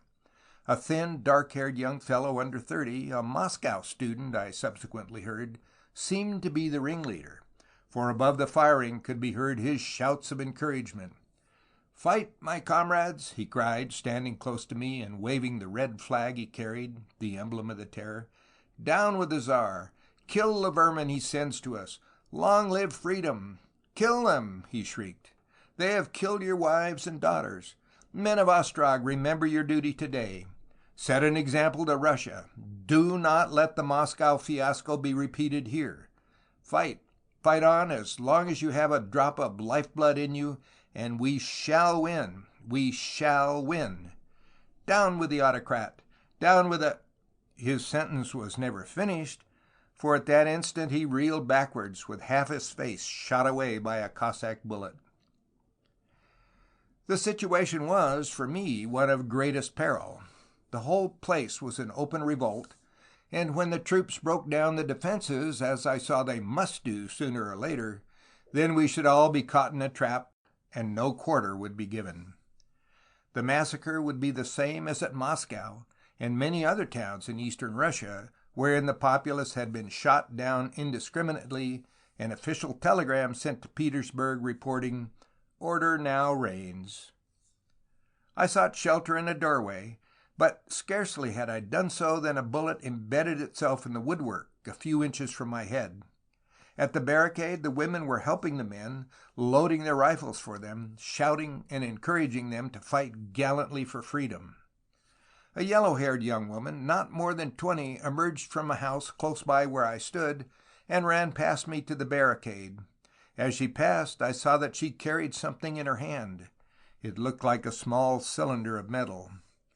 Shouting to a man who was firing through a loophole near the top of the barricade, she handed it up to him. Taking it carefully, he scrambled up higher, waited for a few moments, and then raising himself, he hurled it far into the air into the midst of an advancing troop of Cossacks. There was a red flash, a terrific explosion which shook the whole town, wrecking the houses in the immediate vicinity, and blowing to atoms dozens of the Tsar's soldiers. A wild shout of victory went up from the revolutionists when they saw the havoc caused by the awful bomb. The yellow-haired girl returned again and brought another, which, after some 10 minutes or so, was similarly hurled against the troops with equally disastrous effect. The roadway was strewn with the bodies of those Cossacks which General Kinsky, the governor of the town, had telegraphed for, and whom Krassilov had ordered to give no quarter to the revolutionists. In western Russia, the name of Krassilov was synonymous with all that was cruel and brutal. It was he who ordered the flogging of the 5 young women at Minsk, those poor, unfortunate creatures who were knouted by Cossacks who laid their backs bare to the bone. As everyone in Russia knows, 2 of them, both members of good families, died within a few hours, and yet no reprimand did he receive from Petersburg. By the Tsar and at the Ministry of the Interior, he was known to be a hard man, and for that reason certain towns where the revolutionary spirit was strongest had been given into his hands. At Kiev he had executed without trial dozens of men and women arrested for revolutionary acts. A common grave was dug in the prison yard, and the victims, 4 at a time, were led forward to the edge of the pit and shot, each batch being compelled to witness the execution of the 4 prisoners preceding them. With a refinement of cruelty that was only equaled by the Inquisition, he had wrung confessions from the women, and afterwards had had them shot and buried. At Petersburg they knew these things, but he had actually been commended for his loyalty to the Tsar.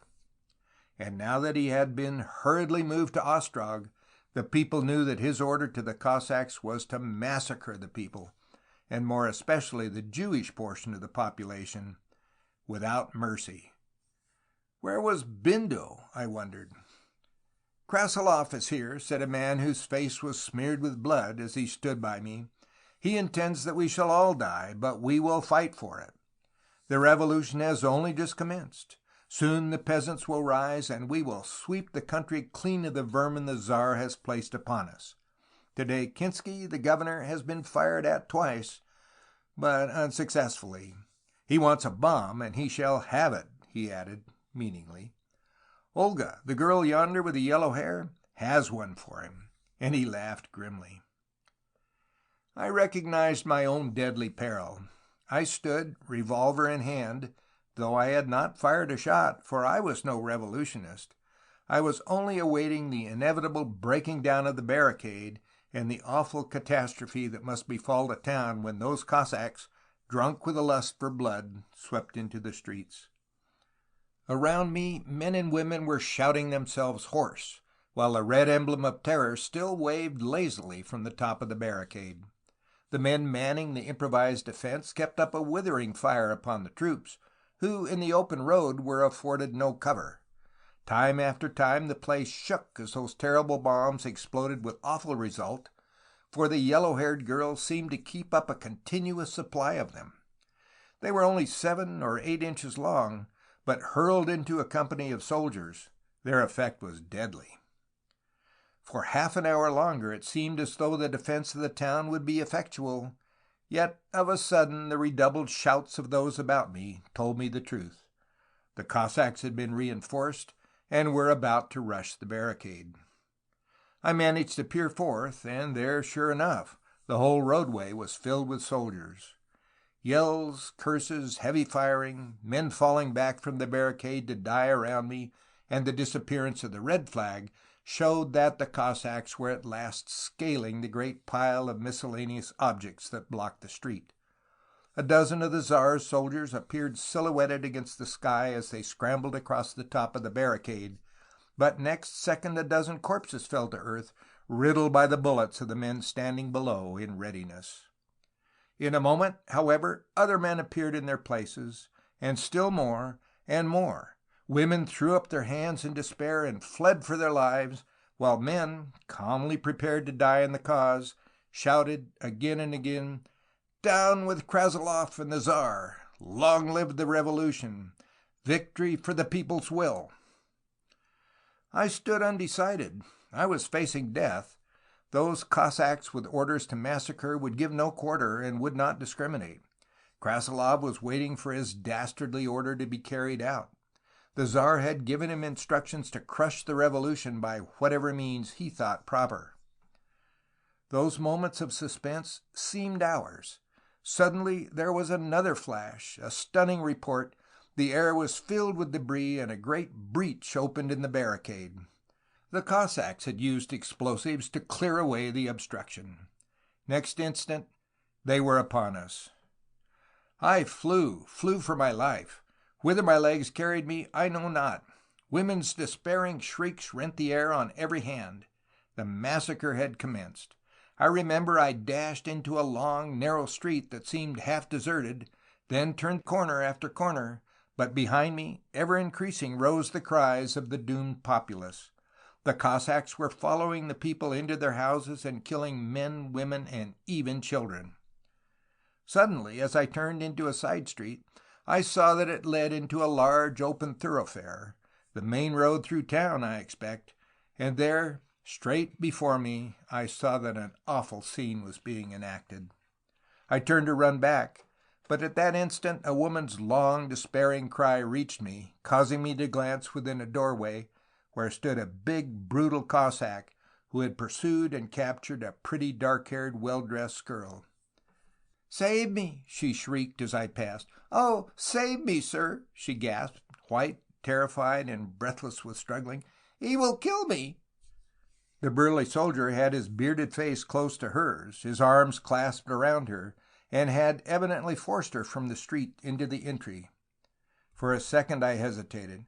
"Oh, sir, save me, and God will reward you," she implored, her big dark eyes turned to mine in final appeal.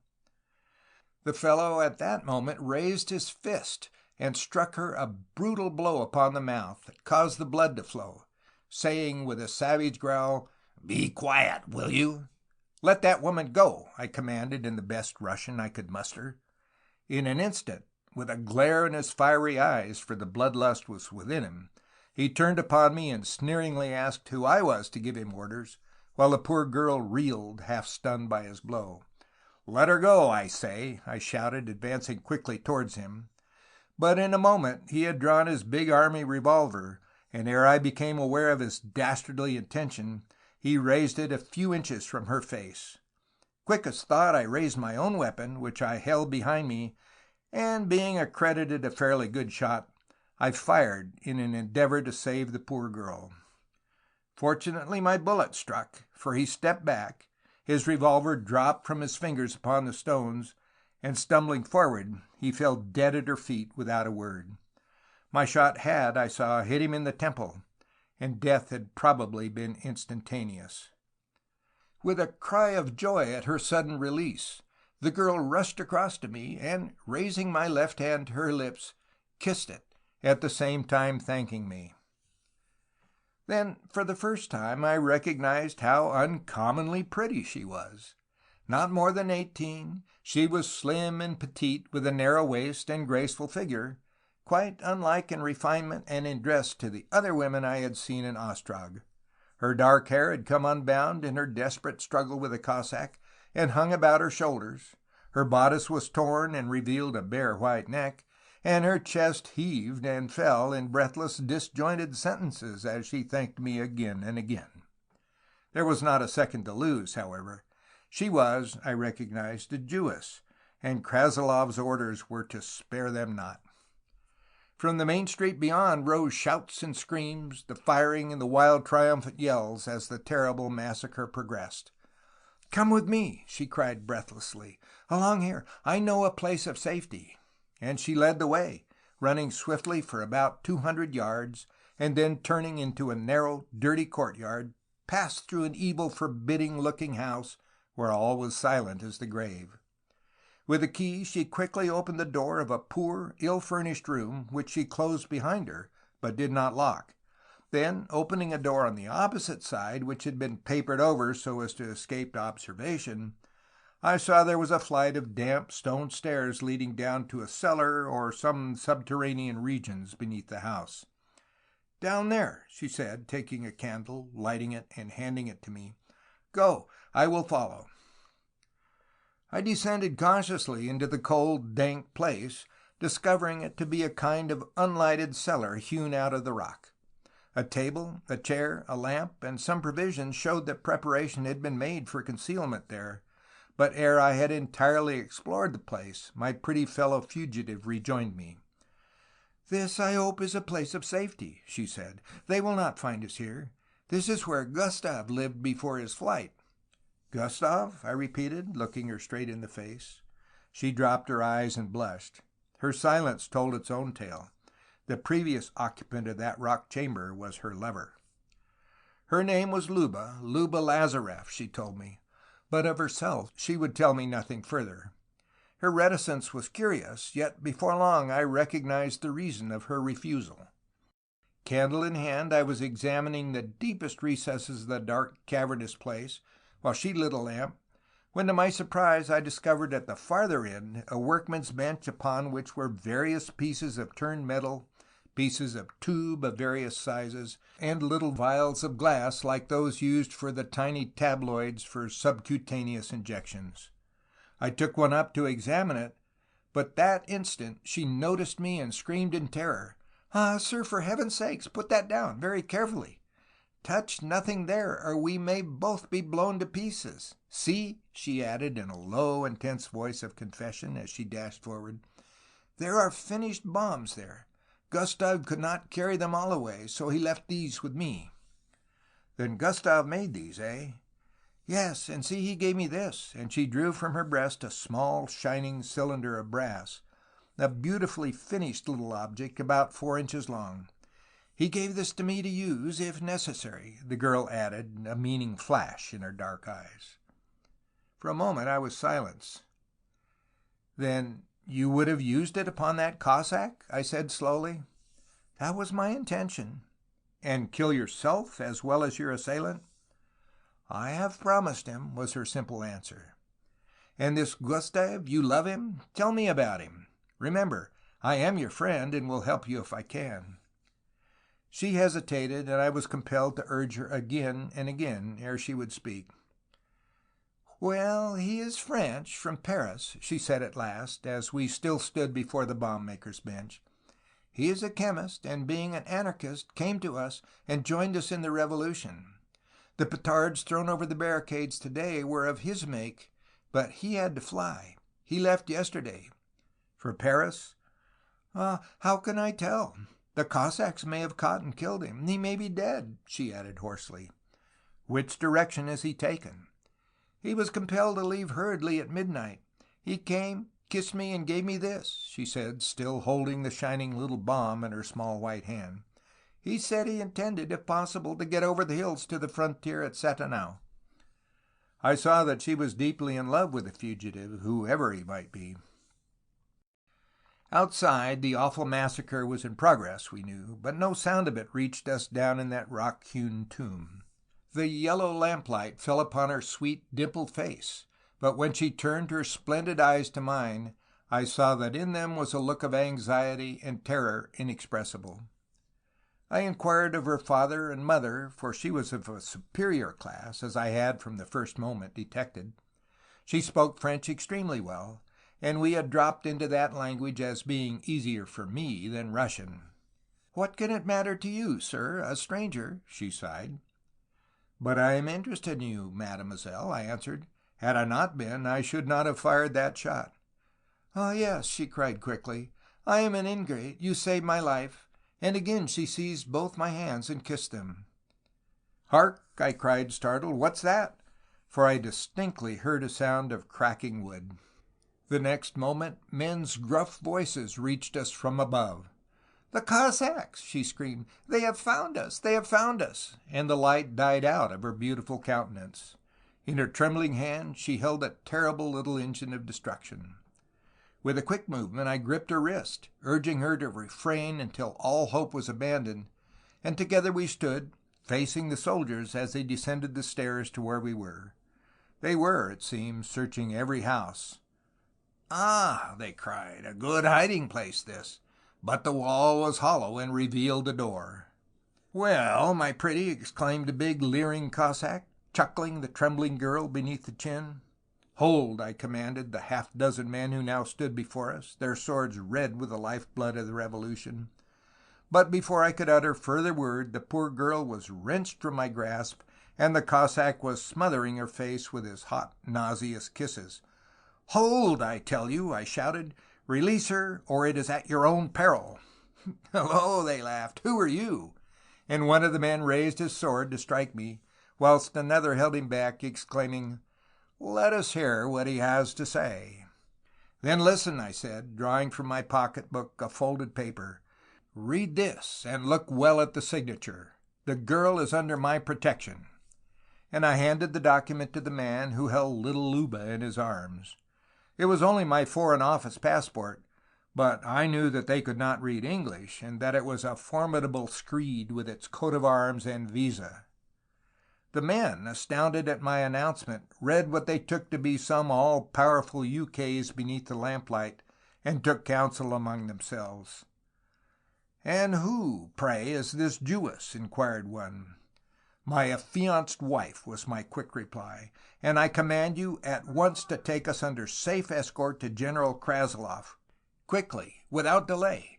We took refuge in this place from the revolution, in which we have taken no part." I saw, however, with sinking heart, that one of the men was examining the bomb-maker's bench and had recognized the character of what remained there.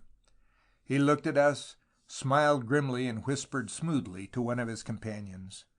Again, in an authoritative tone, I demanded to be taken to Krasiloff, and presently, after being marched as prisoner across the town, past scenes so horrible that they are still vividly before my eyes, we were taken into the chief police office, where the hated official, a fat, red-faced man in a general's uniform, the man without pity or remorse, the murderer of women and children, was sitting at a table. He greeted me with a grunt. "General," I said, addressing him, "I have to present you with this order of my sovereign, King Edward, and to demand safe conduct. Your soldiers found me in my—" I hesitated. "You're pretty Jewish, eh?" he said with a smile of sarcasm spread over his fat face. "Well, go on." And he took the paper I handed him, knitting his brows again as his eyes fell upon the imperial arms and the signature.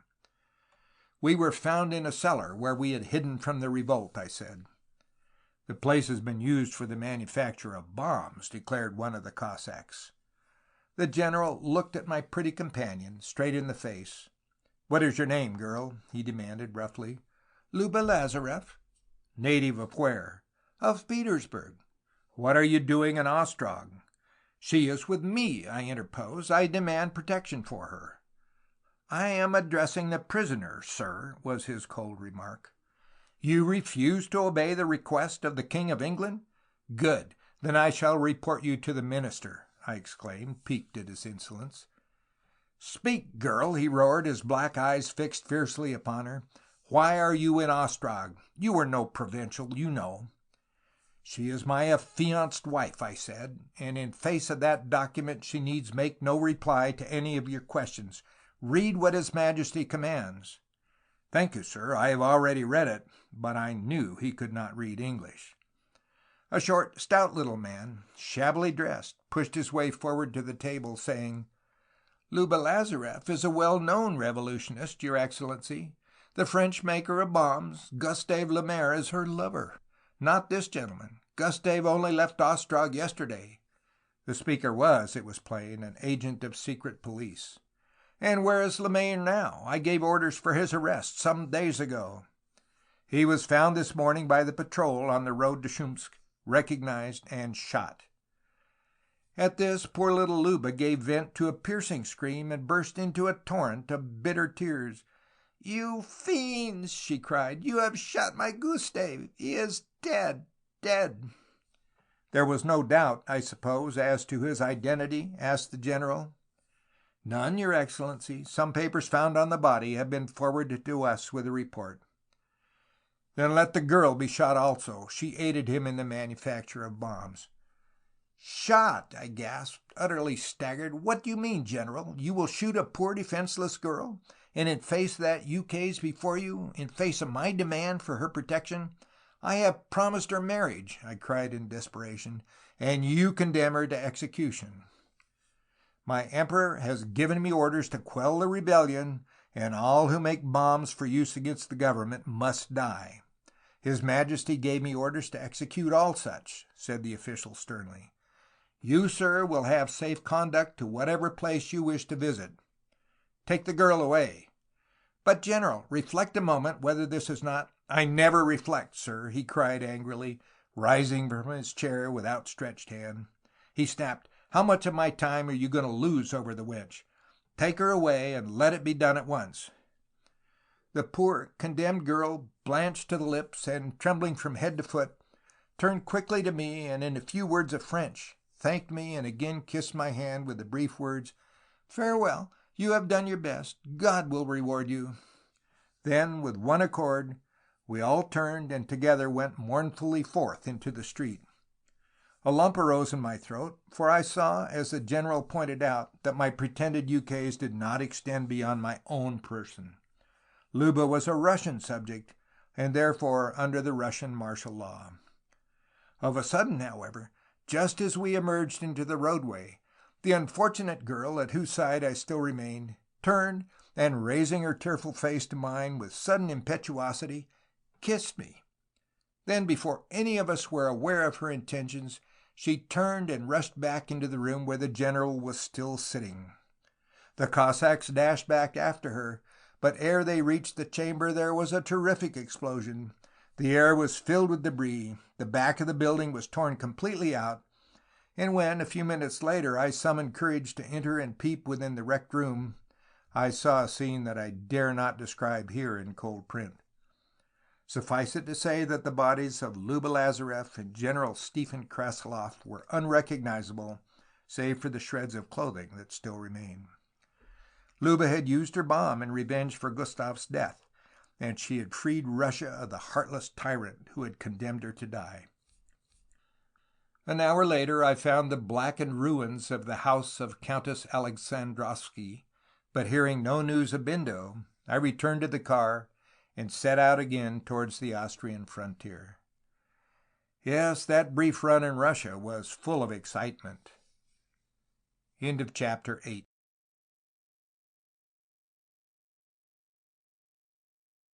Section 9 of The Count Chauffeur by William Le Queux. Chapter 9, Concerning the Other Fellow. Last spring, Count Bindo again renewed his lease of the furnished villa on the Viale dei Colli, that beautiful drive that winds up behind the Arno from the Porto Romano in Florence past San Miniato. It was a fine old place, standing in its own grounds, and it was the German embassy in the days when the Lily City was the Italian capital. There were reasons for this. Sir Charles Blythe was living at the Grand, and Henderson was at the Hotel de la Ville. A coup was intended at one of the jewelers on the Ponte Vecchio, a place where it was known that there were a quantity of valuable pearls. It was not, however, successful, for certain difficulties arose that were insurmountable. The trio left Florence at the beginning of May, but I was left alone with the car and with the Italian servants to idle away the days as best I could. They had all three gone to I think. The only other Englishman left in Florence appeared to be a man I had recently re-encountered, named Charles Whittaker. He and I had become great friends, as we had been several years before. I often took him for a run on the car, to Bologna, Livorno, or Siena, and we used to meet nearly every evening. One stifling August night, Florence lay gasping. Above the clatter of the café, the music, the laughter of women, and the loud chatter in Italian, the strident cries of the news vendors rose in the great moonlit piazza, with its huge equestrian statue of the beloved Vittorio looming dark against the steely sky. Only the popolo, the merry, brown-faced, easy-going Florentines, were still in the sun-baked city. All society, even the richer tradesmen, and certainly all of the foreign residents, had fled, all of the latter save two, Charlie and myself. You who know the quaint old medieval city in the winter season, when the smart balls were given at the Corsini or the Strozzi, when the Cascine is filled with pretty women at 4 o'clock, and the jewelers on the Ponte Vecchio put forth their imitation Cinquecento wares, would not know it in August, when beneath that fiery Tuscan sun it is as a city of the dead by day, while at night the lower classes come forth from their slums to idle, to gossip, and enjoy the bel fresco after the heat and burden of the day. On an August night, the little dark-eyed seamstress sits and enjoys her ice at the same tin-top table at the Gambrinus where the foreign princess had sat in April. In winter, Florence is a city of the wealthy. In summer, it is given over entirely to the populace. So great is the sweltering, breathless heat that everyone who can leave Florence in August leaves it.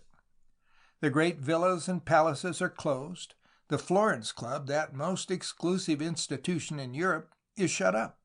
The hotels move up to Camaldoli, to Pratia, or to Abatone, and to be seen in Florence in those blazing days causes wonder and comment. Charlie and I were the only two foreigners in Florence. I had remained on at the orders of Bindo, and Charlie, well, He remained for the best of reasons, because he hadn't the money with which to go up to the mountains or down to the sea. Charlie Whittaker was an outsider, I knew, but not by any fault of his own. He lived in Florence mostly on the charity of his friends.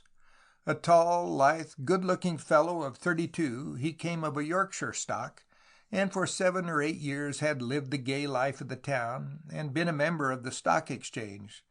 Left very well off, he had developed keen business instincts, and had been so successful that in 3 years he had gained a comfortable fortune by speculation.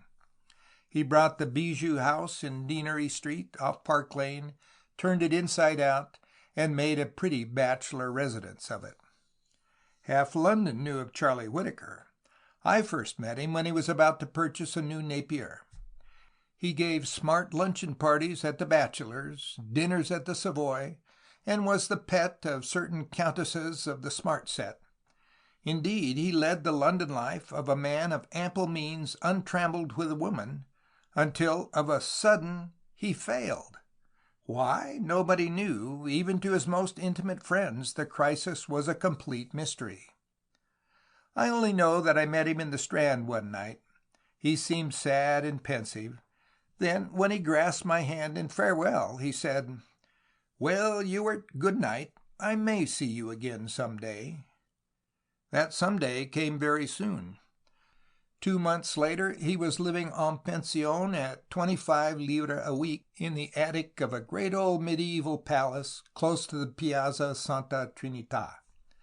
Florence, the greatest city for gossip in the whole world, quickly knew his past, and nobody would receive him.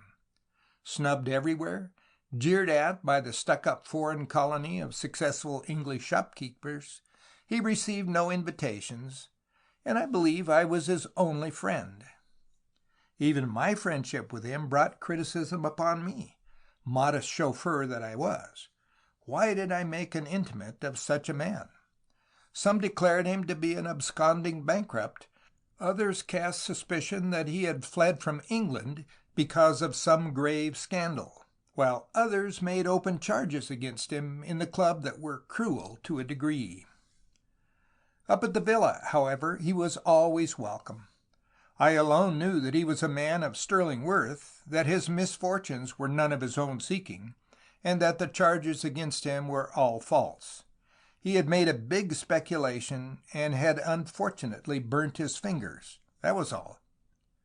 And on this hot, feverish night, with a clear white moon shining down upon the piazza, we sat to gossip, to drink our iced bock, and to smoke our long Toscano cigars, which to the resident in Italy become so palatable. I knew that Charlie had had his romance, one of the strangest of all that I had known. Crushed, hipped, bankrupt, almost penniless, he had never mentioned it to me. It was his own private affair, and I, as his friend, never referred to so painful a subject. It is strange how one takes to some men. All my friends looked askance when I walked about Florence with Charlie Whittaker. Some insinuated that his past was a very black one, and others openly declared that he never dare face the consul, or to go back to England, because a warrant was out for him. Truly, he was under a cloud, poor fellow, and I often felt sorry for all the open snubs he received. As we sat that night, smoking outside on the pavement, with the merry, careless populace idling to and fro, he seemed a trifle more pensive than usual, and I inquired the reason. "Nothing, Ewart," he declared, with a faint smile. "Nothing very particular. Thoughts, only thoughts of—" "Of what?" "Of town, of our dear old London that I suppose I shall never see again." And his mouth hardened. "Do you remember Pall Mall, the Park, the Devonshire, and Vevey?" I nodded and pulled at my cheap cigar. Vevey! Did I remember her? Why, I had often driven the Honourable Victoria Violet Finlay, the girl, for she was only 18, who had once flirted with me when I was in her father's service. Why, I wondered, did he mention her? Could he know the truth? Could he know the galling bitterness of my own heart? I think not. Through the many months I had been the Count's chauffeur, I had held my secret. though my heart was full of bitterness. Mention of her name recalled, under that white Italian moonlight, a vision of her, the tall, slim, graceful, girlish figure, the oval, delicate face with clear blue eyes, and the wealth of the red gold hair beneath her motor cap. She rose before me with that sad, bitter smile of farewell that she had given me when, as she was seated beside me in the car on our way from Guildford to London, I bent over her small white hand for the last time. Whew! Why are we men given memories? Half of one's life seems to be made up of vain regrets. Since that day I had, it was true, never ceased to think of her, yet I had lived a lonely, melancholy life, even though it were fraught with such constant excitement. "You knew Vivie, of course?" I remarked, after a long silence, looking my fellow exile straight in the face. "I met her once or twice at the house of my aunt, Lady Aylesworth," was his reply. "I wonder where she is now. There was some talk of her marrying Baron de Bock, the Belgian banker. Did you hear of it?" I nodded. The rumor was, alas, too well known to me. How is it that the memory of one woman clings to a man above all others? Why does one woman's face haunt every man, whatever age he may be, or whether he be honest or a thief? Whitaker was watching my countenance so intently that I was filled with surprise.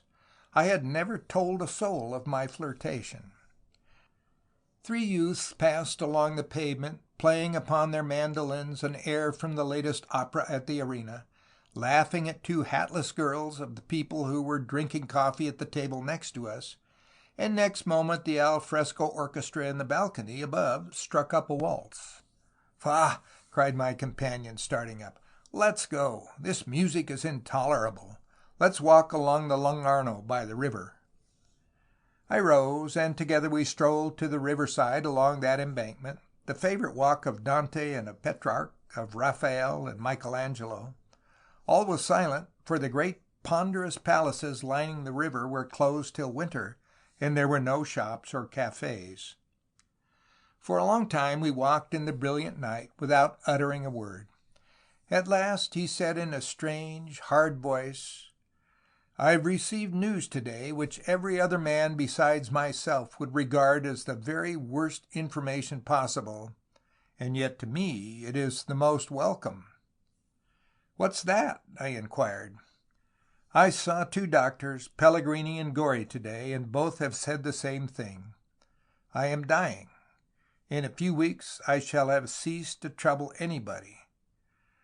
"Dying!" I gasped, halting and staring at him. "Why, my dear fellow, you are the very picture of health." "I know," he smiled, "but I have for a long time suspected myself doomed. I have a complaint that is incurable. Therefore, I wonder if you would do me one small favor. Will you keep this letter until I am dead, and afterwards open it and act upon its instructions? They may seem strange to you, but you will ascertain the truth. When you do know the truth, recollect that, though dead, I beg of you one thing, your forgiveness." "Forgiveness? For what? I don't understand you." "No," he said bitterly, "of course you don't. And I have no wish that you should until after I am dead. You are my only friend, and yet I have to ask you to forgive. Here is the letter," he added, drawing an envelope from his pocket and handing it to me. "Take it tonight, for I never know if I may live to see another day." I took it, and, noting its big black seal, placed it carefully in my inner pocket. 2 loafers were standing in the shadow in front of us, and their presence reminded me that the end of the Lung' Arno is not very safe at night. Therefore we turned, slowly retracing our steps back to the quaint old bridge with the houses upon it, the Ponte Vecchio. Just before we reached it, my companion stopped, and, grasping my hand suddenly, said in a choking voice, "You have been my only friend since my downfall, Ewart. Without you I should have starved. These very clothes I wear were bought with money you have so generously given me. I can never thank you sufficiently. You have prolonged a useless and broken life. but it will soon be at an end, and I shall no longer be a burden to you." "A burden? What rubbish! You're not yourself tonight, Whitaker.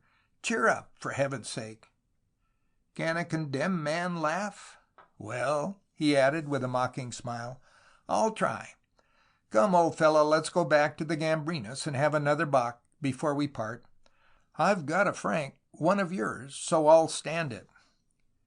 And we walked on to the big piazza with its music and its garish cafes, the customers of which overflowed into the square, where they sat in great groups.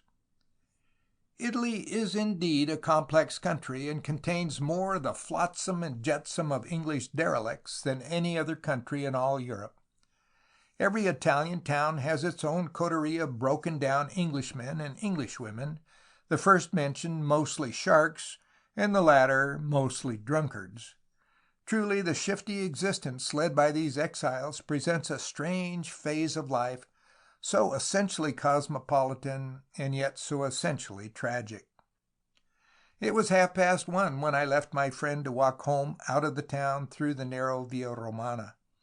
The ill-lit neighborhood through which I had to pass was somewhat unsafe late at night, but being well known in Florence, I never feared, and was walking briskly, full of thought of my own love romance, when of a sudden 2 rough-looking men coming out of a side street collided with me, apologized, and went off hurriedly.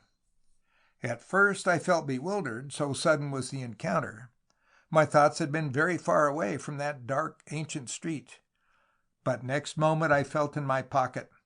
My wallet, in which one carries the paper currency of Italy, was gone, and with it was Whitaker's precious letter. Those men had evidently watched me take out my wallet when on the Lung' Arno, and waited for me as I walked home. I turned to look after them, but they had already disappeared into that maze of crooked, squalid streets around the Pitti. Fortunately, there was not more than a sovereign in it. I was filled with regret, however, on account of my friend's letter. He had trusted me with some secret. I had accepted the confidence he reposed in me, and yet, by my carelessness, the secret, whatever it was, had passed into other hands. Should I tell him? I hesitated. What would you have done in such circumstances? Well, I decided to say nothing. If the thief knew me, as he most probably did, he might return the letter anonymously when he discovered that it was of no value, and that there was anything of value within was entirely out of the question. So months went by. I was ordered to take the car back to England, and then went to Germany and to France. Only once Whitaker wrote to me. Florence, he declared, was very dull now I had left. A coup had been made in Biarritz, a little matter of a few sparklers, and Bindo and I found ourselves living, early in January, at the Villa Egea at Palermo.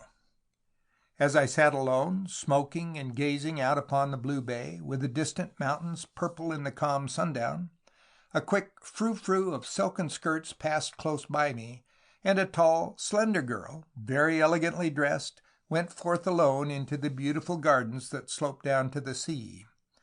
I noted her neat figure, her gait, the red gold tint of her hair, and the peculiar manner in which she carried her left hand when walking. Could it be Vivi? I sat up, staring after her in wonder. Her figure was perfect, her elegant cream gown was evidently the creation of one of the man-milliners of the Rue de la Paix, and I noticed that the women sitting around had turned and were admiring her for her general chic. She turned into the gardens ere I could catch a glimpse of her face, and I sat back again, laughing at my own foolishness. Somehow, during the past 3 years, I had fancied I saw her a dozen times, in London, in Rome, in Paris, in Nice, and elsewhere, but I had always, alas, discovered it to be an illusion. The figure of this girl in cream merely resembled hers, that was all. I tried to convince myself of it, and yet I was unable to do so. Why, I cannot tell, but I had been seized with a keen desire to see her face. I half rose, but sat back again, ridiculing my own thoughts. And so 5 minutes passed, until unable to resist longer, I rose, went forth into the gardens, and wandered among the palms in search of her. At last I found her standing by a low wall, her face turned toward the sea. Alone, she had paused in her walk, and with her eyes turned across the bay, she was in a deep reverie. Then she heard my footstep. She turned and faced me. "Vivi!" I cried, rushing toward her. "You, George!" she gasped, starting back in sudden amazement. "Yes," I said madly. "At last, after all this long time, I have found you." She held her breath. Her beautiful countenance changed, her sweet mouth hardened. I fancied I saw tears welling in her great blue eyes that were so fathomless.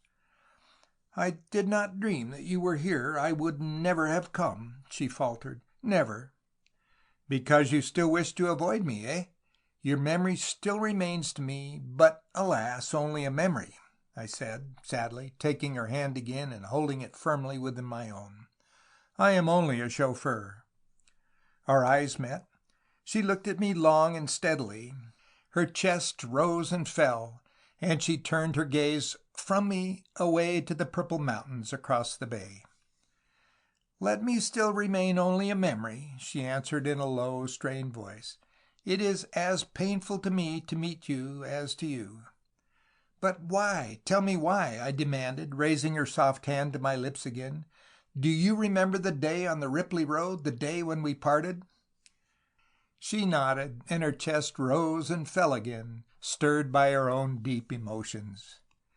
"You would give me no reason for your sudden decision, and I can still give you none. But why?" She was silent, standing there with the brilliant southern afterglow falling full upon her beautiful face. Behind her was a background of feathery palms, and we were alone. I still held her hand, though she endeavored to withdraw it. "Ah!" I cried, "you always withhold your reason from me. I am not rich like other men who admire and flatter you, yet I tell you, I swear to you, that only you do I love. Ever since you came fresh from your school in Germany, I admired you. Do you remember how many times you sat at my side on the old Panhard? Surely you must have known that. Surely you must have guessed the reason why I always preferred you in the front seat." "Yes, yes," she faltered, interrupting me. I know. I loved you, but I was foolish, very foolish." "Why foolish?" She made no reply, but suddenly burst into tears. Tenderly I placed my arm about her waist. What could I do save to try and comfort her? In 3 years that had passed, she had grown into womanhood, and yet she still preserved that sweet girlishness that, in these go-ahead days, is so refreshing and attractive in a woman in her early 20s.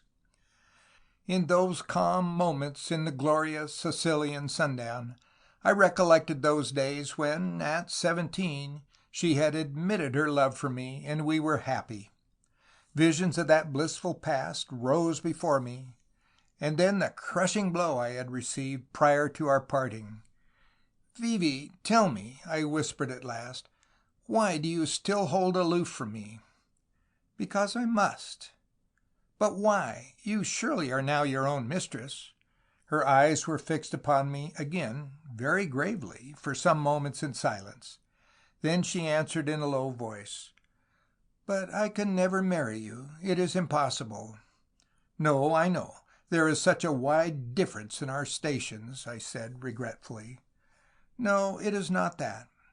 The reason is one that is my own secret," was her answer, as she drew her breath and her little hands clenched themselves. "May I not know it?" "No, never. It concerns myself alone."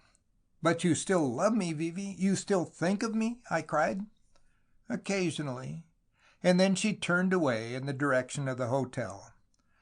I followed, and grasping her by the hand, repeated my question. "My secret is my own," was all the satisfaction she would give me. And I was forced at last to allow her to walk back to the hotel, and to follow her alone. What was the nature of her secret? If ever a man's heart sank to the depths of despair, mine sank at that moment.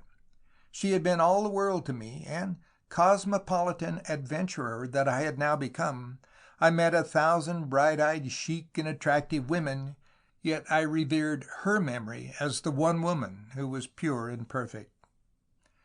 I watched her disappear into the green-carpeted hotel lounge, where an orchestra of mandolinists were playing an air from La Bohème. I then turned away, full of my own sad thoughts, and strolled in the falling twilight beside the gray sea. Just before dinner, after re-entering the hotel, I wrote a note and gave it to the hall porter to send to the Signorina. The Signorina and the Signora have left, Signore. They went down to the boat for Naples half an hour ago. I tore up the note, and the next day left Palermo. Next night I was in Naples, but could find no trace of them. So I went on to Rome, where I was equally unsuccessful. From the Eternal City I took the express to Calais and on to London, where I learnt that the Viscount her father had died 6 months before, and that she was travelling on the continent with her aunt. Nearly a year passed without any news of my love. I spent the spring at Monte Carlo, and in May, the month of flowers, found myself back at Bindo's old villa in Florence, gloomy to me on account of my own loneliness. The 2 English dogs barked me welcome, and Charlie Whittaker that night came and dined, for Bindo was away. After dinner we sat in the long wicker chairs out in the garden beneath the palms, taking our coffee in the flower-scented air with a myriad fireflies dancing about us. At table Charlie had been in his best mood, telling me all the gossip of Florence, but out in the garden, with his face in the shadow, he seemed to become morose and uncommunicative. I asked how he had got on during my absence, for I knew he was friendless. "Oh, fairly well," was his answer. "A bit lonely, you know. But I used to come up here every day and take the dogs out for a run. An outsider like I am can't expect invitations to dinners and dances, you know." And he sighed and drew vigorously at a cigar. "By the way," I said presently, "you remember you once mentioned that you knew Vivi Finlay in the old days in town? I met her in Palermo in the winter." He started from his chair, leaning toward me, echoed, "You met her? You? Tell me about her. How did she look? What is she doing?" he asked with an earnest eagerness that surprised me. Briefly I explained how I had walked and chatted with her in the gardens of the Igia at Palermo, though I did not tell him the subject of our conversation. I tried, too, to induce him to tell me what he knew of her, but he would say nothing beyond what I already knew. "I wonder she don't marry," I remarked at last, but to this he made no response, though I fancied that in the half-light I detected the curious smile upon his face, as though he was aware that we had been lovers. He deftly turned the conversation, though he became more bitter, as if his life was now even more soured than formerly. Then at midnight he took his hat and stick, and I opened the gate of the drive and let him out upon the road. As he left he grasped my hand warmly, and in a voice full of emotion said, "Good night, Ewart. May you be rewarded one day for keeping from starvation a good-for-nothing devil like myself." And he passed on into the darkness beneath the trees, on his way back up to his high-up, humble room down in the heart of town. At 8 o'clock next morning, when I met Pietro, Bindo's man, I noticed an unusual expression upon his face, and asked him what had happened. "I have bad news for you, Signor Ewart," he answered with hesitation. "At 4 o'clock this morning the Signor Whittaker was found by the police, lying upon the pavement of the Long Arno, close to the Porta San Frediano. He was dead, struck down with a knife from behind." "Murdered?" I gasped. "Yes, Signor. It is already in the papers." And he handed me a copy of the Nazione. Dumbfounded, unnerved, I dressed myself quickly, and driving down to the police office saw the head of the detective department, a man named Bianchi. The sharp-featured little man sitting at the table, after taking down a summary of all I knew regarding my poor friend, explained how the discovery had been made. The body was quite cold when found, and the deep wound between the shoulders showed most conclusively that he had fallen by the hand of an assassin. I was then shown the body, and looked upon the face of poor Charlie the outsider for the last time. He had no money on him, I told Bianchi. Indeed, before leaving me, he had remarked that he was almost without a soldo. Yes, it is that very fact which puzzled us. The motive of the crime was evidently not robbery. In the days that succeeded, the police made most searching inquiries, but discovered nothing. My only regret, and it was a deep one indeed, was that I had lost the letter he had given me with injunctions to open it after his death. Did he fear assassination, I wondered? Did that letter give any clue to the assassin? But the precious document, whatever it might be, was now irretrievably lost, and the death of Mr. Charles Whittaker, late of the Stock Exchange, as the papers put it, remained one of the many murder mysteries of the city of Florence. Months had gone by, months of constant travel and loneliness, grief and despair. I was in my room at the Hotel Bonafemme in Turin, having a wash after a dusty run with the 40, when the waiter announced Mr. Bianchi, the sharp-featured, black-haired little man, recently promoted from Florence to watch the anarchists in Milan. "I am very glad, Signor Ewart, that I have been able to catch you here. You are such a bird of passage, you know," he said in Italian. "But in searching the house of a thief in Florence the other day, our men found this letter, addressed to you." And he produced from his pocket the missive that Charlie had on that hot night entrusted to my care. I broke the black seal and read it eagerly. Its contents held me speechless in amazement. "Do you know anything of a young man named Giovanni Murray, a Florentine?" I inquired quickly. "Murray?" he repeated, knitting his brows. "Why, if I remember aright, a young man of that name was found drowned in the Arno on the same day that your friend the Signor Whittaker was discovered dead. He had been a waiter in London, it was said." "That was the man. He killed my poor friend and then committed suicide." And I briefly explained how Whittaker had given me the letter which 2 hours afterward had been stolen from me. "The thief was the son of Count di Ferraris' gardener, a bad character. Finding that it was addressed to you, he evidently intended to return it unopened, and forgot to do so," Bianchi said. "But may I not read the letter?" "No," I replied firmly. "It concerns a purely private affair. All that I can tell you is that Murray killed my friend. It explains the mystery." 3 nights later, I stood with my well-beloved in the elegant drawing-room of a house just off Park Lane, where she was living with her aunt. I had placed the dead man's letter in her hand, and she was reading it breathlessly, her sweet face blanched, her tiny hands trembling. "Mr. Ewart," she faltered hoarsely, her eyes downcast as she stood before me, "it is the truth. I ought to have told you long ago. Forgive me." "I have already forgiven you. You must have suffered just as bitterly as I have done," I said, taking her hand. "Ah, yes. God alone knows the wretched life I have led, loving you and yet not daring to tell you my secret. As Charlie has written here, the young Italian, my father's valet, fell in love with me when I came home from school in Germany, and once I foolishly allowed him to kiss me. From that moment he became filled with a mad passion for me, and though I induced my father to dismiss him, he haunted me. Then I met Charlie Whittaker, and fancied that I loved him. Every girl is anxious to secure a husband. He was rich, kind, good-looking, and all that was eligible, save that he was not of the nobility, and for that reason he knew that my father would discountenance him. He, however, induced me to take a step that I afterwards bitterly regretted. I met him one morning at the registry office of Kensington, and we were married.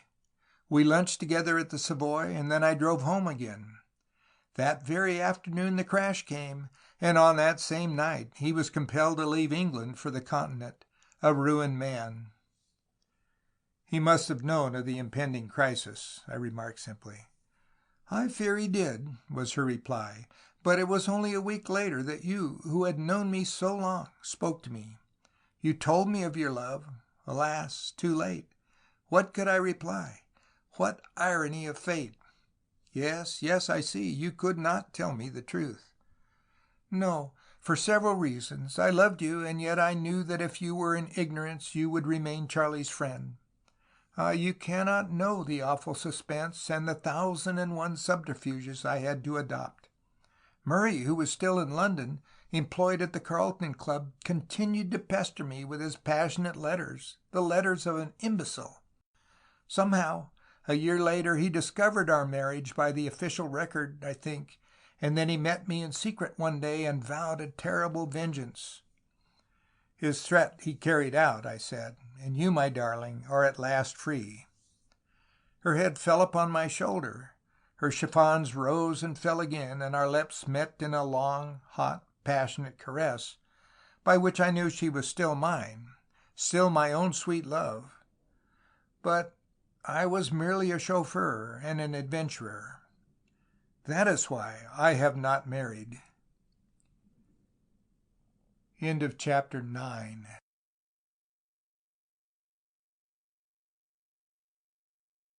Section 10 of The Count Chauffeur by William le Queux. Chapter 10. The Lady in a Hurry. Ah, your London is such a strange place, so dull, so triste, so very damp and foggy. Not always, mademoiselle, I replied. You have been there in the winter. You should go in June. In the season it is as pleasant as anywhere else in the world. I have no desire to return, and yet— Well? And yet I have decided to go straight to Boulogne and across the Channel. I had met Julie Rosier under curious circumstances only a few hours before.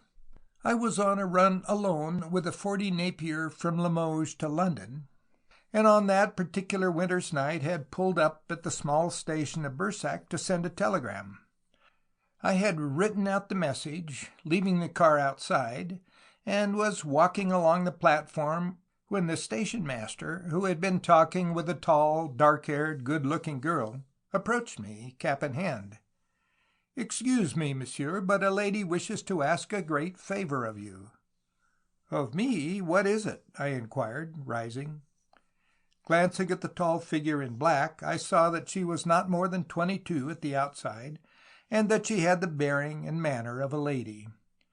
"Well, monsieur, she will explain herself," the man said, whereupon the fair stranger approached, bowing, and exclaimed, "I trust monsieur will pardon me for what I am about to ask. I know it is a great presumption on my part, a total stranger, but the fact is that I am bound to get to Paris tomorrow morning. It is imperative, most imperative, that I should be there and keep an appointment. I find, however, that the last train has gone. I thought—" and she hesitated, with downcast eyes. "You mean that you want me to allow you to travel in the car, mademoiselle?" I said, with a smile. "Ah, monsieur, if you would, if you only would, it would be an act of friendship that I would never forget." She saw my hesitation, and I detected how anxious she became. Her gloved hands were trembling, and she seemed agitated and pale to the lips. Again I scrutinized her. There was nothing of the police spy or adventuress about her. On the contrary, she seemed a very charmingly modest young woman. "But surely it would be rather wearisome, mademoiselle," I said. "No, no, not at all. I must get to Paris at all costs. Ah, monsieur, you will allow me to do as I ask, will you not? Do, I implore you." I made no reply, for, truth to tell, although I was not suspicious, I hesitated to allow the fair stranger to be my traveling companion. It was against my principle. Yet, reading disinclination in my silence, she continued, "Ah, monsieur, if you only knew in what deadly peril I am! By granting this favor to me, you can—" She broke off short. "Well," she went on, "I may as well tell you the truth, monsieur," and in her eyes there was a strange look that I have never seen in those of any woman before. "You can save my life." "Your life!" I echoed. But at that moment the station master, standing at the buffet door, said, Pardon, monsieur, I am just closing the station. The last train has departed." "Do take me," implored the girl. "Do, monsieur, do." There was no time for further discussion. Therefore I did as she requested, and a few moments later, with a dressing case which was all the baggage she had, she mounted into the car beside me, and we moved off northward to the capital. I offered her the fur rug, and she wrapped it around her knees with the air of one used to motoring. And so, hour after hour, we sat and chatted. I asked her if she liked a cigarette, and she gladly accepted. So we smoked together while she told me something of herself. She was a native of Nimes, where her people had been wealthy landowners, she said, but some unfortunate speculation on her father's part brought ruin to them, and she was now governess in the family of a certain Baron de Moray in the Chateau de Moray near Paris. A governess! I had believed from her dress and manner that she was at least the daughter of some French aristocrat, and I confess I was disappointed to find that she was only a superior servant. "I have just come from Nice," she explained, "on very urgent business that concerns my own self. If I am not in Paris this morning, I shall in all probability pay the penalty with my life." "How? What do you mean?"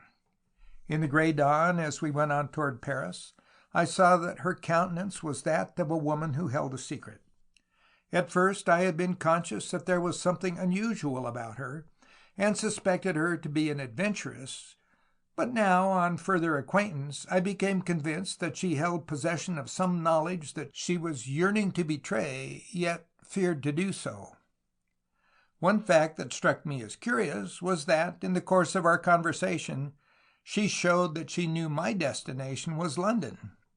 This puzzled me. "When we arrive in Paris, I must leave you to keep my appointments," she said. "We will meet again at the corner of the Rue Royale if you really will take me on to Boulogne with you." "Most certainly," was my reply. "Ah," she sighed, looking straight into my face with those great dark eyes that were so luminous. "You do not know, you can never guess what a great service you have rendered me by allowing me to travel here with you. My peril is the gravest that ever threatened a woman. Yet now by your aid I shall be able to save myself. Otherwise tomorrow my body would have been exposed in the morgue, the corpse of a woman unknown. These words of yours interest me. Ah, monsieur, you do not know, and I cannot tell you. It is a secret. Ah, if I only dare to speak, you would help me, I know," and I saw in her face a look full of apprehension and distress. As she raised her hand to push the dark hair from her brow, as though it oppressed her, my eyes caught sight of something glistening upon her wrist, half concealed by the lace on her sleeve. It was a magnificent diamond bangle. Surely such an ornament would not be worn by a mere governess. I looked again into her handsome face and wondered if she were deceiving me. "If it be in my power to assist you, mademoiselle, I will do so with the greatest pleasure. But, of course, I cannot without knowing the circumstances." "And I regret that my lips are closed concerning them," she sighed, looking straight before her despairingly. "Do you not fear to go alone?" "I fear them no longer," was her reply, as she glanced at the little gold watch in her bracelet. "We shall be in Paris before 10 o'clock, thanks to you, monsieur." "Well, when you first made the request, I had no idea of the urgency of your journey," I remarked. "But I'm glad, very glad, that I've had an opportunity of rendering you some slight service." "Slight, monsieur? Why, you have saved me. I owe you a debt which I can never repay, never." And the laces at her throat rose and fell as she sighed, her wonderful eyes still fixed upon me. Gradually the yellow sun rose over the bare, frozen lands over which we were speeding, and when at last we entered Paris, I set her down in the Place Vendôme. "Au revoir, monsieur, till 12 at the Rue Royale," she exclaimed, with a merry smile and a bow. She drove away in a cab, leaving me on the curb, gazing after her and wondering. Was she really a governess, as she pretended? Her clothes, her manner, Her smart chatter, her exquisite chic, all revealed good breeding and a high station in life. There was no touch of cheap shabbiness, or at least I could not detect it. A few moments before 12, she alighted from the cab at the corner of the Rue Royale and greeted me merrily. Her face was slightly flushed, and I thought her hand trembled as I took it. But together we mounted into the car again. "You seem a constant traveler on the road, monsieur," she said as we went along. "I am a constant traveler," I replied with a laugh. "A little too constant, perhaps.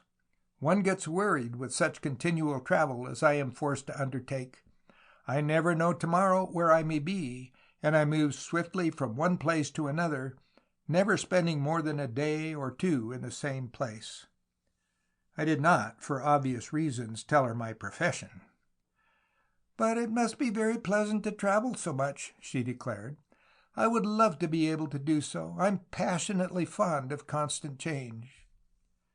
Together we went on to Boulogne, crossed to Folkestone, and in that same night at midnight entered London. On our journey she gave me an address in the Vauxhall Bridge Road, where, she said, a letter would find her.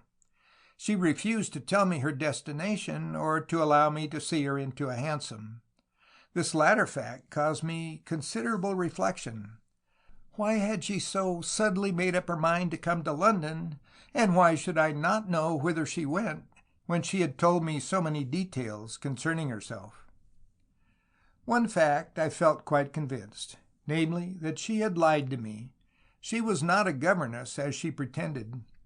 Besides, I had been seized by suspicion that a tall, thin-faced, elderly man, rather shabbily dressed, whom I had noticed idling in the Rue Royale, had followed us by rail. I thought I saw him outside the Tivoli in the Strand, where she descended. His reappearance there recalled to me that he had watched us in the Rue Royale, and had appeared intensely interested in all our movements. Whether my pretty traveling companion noticed him, I do not know. I, however, watched her as she walked along the Strand carrying her dressing bag, and saw the tall man striding after her. Adventurer was written on the fellow's face. His gray mustache was upturned, and his keen gray eyes looked out from beneath shaggy brows, while his dark, threadbare overcoat was tightly buttoned across his chest for greater warmth. Without approaching her, he stood back in the shadows, and saw her enter a hansom and drive towards Charing Cross. It was clear that she was not going to the address she had given me, for she was driving in the opposite direction. My duty was to drive direct to Clifford Street and report to Bindo, but so interested was I in the thin-faced watcher that I turned the car into the courtyard of the Seitel in the Strand and left it there, in order to keep further observation upon the stranger. Had not the mademoiselle declared herself to be in danger of her life? If so, was it not possible that this fellow, whoever he was a secret assassin? I did not like the aspect of the affair at all. I ought to have warned her against him, and I now became filled with regret. She was a complete mystery, and as I dogged the footsteps of the unknown foreigner, for that he undoubtedly was, I became more deeply interested in what was in progress. He walked to Trafalgar Square, where he hesitated in such a manner as to show that he was not well acquainted with London. He did not know which of the converging thoroughfares to take. At last he inquired of the constable on point duty, and then went up St. Martin's Lane. As soon as he had turned, I approached the policeman and asked what the stranger wanted, explaining that he was a suspicious character whom I was following. "He's a Frenchman. He wants Burton Crescent." "Where's that?" "Why, just off Euston Road, close to Judd Street. I've told him the way." I took a hansom and drove to the place in question, a semicircle of dark-looking, old-fashioned houses of the Bloomsbury type, most of them let out in apartments. Then, alighting, I loitered for half an hour up and down to await the arrival of the stranger. He came at last, his tall, meagre figure looming dark in the lamplight.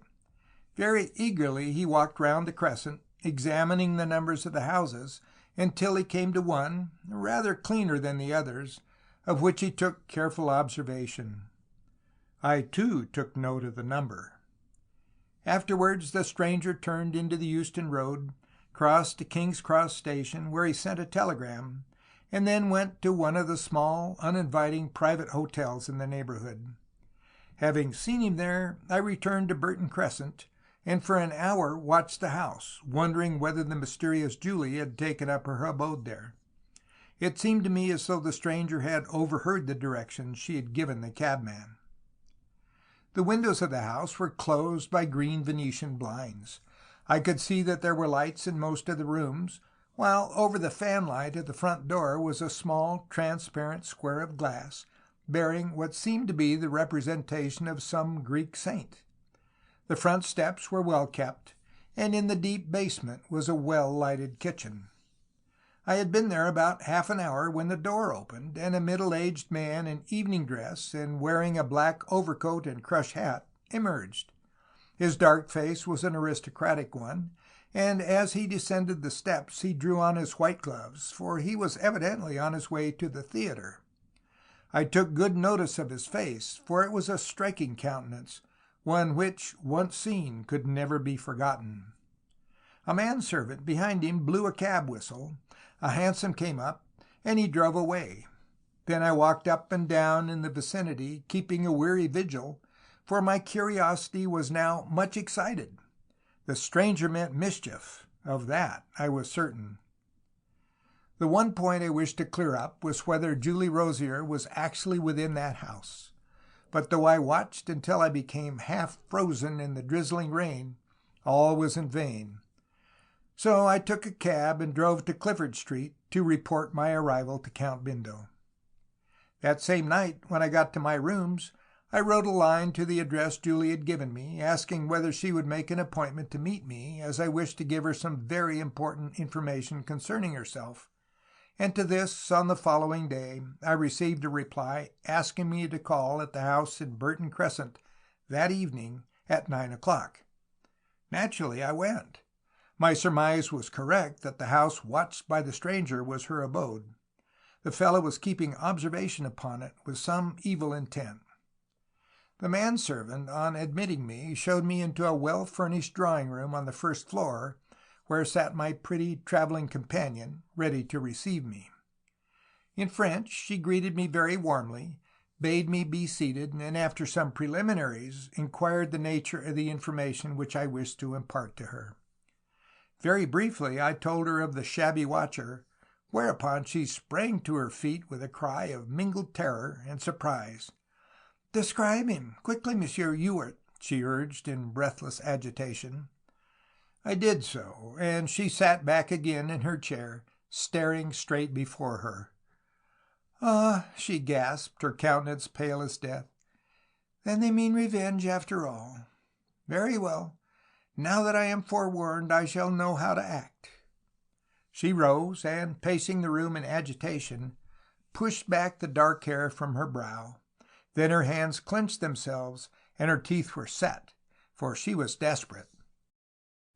The shabby man was an emissary of her enemies, she told me as much, yet in all she said was mystery. At one moment I was convinced that she had told the truth when she said she was a governess, and at the next I suspected her of trying to deceive. Presently, after she had handed me a cigarette, the servant tapped at the door, and a well-dressed man entered, the same man I had seen leave the house 2 nights previously. "May I introduce you?" Mademoiselle asked. "Monsieur Ewart, Monsieur le Baron de Moray." "Charmed to make your acquaintance, sir," said the Baron, grasping my hand.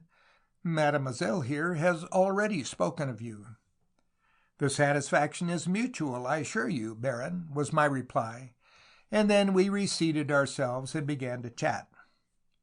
Suddenly Mademoiselle made some remark in a language which I did not understand. The effect it had upon the newcomer was almost electrical. He started from his seat, glaring at her. Then he began to question her rapidly in the unknown tongue. He was a flashily dressed man, of overbearing manner, with a thick neck and square, determined chin. It was quite evident that the warning I had given them aroused their apprehensions, for they held rapid consultation, and then Julie went out, returning with another man, a dark-haired, low-bred-looking foreigner who spoke the same tongue as his companions. They disregarded my presence altogether in their eager consultation. Therefore I rose to go, for I saw that I was not wanted. Julie held my hand and looked into my eyes in mute appeal. She appeared anxious to say something to me in private. At least that was my impression. When I left the house, I passed, at the end of the crescent, a shabby man idly smoking. Was he one of the watchers? 4 days went by. Soon my rest would be at an end, and I should be traveling at a moment's notice with Blythe and Bindo to the farther end of Europe. One evening I was passing through the great hall of the Hotel Cecil to descend to the American bar, where I frequently had a cocktail, when a neatly dressed figure in black rose and greeted me. It was Julie, who had probably been awaiting me an hour or more. "May I speak to you?" she asked breathlessly, when we had exchanged greetings. "I wish to apologize for the manner in which I treated you the other evening." I assured her that no apologies were needed, and together we strolled up and down the courtyard between the hotel entrance and the Strand. "I really ought not to trouble you with my affairs," she said presently in an apologetic tone. "But you remember what I told you when you so kindly allowed me to travel with you, I mean of my peril?" "Certainly, but I thought it was all over." "I foolishly believed that it was. But I am watched. I am a marked woman." Then, after some hesitation, she added, "I wonder if you would do me another favor. You could save my life, Monsieur Ewart, if you only would." "Well, if I can render you such a service, mademoiselle, I shall be only too delighted. As I told you the other day, my next journey is to Petersburg, and I may have to start any hour after midnight tomorrow. What can I do?" "At present my plans are immature," she answered after a pause. "But why not dine with me tomorrow night? We have some friends, but we shall be able to escape them and discuss the matter alone. Do come." I accepted, and she, taking a hansom in the Strand, drove off. On the following night at 8, I entered the well-furnished drawing-room in Burton Crescent, where 3 well-dressed men and 3 rather smart ladies were assembled, including my hostess. They were all foreigners, and among them was the Baron, who appeared to be the most honored guest. It was now quite plain that, instead of being a governess, as she had asserted, she was a lady of good family and the Baron's social equal. The party was a very pleasant one, and there was considerable merriment at the table. My hostess's apprehension of the previous day had all disappeared, while the Baron's demeanor was one of calm security. I sat by my hostess's left hand, and she was particularly gracious to me, the whole conversation at table being in French. At last, after dessert, the Baron remarked that, as it was New Year's Day, we should have snapdragon, and with his hostess's permission, left the dining-room and prepared it. Presently it appeared in a big antique Worcester bowl, and was placed on the table close to me. Then the electric light was switched off, and the spirit ignited. Next moment, with shouts and laughter, the blue flame shedding a weird light upon our faces, we were pulling the plums out of the fire, a childish amusement permissible because it was the New Year. I had placed one in my mouth and swallowed it, but as I was taking a second from the blue flames, I suddenly felt a faintness. At first I put it down to the heat of the room, but a moment later I felt a sharp spasm through my heart, and my brain swelled too large for my skull. My jaws were set. I tried to speak, but was unable to articulate a word. I saw the fun had stopped, and the faces were all turned upon me anxiously. The Baron had risen, and his dark countenance peered into mine with a fiendish, murderous expression. "I'm ill," I gasped. I'm sure I'm poisoned."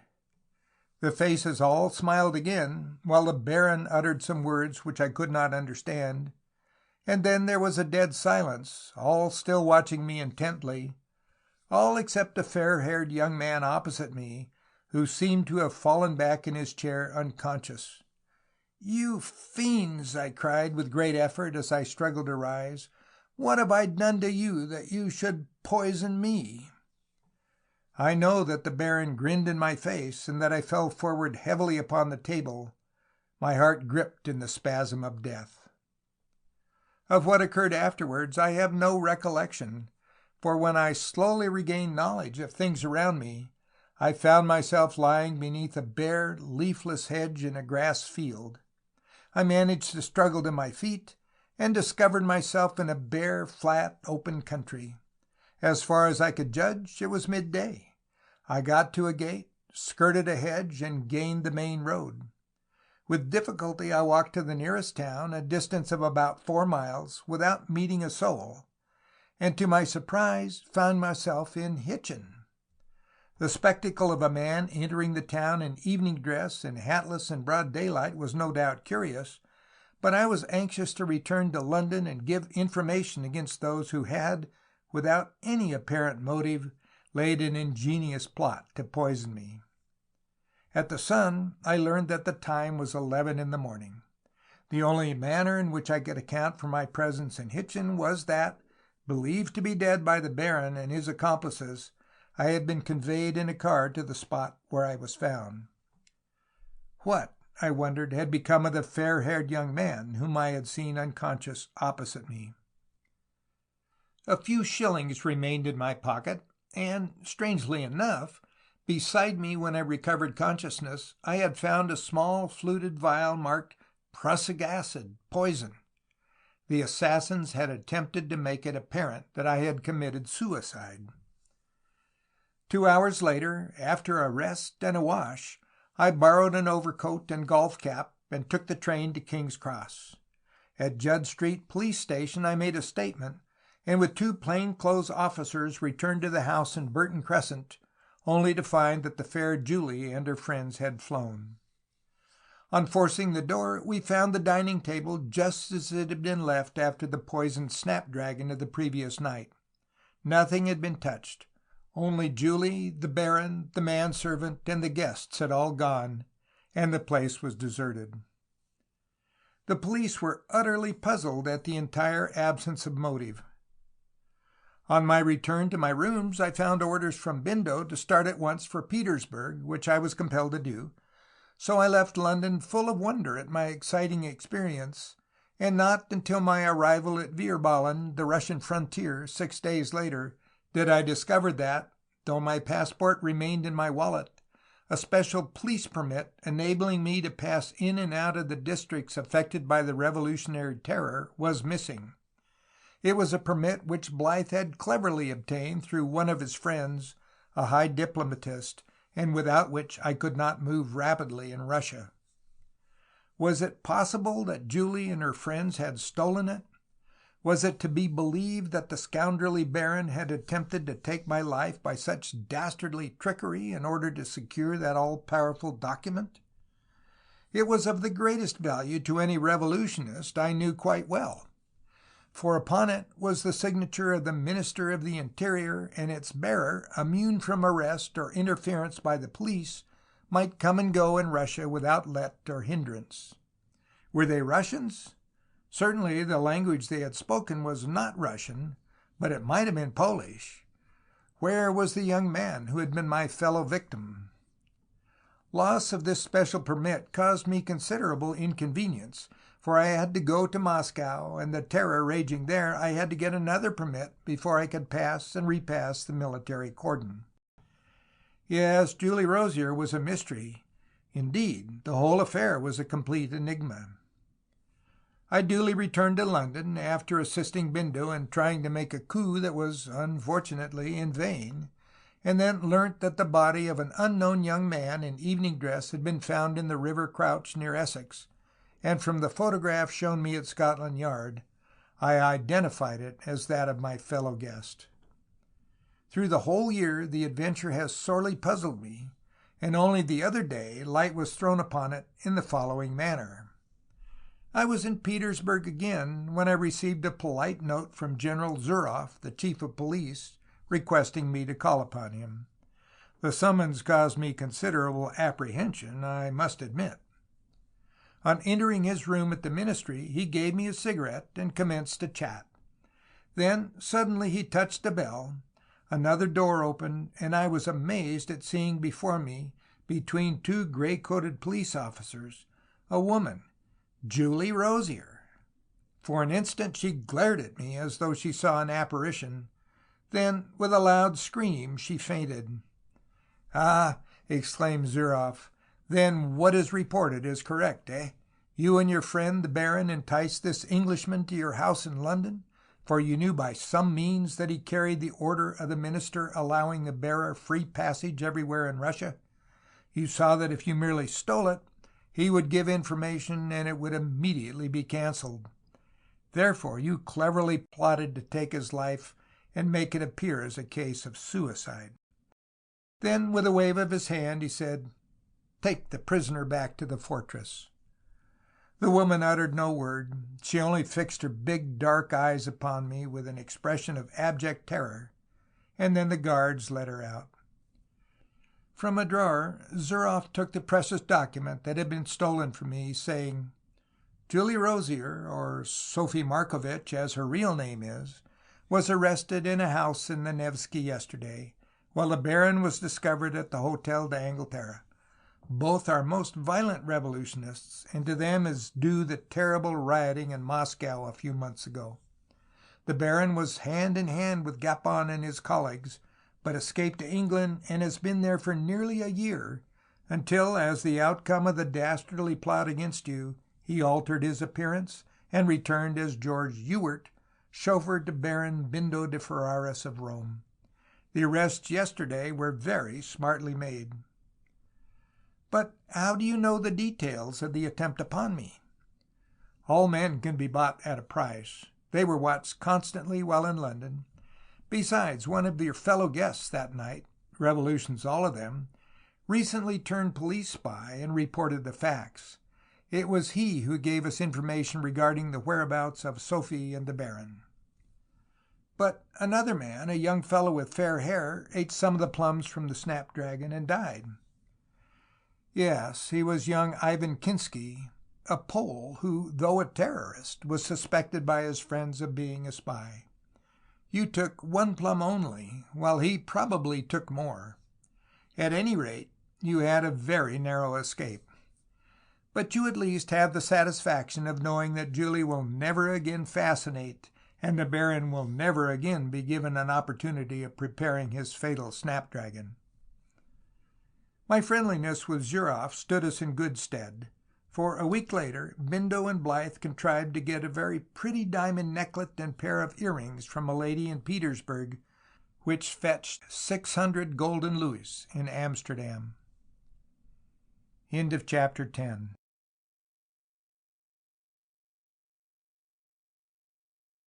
Section 11 of The Count Chauffeur by William Le Queux. Chapter 11. The Peril of Pierrette. Part 1. Concerns a strange conspiracy. Dusk was falling early in Piccadilly as I sat in the car outside the Royal Automobile Club, awaiting the reappearance of my master. The gray February afternoon had been bitterly cold, and for an hour I had waited there half frozen. Since morning, Count Bindo di Ferraris and myself had been on the road, coming up from Shrewsbury, and, tired out, I was anxious to get into the garage.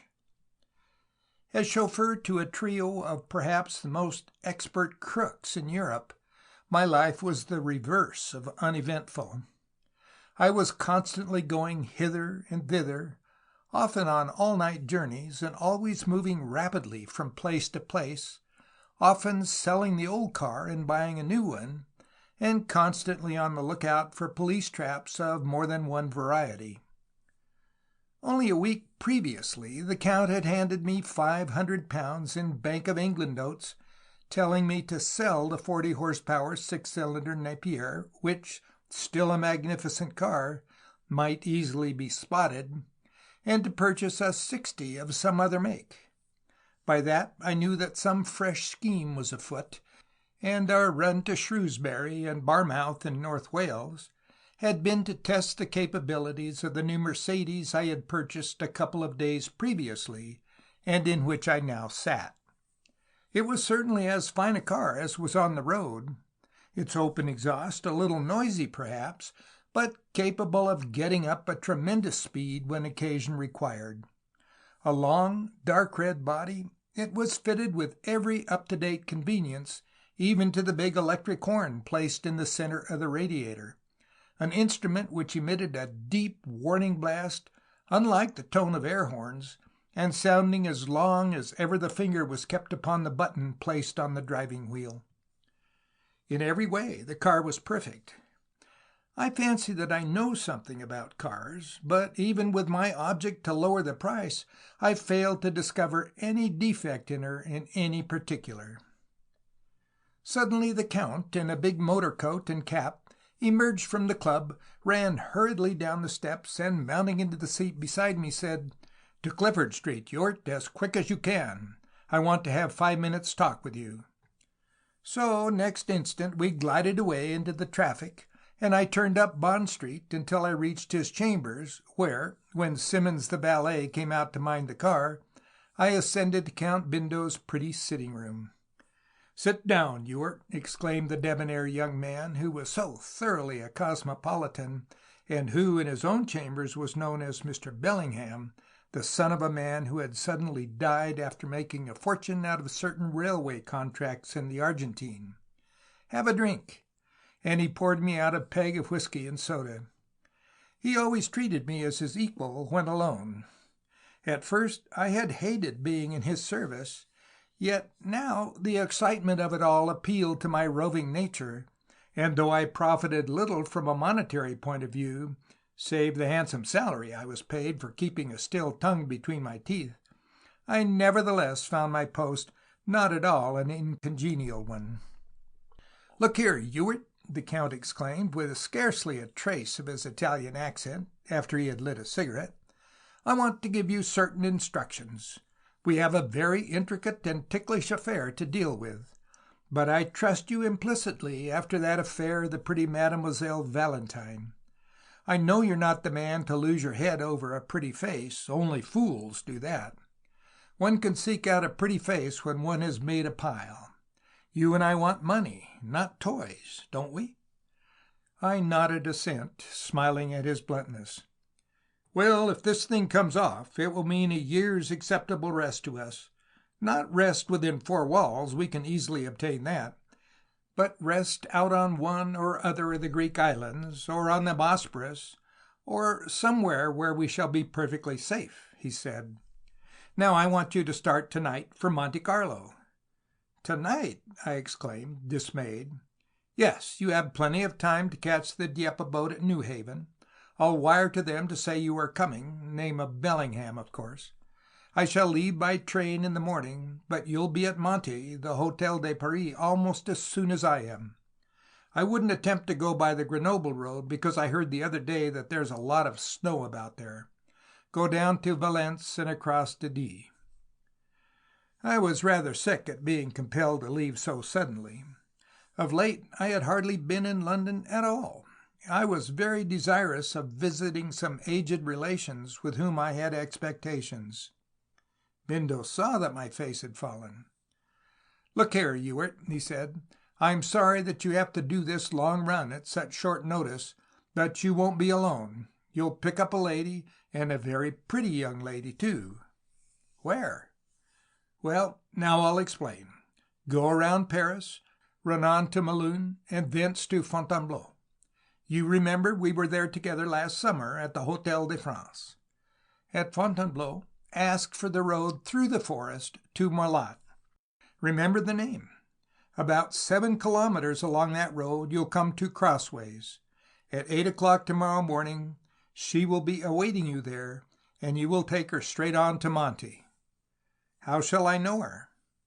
"She'll ask if you are from Mr. Bellingham," was his reply.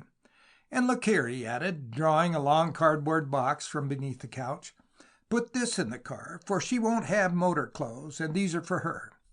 You'd better have some money, too. Here's 1,000 francs. and he took from a drawer in the pretty inlaid Louis XV writing table 2 500-franc notes and handed them to me, adding, "At present I can tell you nothing more. Go out, find Pierrette, that's her name, and bring her to Monte. At the Paris I shall be Bellingham, and recollect that we'll have to be careful. They haven't, in all probability, forgotten that other little affair. The police of Monaco are among the smartest in Europe, and though they never arrest anybody within their tin-pot principality, they take jolly good care that Monsieur le Préfect at Nice knows all about their suspects, and leave him to do their dirty work." I laughed. Count Bindo, so thoroughly a cosmopolitan man of the world, so resourceful, so utterly unscrupulous, so amazingly clever at any subterfuge, and yet so bold when the occasion required, held the police in supreme contempt. He often declared that there was no police official between the town of Wick and the Mediterranean who had not his price, and that in many continental countries the Minister of Police himself could be squared for a few hundreds. "But what's the nature of our new scheme?" I inquired, curious to know what was intended. "It's a big one, the biggest we've ever tried, Ewart," was his answer, lighting a fresh cigarette and draining his glass as he wished me a successful run due south. "If it works, then we shall bring off a real good thing." "Do the others come out with you?" "I hardly know yet. I meet them tonight at supper at the Savoy, and we shall then decide. At any rate, I shall go." And walking to the little writing table, he took up the telephone receiver and asked for the sleeping car company's office in Pall Mall. Then, when a reply came, he asked them to reserve a small compartment in the Mediterranean Express on the morrow. "And," he exclaimed, turning again to me, "I want to impress upon you one thing, Ewart. You and I know each other well, don't we? Now, in this affair there may be more than one mysterious feature. You'll be puzzled, perhaps, greatly puzzled, but don't trouble your head over the why or the wherefore until we bring off the coup successfully. Then I'll tell you the whole facts, and by Jove, you'll find them stranger than ever you've read in a book.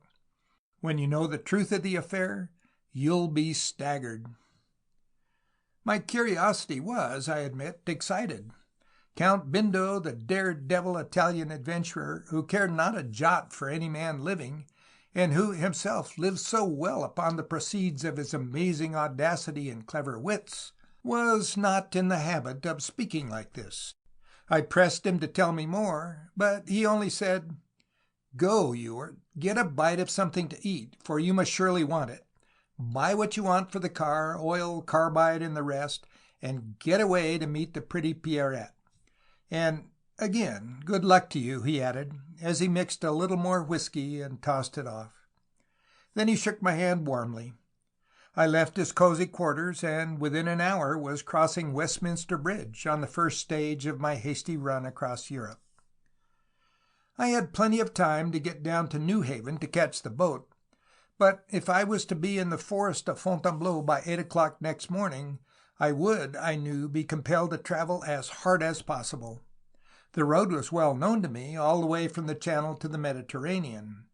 Bindo and I had done it together at least a dozen times. Since leaving Clifford Street, I had eaten a hasty meal, picked up a couple of new non-skids at the depot where we dealt, oiled up, filled the petrol tank, and given the engine a general look around. But as soon as I got out of London, the cold became so intense that I was compelled to draw on my fur gloves and button my collar up about my chin.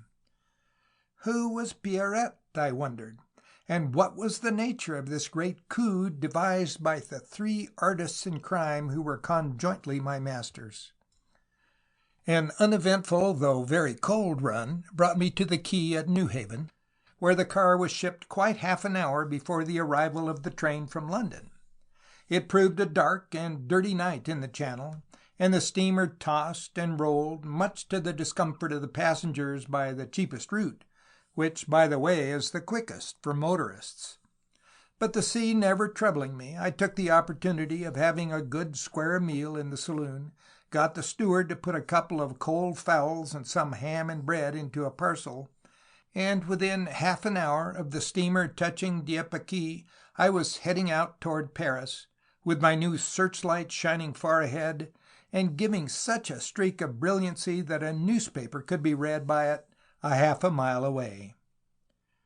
Dark snow clouds had gathered, and the icy wind cut my face like a knife, causing me to assume my goggles as a slight protection. My feet on the pedals were like ice, and my hands were soon cramped by the cold, notwithstanding the fur gloves. I took the road via Rouen as the best, though there is a shorter cut, and about 2 kilometers beyond the quaint old city, just as it was getting light, I got a puncture on the off-back tire. A horse nail it proved, and in 20 minutes I was on the road again, running at the highest speed I dared along the Seine Valley toward Paris. The wind had dropped with the dawn, and the snow clouds had dispersed with the daybreak. Though gray and very cheerless at first, the wintry sun at last broke through, and it was already 7:30 when, avoiding Paris, I made a circuit and joined the Fontainebleau road at Charenton, south of the capital. I glanced at the clock. I still had half an hour to do nearly 30 miles, so, anxious to meet the mysterious Pierrette, I let the car rip and ran through Melun and the town of Fontainebleau at a furious pace, which would, in England, have certainly meant the endorsement of my license. At the end of the town of Fontainebleau, a board pointed to Marlot, that tiny riverside village so beloved by Paris artists in the summer, and I swung into a great, broad, well-kept road, cut through the bare forest with its thousands of straight, lichen-covered tree trunks showing gray in the faint yellow sunlight. Those long, broad roads through the forest are, without exception, excellently kept, and there being no traffic, I put on all the pace I dared, a speed which can be easily imagined when one drives a '60 Mercedes. Suddenly, almost before I was aware of it, I had flashed across a narrower road running at right angles, and saw, standing back out of the way of the car, a female figure. In a moment I put on the brakes, and, pulling up, glanced back. The woman was walking hurriedly towards me, but she was surely not the person of whom I was in search. She wore a blue dress and a big white-winged linen headdress. She was a nun. I glanced around, but there was no other person in sight. We were in the center of that great historic forest wherein Napoleon the Great loved to roam alone and think out fresh conquests. Seeing the sister hurrying towards me, I got down, wondering if she meant to speak. "Pardon, monsieur," she exclaimed in musical French, rendered almost breathless by her quick walk, "but is this the automobile of Monsieur Bellingham of London?" I raised my eyes and saw before me a face more pure and perfect in its beauty than any I had ever seen before. Contrary to what I had believed, she was quite young, certainly not more than 19, with a pair of bright dark eyes which had quite a soupçon of mischief in them. For a moment I stood speechless before her. And she was a nun! Surely in the seclusion of religious houses all over the continent the most beautiful of women live and languish and die. Had she escaped from one of the convents in the neighborhood? Had she grown tired of prayers, penances, and the shrill tongue of some wizen-faced Mother Superior? Her dancing eyes belied her religious habit, and she looked at me in eager inquiry, and yet with modest demeanor. I felt that I had already fallen into a veritable vortex of mystery. "Yes," I replied, also in French, for fortunately I could chatter that most useful of all languages. "This car belongs to Monsieur Bellingham, and if I am not mistaken, Mademoiselle is named Pierrette?" "Yes, monsieur," she replied quickly. "Oh, I have been waiting half an hour for you, and I have been so afraid of being seen. I thought you were never coming, and I wondered whatever I was to do." "I was delayed, mademoiselle. I have come straight from London." "Yes," she said, smiling, "you look as though you have come a long way," and she noticed that the car was very dusty, with splashes of dried mud here and there. "You are coming to Monte Carlo with me," I said, "but you cannot travel in that dress, can you? Mr. Bellingham has sent you something," I added, taking out the cardboard box. Quickly she opened it and drew out a lady's motor cap and veil with a talc front and a big, heavy fur-lined coat. For a moment she looked at them in hesitation. Then, glancing up and down the road to see if she were observed, she took off her religious headdress and collar, twisted around her neck the silk scarf she found in the box, pinned on her hat, and adjusted her veil in such a manner that it struck me she was no novice at motoring, even though she were a nun, and then with my assistance she struggled into the fur-lined coat. The stiff linen cap and collar she screwed up and put into the cardboard box, and then, fully equipped for the long journey south, she asked, "May I come up front beside you? I'd love to ride in front." "Most certainly, mademoiselle," I replied. "It won't then be so lonely for either of us. We can talk." In her motor clothes she was certainly a most dainty and delightful little companion. The hat, veil, and coat had completely transformed her.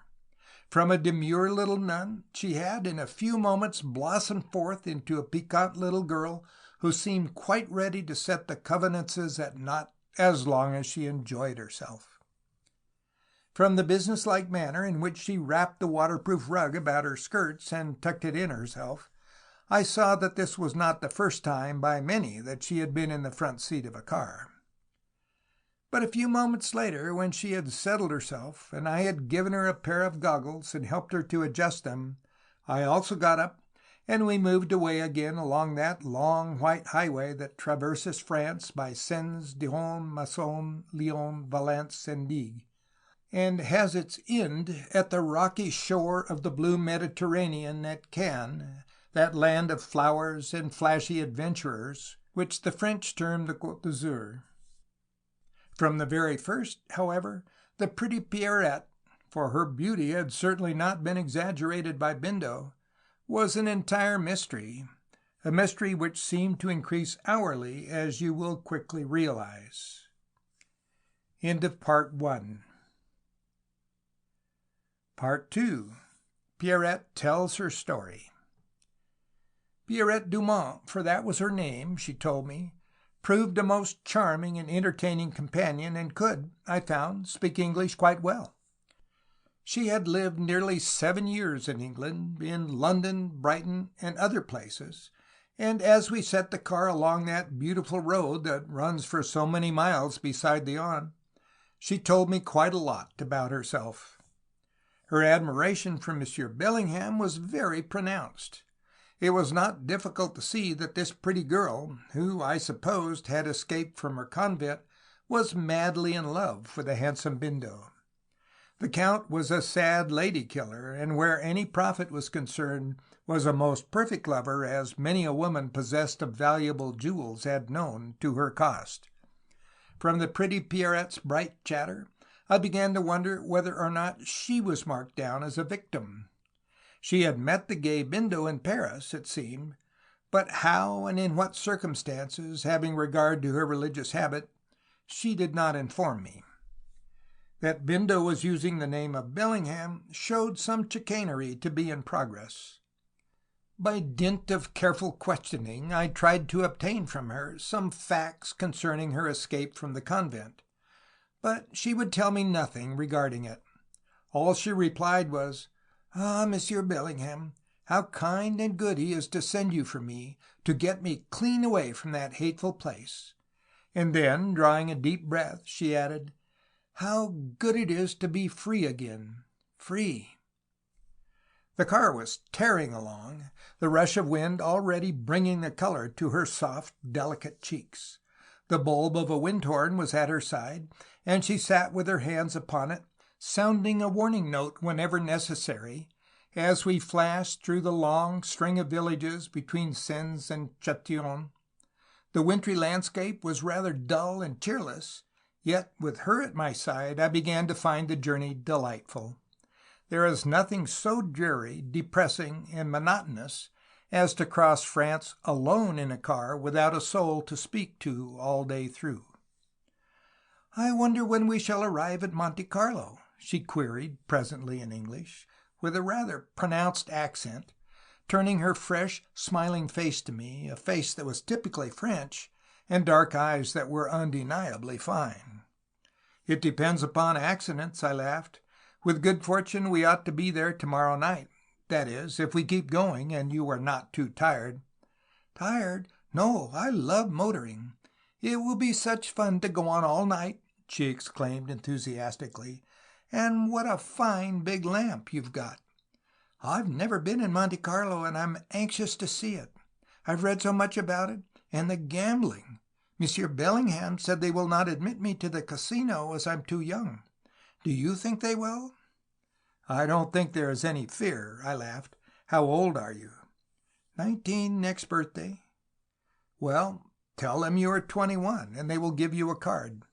The paternal administration don't care who or what you are as long as you are well dressed and you have money to lose. At Monte Carlo you must always keep up an appearance. I've known millionaires to be refused admittance because his trousers were turned up." At this she laughed, and then lapsed into a long silence, for on a stretch of wide open road I was letting the car rip, and at such a pace it was well nigh impossible to talk. A mystery surrounded my chic little traveling companion which I could not make out. At about 2 o'clock in the afternoon we pulled up just beyond the little town of Chanceaux, about 30 miles from Dijon, and there ate our cold provisions, washing them down with a bottle of red wine. She was hungry and ate with an appetite, laughing merrily and thoroughly enjoying the adventure. "I was so afraid this morning that you were not coming," she declared. "I was there at 7, quite an hour before you were due. And when you came, you flew past, and I thought that you did not notice me. Monsieur Bellingham sent me word last night that you had started." "And where are you staying when you get to Monte Carlo?" "At Beaulieu, I think. That's near Monte Carlo, isn't it?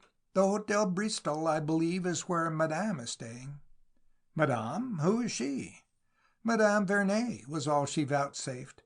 Who the lady was, she seemed to have no inclination to tell me. Through Dijon, Bion, and Chalon-sur-Saône we traveled, but before we ran on to the rough cobbles of old-world Massone, darkness had already fallen, and our big searchlight was shedding a shaft of white brilliancy far ahead. With the sun down, the cold again became intense. Therefore I got out my thick mackintosh from the back and made her get into it. Then I wrapped a fur rug around her legs and gave her a spare pair of fur gloves that I happened to have. They were somewhat oily, but warm. We reached Lyon half an hour before midnight, and there got some bouillon and roast poulet outside the Perrache, then off again into the dark, cold night, hour after hour, ever beside the broad Rhone and the iron way to the Mediterranean. After an hour I saw that she was suffering intensely from the cold. Therefore I compelled her to get inside, and having tucked her warmly up with all the wraps we had, I left her to sleep, while I drove on due south toward the Riviera. The Drôme Valley between Valence and Die was snow-covered, and progress was but slow. But now and then, when I turned back, I saw that the pretty Pierrette, tired out, had fallen asleep curled up among her rugs. I would have put up the hood, only with that headwind our progress would have been so much retarded. But in order to render her more comfortable, I pulled up, and getting in, tucked her up more warmly and placed beneath her head a little leather pillow we always carried. I was pretty fagged myself, but drove on almost mechanically through the long night, the engines running beautifully, and the roar of my open exhaust resounding in the narrow rocky gorges which we passed through. 30 kilometers beyond Die is the village of Aspre, where I knew I should join the main road from Grenoble to Aix in Provence, and was keeping a good lookout not to run past it. Within a kilometer of Aspre, however, something went wrong, and I pulled up short, awakening my charming little charge. She saw me take off the bonnet to examine the engines, and inquired whether anything was wrong. But I soon diagnosed the trouble, a broken sparking plug, and 10 minutes later we were tearing forwards again. Before we approached the crossroad, the first faint flash of dawn showed away on our left, and by the time we reached Sisterton the sun had risen. At an auberge we pulled up and got 2 big bowls of steaming café au lait, and then, without much adventure, continued our way down to Mirabeau, whence we turned sharp to the left for Draguignan and Les Arcs. At the last mentioned place she resumed her seat at my side, and with the exception of her hair being slightly disarranged, she seemed quite as fresh and merry as on the previous day. Late that night, as in the bright moonlight we headed directly for Cannes, I endeavored to obtain from her some further information about herself, but she was always guarded. "I am searching for my dear father," she answered, however.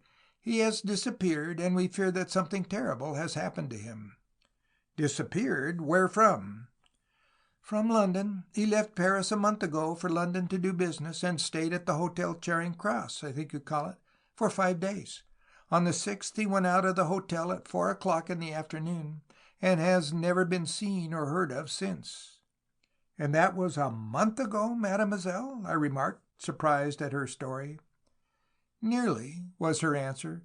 "Accompanied by Madame Vernet, I went to see Monsieur Lepine, the prefect of police of Paris, and gave him all the information and a photograph of my father, and I believe the police of London are making inquiries." "And what profession is your father?" I asked. "He is a jeweler. His shop is in the Rue de la Paix, on the right, going down to the Place Vendôme. Maison Dumont, perhaps you may know it?" "Dumont's? The finest and most expensive jewelers in Paris? Of course I knew it. Who does not? Who knows Paris?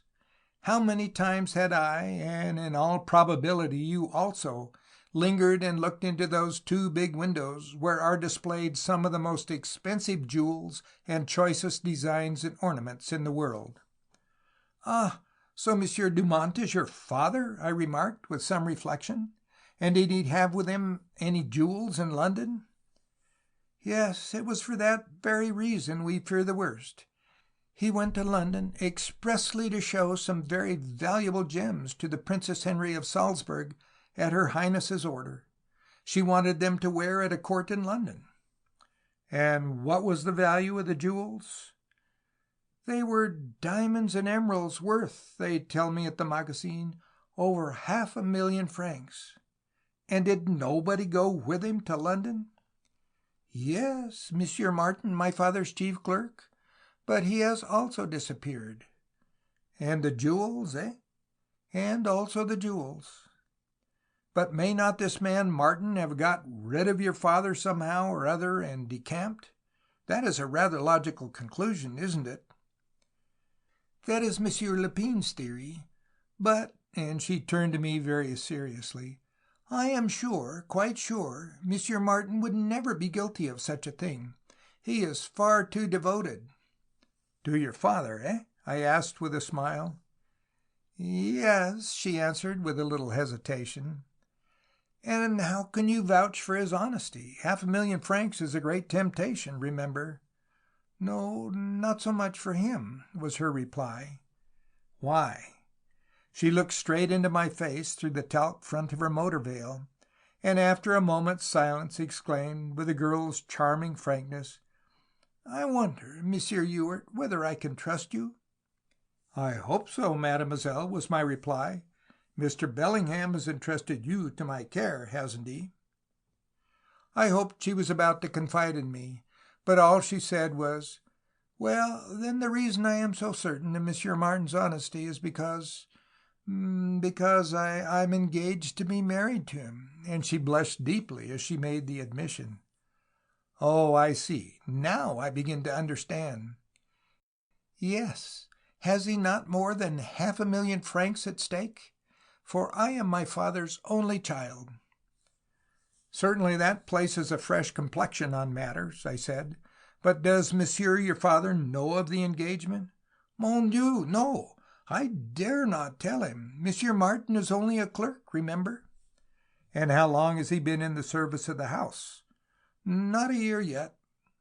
I was silent. There was trickery somewhere, without a doubt, but where? As the especial line of the debonair Count Bindo di Ferraris and his ingenious friends was jewelry, I could not help regarding as curious the coincidence that the daughter of the missing man was traveling in secret with me to the Riviera. But why, if the coup had already been made in London, as it seemed it had, we should come out to the Riviera and mix ourselves up with the Pierrette and the mysterious Madame Vernet was beyond my comprehension. To me it seemed a distinct peril. "Didn't the princess purchase any of the jewels of your father?" I asked. "Tell me the facts, as far as you know them." "Well, as soon as they found poor father and Monsieur Martin missing, they sent over Monsieur Boulanger, the manager, to London, and he called upon Her Highness at Claridge's Hotel. I think that was where she was staying. She said that after making the appointment with my father, she was compelled to go away to Scotland and could not keep it until the morning of the day on which he disappeared. My father, accompanied by Monsieur Martin, called upon her and showed her the gems.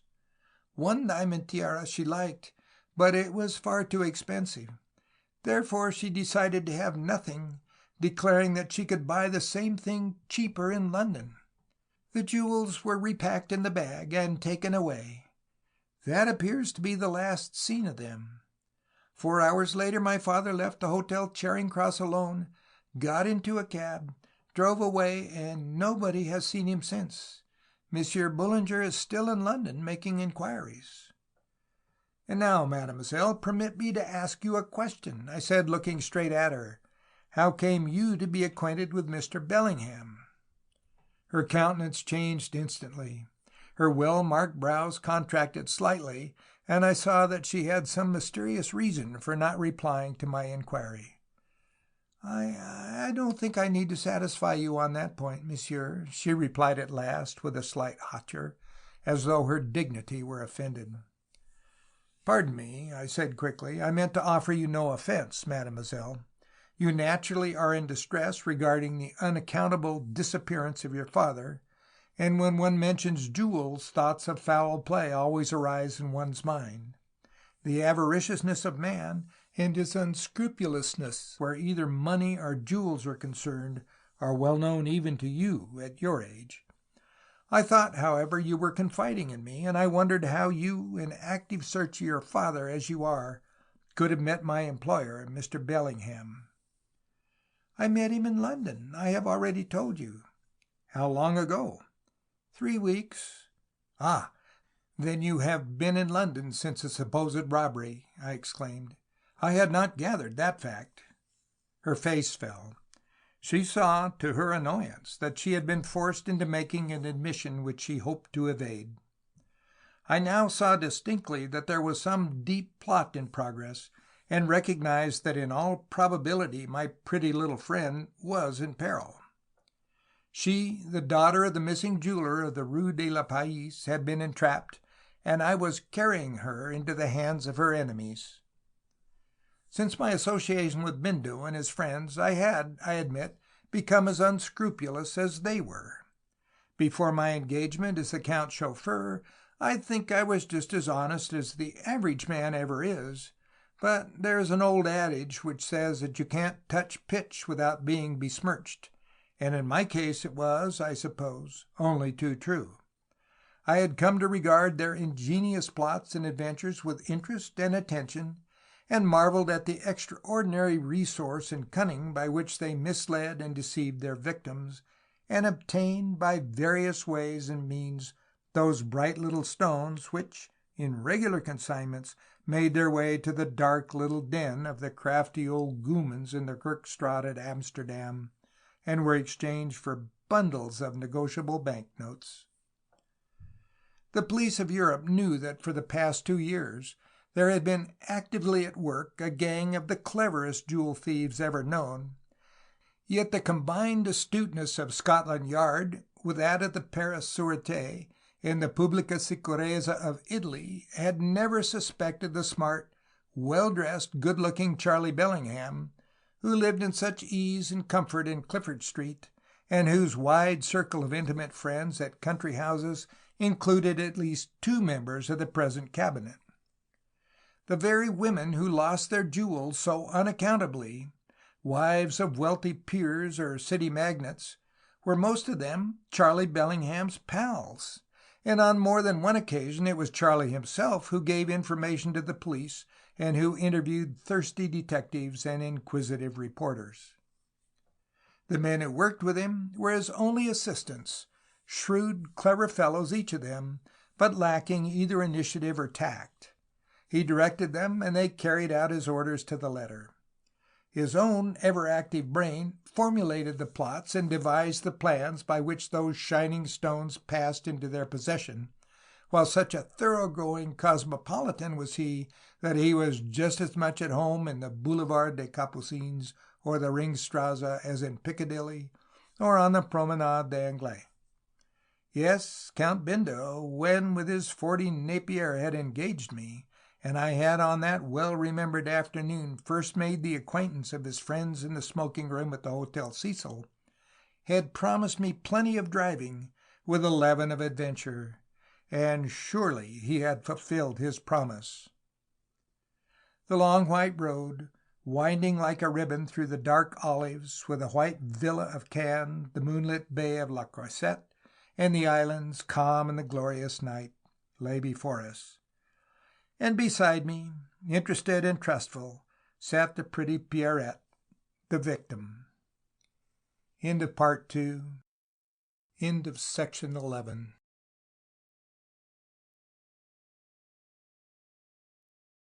Section 12 of The Count Chauffeur by William Le Queux. Chapter 11. The Peril of Pierrette. Part 3, in which the Count is puzzled.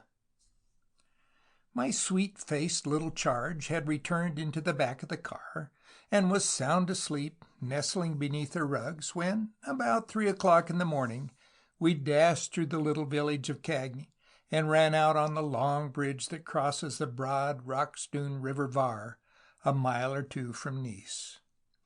My great searchlight was shining far ahead, and the echoes of the silent, glorious night were awakened by the roar of the exhaust as we tore along, raising a perfect wall of dust behind us.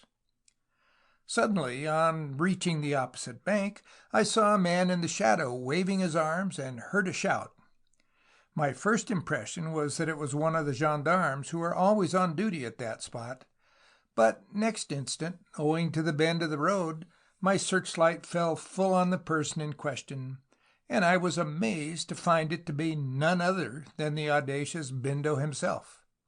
Bindo, in a light dust coat and a soft white felt hat, of that type which is de rigueur each season at Monte among smartly groomed men.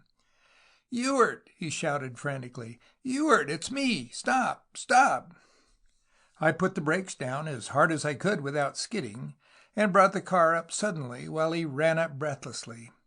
"You're through in good time. I was prepared to wait till daylight," he said. "Everything all right?" "Everything. The young lady's asleep, I think." "No, she is not," came a voice in French from beneath the rugs. "What's the matter? Who's that?" "It's me, Pierrette," replied the handsome young adventurer, mounting upon the step and looking within. "You? Ah, why, it's Monsieur Bellingham!" she cried excitedly, raising herself and putting out her hand encased of one of my greasy old fur gloves. "Were you waiting for us?" "Of course I was. Didn't I tell you I would?" replied Bindo in French, a language which he spoke with great fluency. "You got my telegram to say that Ewart had started, eh? Well, how has the car been running, and how has Ewart treated you?" "He has treated me, well, as you say in your English, like a father," she laughed merrily. "And oh, I've had such a delightful ride." "But you must be cold, little one," he said, patting her upon the shoulder. "It's a long run from Paris to Nice, you know." "I'm not tired," she assured him. "I've slept quite a lot, and Monsieur Ewart has looked after me and given me hot bouillon, coffee, eggs, and all sorts of things, even to chocolates." "Ah, Ewart is a sad dog with the ladies, I'm afraid," he said in a reproving tone, glancing at me. "But if you'll make room for me and give me a bit of your rug, I'll go on with you." "Of course, my dear friend," she exclaimed, rising, throwing off the rugs, and settling herself into the opposite corner. "You will come along with us to Monte Carlo? Are those lights over there on the right Nice?" "They are. And beyond that lighthouse there is Villafranca. Right behind it lies Boglio." And then, the pair having wrapped themselves up, we moved off again. "Run along the Promenade d'Anglais and not through the Rue de France, Ewart," ordered the Count. "Mademoiselle would like to see it, I dare say, even at this hour." So, 10 minutes later, we turned out on that broad, beautiful esplanade which is one of the most noted in all the world, which is always flower-bordered, and where feathery palms flourish even when the rest of Europe is under snow. "When did you arrive?" I heard the girl ask. "At 8 o'clock last night. I haven't been to Monte Carlo yet. I went over to Boglio, but unfortunately Madame is not yet at the Bristol. I have, however, taken a room for you, and we will drop you there as we pass. Your baggage arrived by rail this afternoon." "But where is Madame, I wonder?" inquired the girl in a tone of dismay. "She would surely never disappoint us." "Certainly she would not. She told me once that she had stayed at the Metropole at Monte on several occasions. She may be there. I'll inquire in the morning. For the next couple of days I may be away, as perhaps I have to go on to Genoa on some business, but Ewart and the car will be at your disposal. I'll place you in his hands again, and he will, in a couple of days, show you the whole Riviera from the Var to San Remo, with the Tenda, the Upper Corniche, and grass thrown in. He knows this neighborhood like a Niçois." "That will be awfully jolly," she responded, "but—" "Well?" "Well, I'm sorry you are going away," declared Pierrette, with regret so undisguised that, although she had admitted her engagement to her father's missing clerk, showed me only too plainly that she had fallen very violently in love with the handsome, good-for-nothing owner of the splendid car upon which we were traveling. I could see that curious developments were, ere long, within the bounds of probability, and I felt sorry for the pretty, innocent little girl, for her journey there was, I felt assured, connected in some way or other with her father's mysterious disappearance from the Charing Cross Hotel. Why had Bindo taken the trouble to await me there at the foot of the Var Bridge, when he had given me instructions where to go at Monte Carlo? As I drove out of Nice and up the hill to Villafranche, I turned over the whole of the queer facts in my mind, but could discern no motive for Pierrette's secret journey south. Why was she, so young, a nun? Why had she left her convent, if not at the instigation of the merry-eyed devil-may-care Bindo? Around Montboron and down into Villafranche we went, until around the sudden bend, close to the seashore, showed the great white facade of the Bristol at Boglio, that fine hotel so largely patronized by kings, princes, and other notabilities. The gate was open, and I swung the car into the well-kept gravel drive which led through a beautiful flower garden up to the principal entrance. The noise we created awoke the night porter, and after some brief explanation, Pierrette got out, wished us a merry bonjour, and disappeared.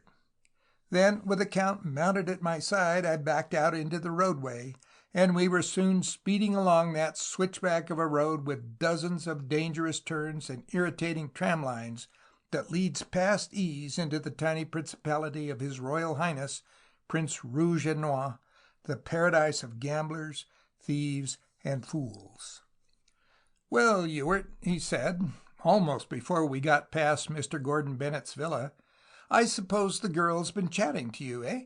What has she said?" "Well, she hasn't said much," was my reply as I bent my head to the mistral that was springing up. "Told me who she is, and that her father and his jewels have disappeared in London." "What?" he cried in a voice of amazement. "What's that about jewels? What jewels?" "Why, surely you know," I said, surprised at his demeanor. "I assure you, Ewart, this is the first I know about any jewels," he declared. "You say her father and some shiners have disappeared in London? Tell me quickly, under what circumstances? What has she been telling you?" First tell me, are you aware of who she really is?" No, I don't, and that's a fact. I believe that she's the daughter of an old broken-down Catholic marquise, one of the weedy sort who lives at Troyes, or some such dead-alive hole as that. Her mother tried to make her take the veil and hasn't succeeded." "She prefers the motor veil, it appears," I laughed. "But that isn't the story she's told me." The red light of a level crossing gave warning, and I pulled up and let out a long blast on the electric horn until the gate swung open. "Her real name is, I believe, Pierrette Dumont, the only daughter of that big jeweler in the Rue des Pays." "What?" cried Bindo, in such a manner that I knew he was not joking. "Old Dumont's daughter? If that's so, we are in luck's way." "Yes, Dumont went to London and took his clerk, a certain Martin, with him, and a bag full of jewels worth the respectable sum of 500,000 francs. They stayed at the Charing Cross Hotel, but 5 days later both men and the jewels disappeared." Bindo sank back in his seat, utterly dumbfounded. "But, Ewart," he gasped, "do you really think it is true? Do you believe that she is actually Dumont's daughter, and that the shiners have really been stolen?" "The former question is more difficult to answer than the latter. A wire to London will clear up the truth. In all probability, the police are keeping the affair out of the papers. Their girl went over to London to try and find her father, and met you, she says." "She met me, certainly, but the little fool told me nothing about her father's disappearance or the missing jewels." "Because the Paris police had warned her not to, in all probability." "Well," he gasped, "if that story is really true, it is the grandest slice of luck we've ever had, Ewart," he declared. "How? What do you mean?" "What I say," was his brief answer. "I shall go back to London after breakfast. You'll remain here. Look after the girl and Madame Vernet. I don't envy you the latter. She's got yellow teeth and is ugly enough to break a mirror," he laughed. "But why go to London?" I queried. "For reasons best known to myself, Ewart," he snapped, for he never approved of inquisitiveness when forming any plans. Then for a long time he was silent, his resourceful brain active, plunged in thought. "Well," he exclaimed, "this is about the queerest affair that I've ever had on hand. I came out here today from London on one big thing, and in an hour or two I'm going back on another." Presently, just as we were ascending the hill for La Condamine, and within a few hundred yards of the big Hôtel de Paris garage, which was our destination, he turned to me and said, "Look here, Ewart. We've got a big thing on here, bigger than either of us imagine. I wonder what the fellows will think when they hear of it. Now all you have to do is to be pleasant to the little girl. Make her believe that you're a bit gone on her, if you like." "But she's over her head and ears in love with you," I observed. "Love be hanged," he laughed carelessly. "We're out for money, my dear Ewart, and we'll have a lot of it out of this, never fear." A moment later I swung into the great garage, where hundreds of cars were standing, that garage with the female directress which every motorist knows so well. And I stopped the engines, and literally fell out, utterly done up and exhausted after that mad drive from the Thames to the Mediterranean. The circumstances seemed to be even more complicated and mysterious than I had imagined them to be. But the main question was whether the dainty little Pierrette had told us the truth. End of Part 3. Part 4 is still more mysterious. At 10 o'clock that same morning I saw Bindo off by the Paris Rapide. Though he did not get to his room at the Hôtel de Paris till nearly 6, he was about again at 8. He was a man full of activity when the occasion warranted, and yet, like many men of brains, he usually gave one the appearance of an idler. He could get through an enormous amount of work and scheming, and yet appear entirely unoccupied. Had he but put his talents to legitimate and honest business, he would have no doubt risen to the position of a Napoleon of finance. As it was, he made a call to the Metropole at 9, not to inquire for Madame Vernet, but no doubt to consult or give instructions to one of his friends, who, like himself, was a crook. Bindo had a passing acquaintance with many men who followed the same profession as himself, and often, I know, lent a helping hand to any in distress. There is a close fraternity among the class to which he belonged, known to the European police as the Internationals. The identity of the man in whose bedroom he had had an interview that morning I was unaware. I only know that, as the Rapide moved off from Monte Carlo station on its way back to Paris, he waved his hand, saying, "Remain here, and if anything happens, wire me to the Clifford Street. At all costs, keep Pierrette at Beaulieu. Au revoir." And he withdrew his head into the first-class compartment. Then I turned away, wondering how next to act. After a stroll around Monte, a cigarette on the terrace before the casino, where the gay world was sunning itself beside the sapphire sea prior to the opening of the rooms, and a cocktail at my friend Ciro's, I took my déjeuner at the Palmiers, a small and unpretentious hotel in the back of the town, where I was well known, and where one gets a very good lunch, vin compris, for 3 francs. In order to allow Pierrette time to rest after her journey, I waited till 3 o'clock before I got out the car and ran over to Beaulieu. The day was glorious, one of those bright, cloudless, sunny Riviera days in the early spring, when the Mediterranean lay without a ripple and the flowers sent forth their perfume everywhere. Mademoiselle was in the garden, the concierge of the Bristol told me. Therefore I went out and found her seated alone before the sea, reading a book. Her appearance was the reverse of that of her religious sister. Dressed in a smart gown of cream cloth, one of those gowns that are so peculiarly the mode at Monte Carlo, white shoes and a white hat, she looked delightfully fresh and chic beneath the pale blue sunshade. "Ah, Monsieur Ewart," she cried in her broken English as I approached, "I am so glad you have come. I have been waiting ever so long. I want to go to Monte Carlo." "Then I'll be delighted to take you," I answered, raising my hat. "Mr. Bellingham has left already, and will be absent, I believe, a day or 2. Meanwhile, if you will accept my escort, mademoiselle, I shall be only too willing to be yours to obey." "Bien, what a pretty speech!" she laughed. "I wonder whether you will say that to Madame." "Has Madame arrived?" "She came this morning just before noon. But," she added, "look, here she comes."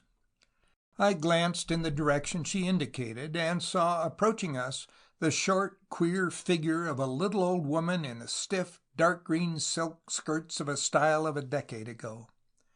"Madame, here is Monsieur Ewart," cried the pretty Pierrette, as the old lady advanced, and I bowed.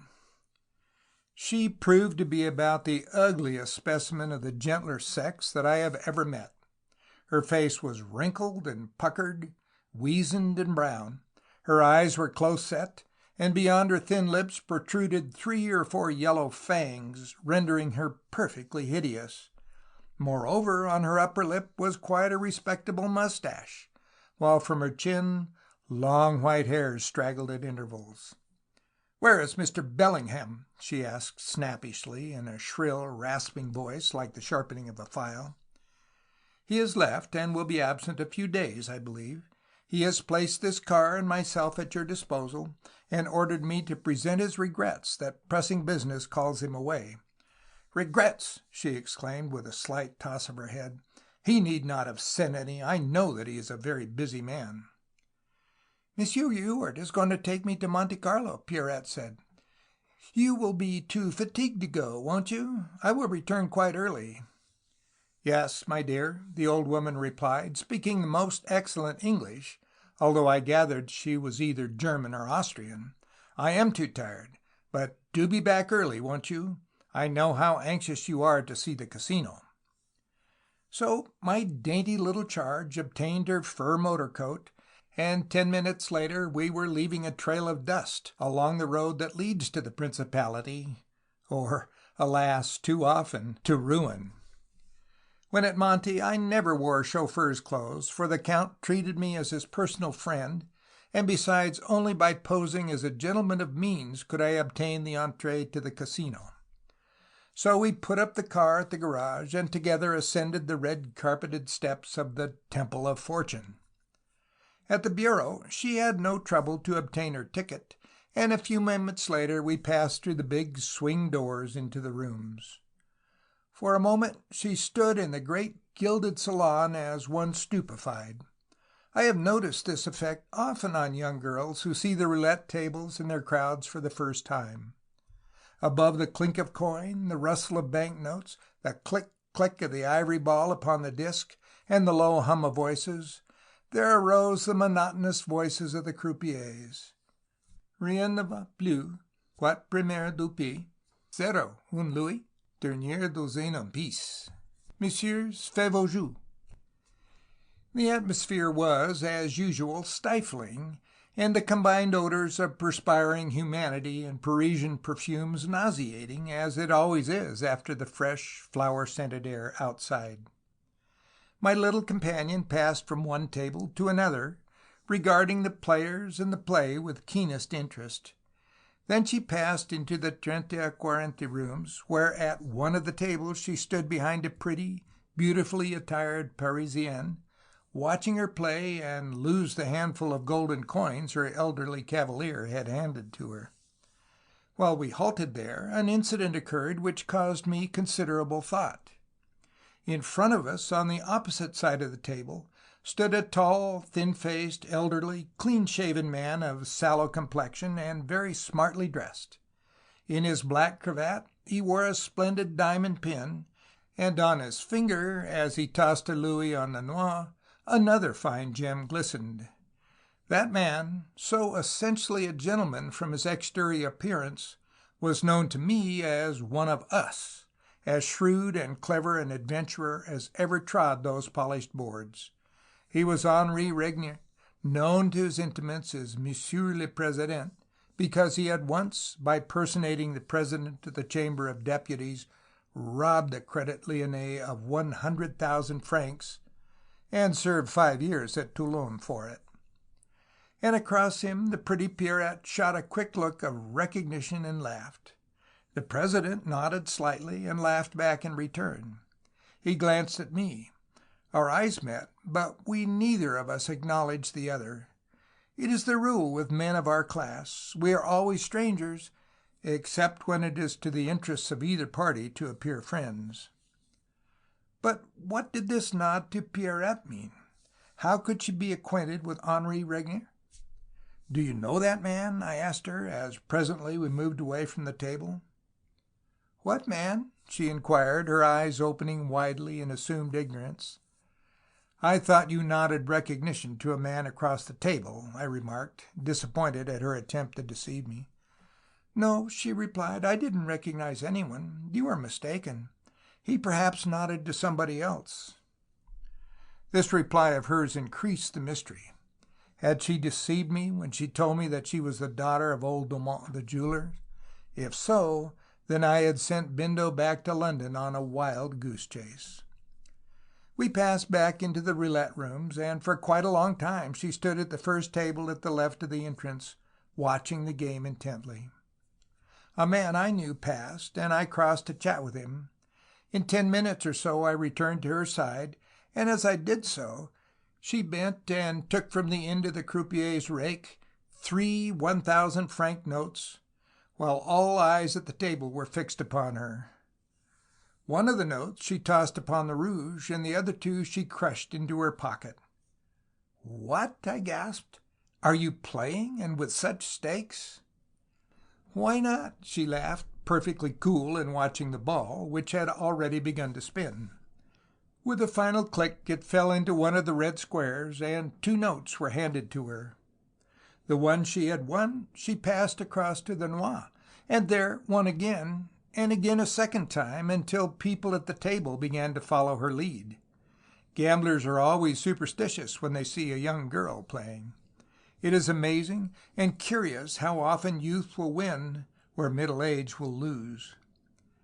5 times in succession she played upon the colors with 1,000 francs each time, and won on each occasion. I tried to remonstrate and urged her to leave with her winnings, but her cheeks were flushed, and she was now excited. One of the notes she exchanged with the croupier for 900s and 5 louis. The latter she distributed à cheval with one en plein on the number 18. It won. She left her stake on the table, and again the same number turned up. 3 louis placed on 0 she lost, and again on the middle dozen.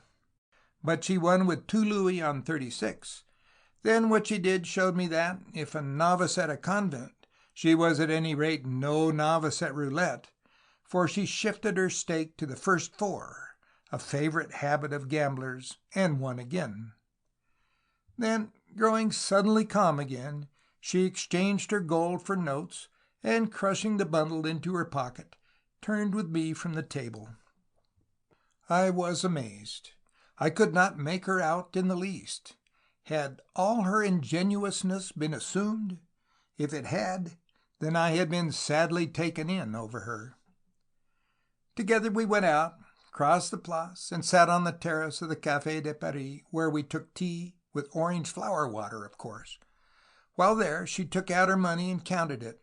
11,200 francs, or in English money the respectable sum of £448. "What luck you've had, mademoiselle!" I exclaimed. "Yes, I only had 200 francs to commence, so I won exactly 11,000. "Then take my advice and don't play again as long as you are in this place, for you're sure to lose it. Go away a winner. I once won 500 francs and made a vow never to play again. That's a year ago, and I have never staked a single piece since. The game over there, mademoiselle, is a fool's game," I added, pointing to the facade of the casino opposite. "I know," she answered, "but I don't think I shall risk anything more. I wonder what Madame will say." "Well, she can only congratulate you and tell you not to risk anything further." "Isn't she quaint?" she asked. "And yet she's such a dear old thing, although so very old-fashioned." I was extremely anxious to get to the bottom of her acquaintance with that veritable prince of adventurers, Regnier, yet I dare not broach the subject, lest I should arouse suspicion. Who was that ugly old woman at the Bristol, I wondered? She was Madame Vernet, it was true, but what relation they were to each other, Pierrette never informed me. At 6:30, after I had taken her along the gallery to look at the shops and through the casino gardens to see the pigeon shooting, I ran her back to Beaulieu on the car, promising to return for her in the morning at 11. Madame seemed a strange chaperone, for she never signified her intention of coming also. About 10 o'clock that night, when, in dinner jacket and black tie, I re-entered the rooms again, I encountered Regnier. He was on his way out, and I followed him. In the shadow of the trees in the Place, I overtook him and spoke. "Hello, Ewart!" he exclaimed. "I saw you this afternoon. Is Bindo here?" "He's been, but has returned to London on business." "Coming back, I suppose?" he asked. "I haven't seen anything of any of you of late. All safe, I hope?" "Up to now, yes," I laughed. "We've been in England a good deal recently. But what I wanted to know was this. You saw me with a little French girl this afternoon. Who is she? Pierrette? Yes, I know her name. But who is she?" "Oh, a little friend of mine, a very charming little friend." And that was all he would tell me, even though I pressed him to let me in on the secret. End of Part 4. End of Section 12.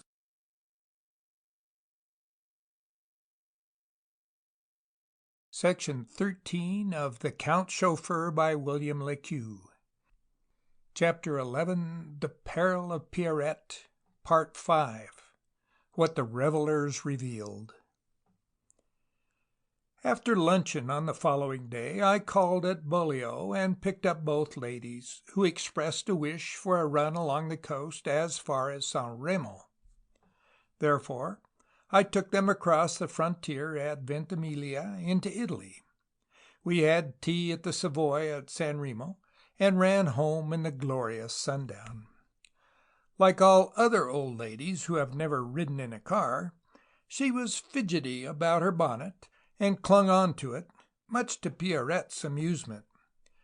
Nevertheless, Madame seemed to enjoy her ride, for just as we slipped down the hill into Beaulieu, she suggested that we should go on to Nice and there dine. "Oh, yes," cried Pierrette with delight. "That will be lovely. I'll pay for a nice dinner out of my winnings of yesterday. I've heard that the London house is the place to dine." "You could not do better, mademoiselle," I said, turning back to her, my eyes still on the road, rendered dangerous by the electric trams and the great traffic of cars in both directions. It struck me as curious that I, the Count's chauffeur, should be treated as one of themselves. I wondered, indeed, if they really intended to invite me to dinner. But I was not disappointed, for, having put the car into that garage opposite the well-known restaurant, Pierrette insisted that I should wash my hands and accompany them. The ordering of the dinner she left in my hands, and we spent a very merry hour at table, even Madame of the Yellow Teeth brightening up under the influence of a glass of champagne, though Pierrette only drank Evian. The Riviera was in carnival. You who know Nice know what that means. Plenty of fun and frolic in the streets, on the Jetée promenade, and in the Casino Municipal. Therefore, after dinner, Pierrette decided to walk out upon the pier, or Jetée as it is called, and watch the milk and water gambling for francs that is permitted there. The night was glorious, with a full moon shining upon the calm sea, while the myriad colored lamps everywhere rendered the scene enchanting. A smart, well-dressed crowd were promenading to and fro, enjoying the magnificent balmy night, and as we walked toward the big casino at the end of the pier, a man in a Pierrette's dress of pale green and mauve silk, and apparently half intoxicated, for his mauve felt hat was at the back of his head, came reeling in our direction. A Parisian and boulevardier, evidently, for he was singing gaily to himself that song of Aristide Bruant's, La Noix, the well-known song of the 13th Regiment of the Line. La noix est fille de canton, que se fout de quien de raton, nous fautons de ses vertus, puisqu'il a la téton pontue. Voilà pourquoi nous le chantons, vive la noix et c'est tout. The reveller carried in his hand a wand with jingling bells, and was no doubt on his way to the ball that was to take place later that night at the Casino Municipal, the first bal masque of the carnival.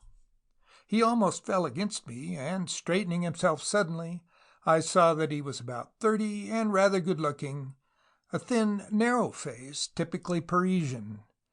"Pardon, monsieur," he exclaimed, bowing. Then, suddenly glancing at Pierrette at my side, he stood for a few seconds glaring at her as though utterly dumbfounded. "Nom d'un chien!" he gasped. "Petite Pierrette? Woof!" And the next second he placed his hand over his mouth, turned, and was lost in the crowd. The girl at my side seemed confused, and it struck me that Madame also recognized him. Who was he, I wondered?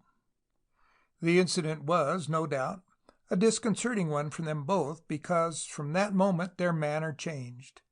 The gambling within the big rotunda had no interest for either of them, and a quarter of an hour later Madame, with her peculiar rasping voice, said, "Pierrette, ma chérie, it is time we returned," to which the girl acquiesced without comment.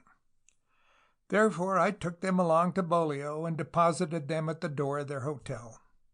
Having seen them safely inside, I turned the car around and went back to Nice. It was then about 10 o'clock, but on the night of the carnival ball the shops in the Avenue de la Gare are all open, and the dresses necessary for the ball are still displayed. Therefore, having put the car into the garage again, I purchased a Pierrette's kit similar to that worn by the reveller, a black velvet loup or mask, and put them on in the shop, and then walked along to the casino. I need not tell you of the ball, of the wild antics of the revelers of both sexes, of the games of leapfrog played by the men, of the great rings of dancers joining hand in hand, or of the beautiful effect of the two shades of color seen everywhere. It has been described 100 times. Moreover, I had not gone there to dance. I was there to watch, and, if possible, to speak with a man who had so gaily sung La Noix among the smart aristocratic crowd on the Jetée. But in that great crowd, with nearly everyone wearing their masks, it was impossible to recognize him. The only part I recollected that was peculiar about him was that he had a white ruffle around his neck instead of mauve or a green one, and it occurred to me that on entering the masters of the ceremonies would compel him to remove it, as being against the rules to wear anything but the colors laid down by the committee. I was looking for a Pierrette without a ruffle, and my search was long and in vain. Till near midnight I went among that mad crowd, but could not recognize him. He might, I reflected, be by that hour in such a state of intoxication as to be unable to come to the ball at all. Suddenly, however, as I was brushing past 2 masked dancers who were standing chatting at one of the doors leading from the casino into the theater where the ball was in progress, one of them exclaimed with a French accent, "Hello, Ewart!" "Hello," I replied, for I had removed my mask for a few moments because of the heat. "Who are you?" "The president," he responded in a low voice, and I knew that it was Henri Regnier. "You're the very man I wanted to see. Come over here and let's talk." Both of us moved away into a corner of the casino where it was comparatively quiet, and Regnier removed his mask, declaring that the heat was stifling. "Look here," he said in a tone of confidence. "I want to know, I'm very interested to know, how you became acquainted with little Pierrette Dumont. I hear you've been about with her all day." "How did you know?" I asked. "I was told," he laughed. "I find out things I want to know." "Then her name really is Dumont?" I asked quickly. "I suppose so. That will do as well as any other, eh?" And he laughed. "But last night you were not open with me, my dear Henri," I replied. "Therefore, why should I be open with you?" "Well, for your own sake." "What do you mean?" "I mean this," said Regnier, with a glance at his silent friend, who still retained his mask, and to whom he had not introduced me. "You're putting your head into a noose by going about with her. You should avoid her." "Why? She's most charming." "I admit that, but for your own sake you should exercise the greatest care. I follow the same profession as you and your people do, and I merely warn you," he said very seriously. The man standing by him exclaimed in French, "Phew, what an atmosphere!" and removed his velvet mask. It was the gay boulevardier whom I had seen on the Jetée promenade. "Why do you warn me?" I inquired, surprised at the reveler's grave face, so different from what it had been when he had shaken his bells and sung the merry chorus of La Noix. "Because you're acting the fool, Ewart," Regnier replied. "I'm merely taking them about on the car." "How did you first come across them?" he repeated. "That's my own affair, mon cher," I responded with a laugh, for I could not quite see why he took such an interest in us both, or why he should have been watching us. "Oh, very well," he answered in a tone of slight annoyance. "Only tell your people to be careful, and don't say I didn't warn you. I know her, and you don't." "Yes," interposed his companion, "we both know her, Henri, don't we? To our cost, eh?" "She recognized you this evening," I said. "I know. I was amazed to find her here in Nice, and with the old woman, too." "But who is she? Tell me the truth," I urged. "She's somebody you ought not to know, Ewart," replied the president. "She can do you no good, only harm." "How?" "Well, I tell you this much, that I wouldn't care to run the risk of taking her about as you are doing." "You're talking in riddles. Why not?" I queried. "Because, as I've already told you, it's dangerous. Very dangerous. You mean that she knows who and what we are? She knows more than you think. I wouldn't trust her as far as I could see her. Would you, Raoul? He asked his companion. But surely she hasn't been long out of the schoolroom. Schoolroom, echoed Rainier, and both men burst out laughing. Look here, Ewart, he said. You'd better get on that demon automobile of yours and run back to your own London. You're far too innocent to be here on the Côte d'Azur in carnival time. And yet I fancy I know the Riviera and its ways as well as most men, I remarked. Well, however much you know, you're evidently deceived in Pierrette. She'd deceive the very devil herself, remarked the man whom my friend had addressed as Raoul. Did she mention me after I had passed? No, but she seemed somewhat upset at that encounter. No doubt, he laughed. No doubt. Perhaps she'll express a sudden desire to return to Paris tomorrow. I shouldn't wonder. But tell me, Rainier, I urged, why should I drop her? I suppose Bindo has placed her in your hands, eh? He's left the Riviera and left you to look after her. Well, and what of it? Do you object? We're not interfering with any of your plans, are we?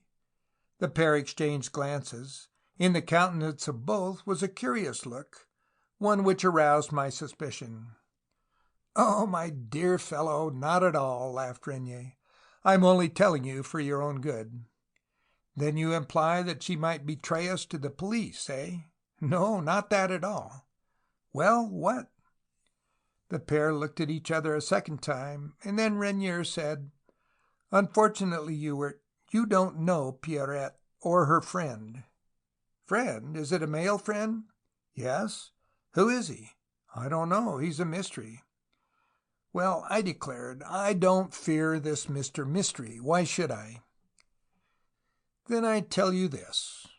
If you continue to dance attendance on her as you are doing, you'll one night get a knife in the back, and you wouldn't be the first fellow who's received a stab in the dark through acquaintanceship with the pretty Pierrette, I can tell you that.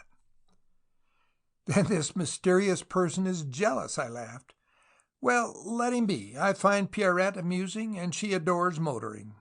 Your advice, mon cher Rainier, is well meant, but I don't see any reason to discard my little charge. Then you won't take my advice? He asked in an irritated tone. Certainly not. I thank you for it, but I repeat that I'm quite well able to look after myself in case of a scrap, and further that I don't fear the jealous lover in the least degree. Then, if you don't heed, he said, you must take the consequences.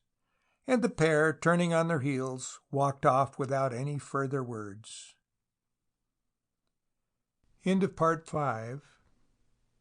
Part 6. The Man with the Long Nose. The next day, the next, and 3 other succeeding days I spent nearly wholly with Pierrette and Madame. A telegram I received from Bindo from the maritime station at Calais asked if Mademoiselle was still at Beaulieu, and to this I replied in the affirmative to Clifford Street. I took the pair up the beautiful Var Valley to the Puget Théniers, to Grasse and Castellana, and through the Tenda Tunnel to Cuneo in Piedmont, runs which, in that clear, cloudless weather, both of them enjoyed. When alone with my dainty little companion, as I sometimes contrived to be, I made inquiry about her missing father. Mention of him brought her such a great sadness. She suddenly grew thoughtful and apprehensive, so much so, indeed, that I felt convinced her story, as told to me, was the truth. Once, when we were seated together outside a little cafe up at Puget Théniers, I ventured to mention the matter to Madame. "Ah, Monsieur Ewart!" exclaimed the old lady, holding up both her hands. "It is extraordinary, very extraordinary. The whole affair is a complete mystery." "But there is no suspicion of foul play? Do not the police, for instance, suspect Monsieur Martin?" "Suspect him? Certainly not," was her quick response. "Why should they?" "Well, he has disappeared also, I understand. He is missing, as well as the jewels." Depend on it, monsieur, both gentlemen are victims of some audacious plot. Your London is full of clever thieves." I smiled within myself. Little did Madame dream that she was at that moment talking with a member of the smartest and boldest gang of jewel thieves who had ever emerged from the Froggy Island. "Yes," I said sympathetically, "there are a good many expert jewel thieves in the metropolis, and it seems very probable that they knew by some means that Monsieur Dumont and his clerk were staying at the Charing Cross Hotel, and—" I did not finish my sentence. "And what?" asked Madame. I shrugged my shoulders. "It must be left to the police, I think, to solve the mystery." "But they are powerless," complained Madame. "Monsieur Lepine in Paris expressed his utter contempt for your English police methods. And in the meantime, Monsieur the father of Mademoiselle has disappeared as completely as if the earth had opened up and swallowed him up." "What I fear is that my dear father is dead," exclaimed the pretty Pierrette, with tears in her fine eyes. "One reads of such terrible things in the journals." "No, no," I hastened to reassure her. "I do not think so. If one man alone lay between the thieves and the jewels of that value, well, then we might perhaps apprehend such a catastrophe. But there were two able-bodied men who were neither children nor fools. No," I went on, "my own opinion is that there may be reasons of which you are entirely unaware, which have led your father to bury himself and his clerk for the present, to reappear later. Men often have secrets, mademoiselle, secrets that they do not tell to others, not even their wives or daughters." Mine was a somewhat lame opinion, I knew, but I merely expressed it for want of something better to say. "But he would never have kept me in this suspense," she declared. "He would have sent me word in secret of his safety." "He may have gone on a long sea voyage, and if so, would be unable. Suppose he has gone to Rio de Janeiro or Buenos Aires." "But why should he go?" asked the dark-eyed girl. "His affairs are all in order, are they not, madame?" "Perfectly," declared the old woman. "As I was saying last evening to the English gentleman whom we met at the hotel— what was his name, Pierrette?" "Sir Charles Blythe," replied the other. I could not help giving a start at the mention of that name. Blythe was there, at Beaulieu. I think Pierrette must have noticed the change in my countenance, for she asked, "Do you happen to know him? He's a most charming gentleman." "I've heard of him, but I do not know him personally," was my response. I had last seen Sir Charles in Brussels 3 months before, but his reappearance at Beaulieu showed quite plainly that there was more in progress concerning the pretty Pierrette than even I imagined. "Then you told Sir Charles Blythe about Monsieur Dumont's disappearance?" I asked Madame, much interested in this new phase of the affair, and yet at the same time puzzled that Pierrette had apparently not told Bindo about the affair when they met in London. "Yes," answered the queer old lady with a rough voice. "He was most sympathetic and interested. He said that he knew one of the chiefs at your Scotland Yard, and that he would write to him." The idea of an old thief like Blythe writing to Scotland Yard was, to me, distinctly amusing. Had Bindo sent him to Beaulieu to keep in touch with Pierrette, I wondered?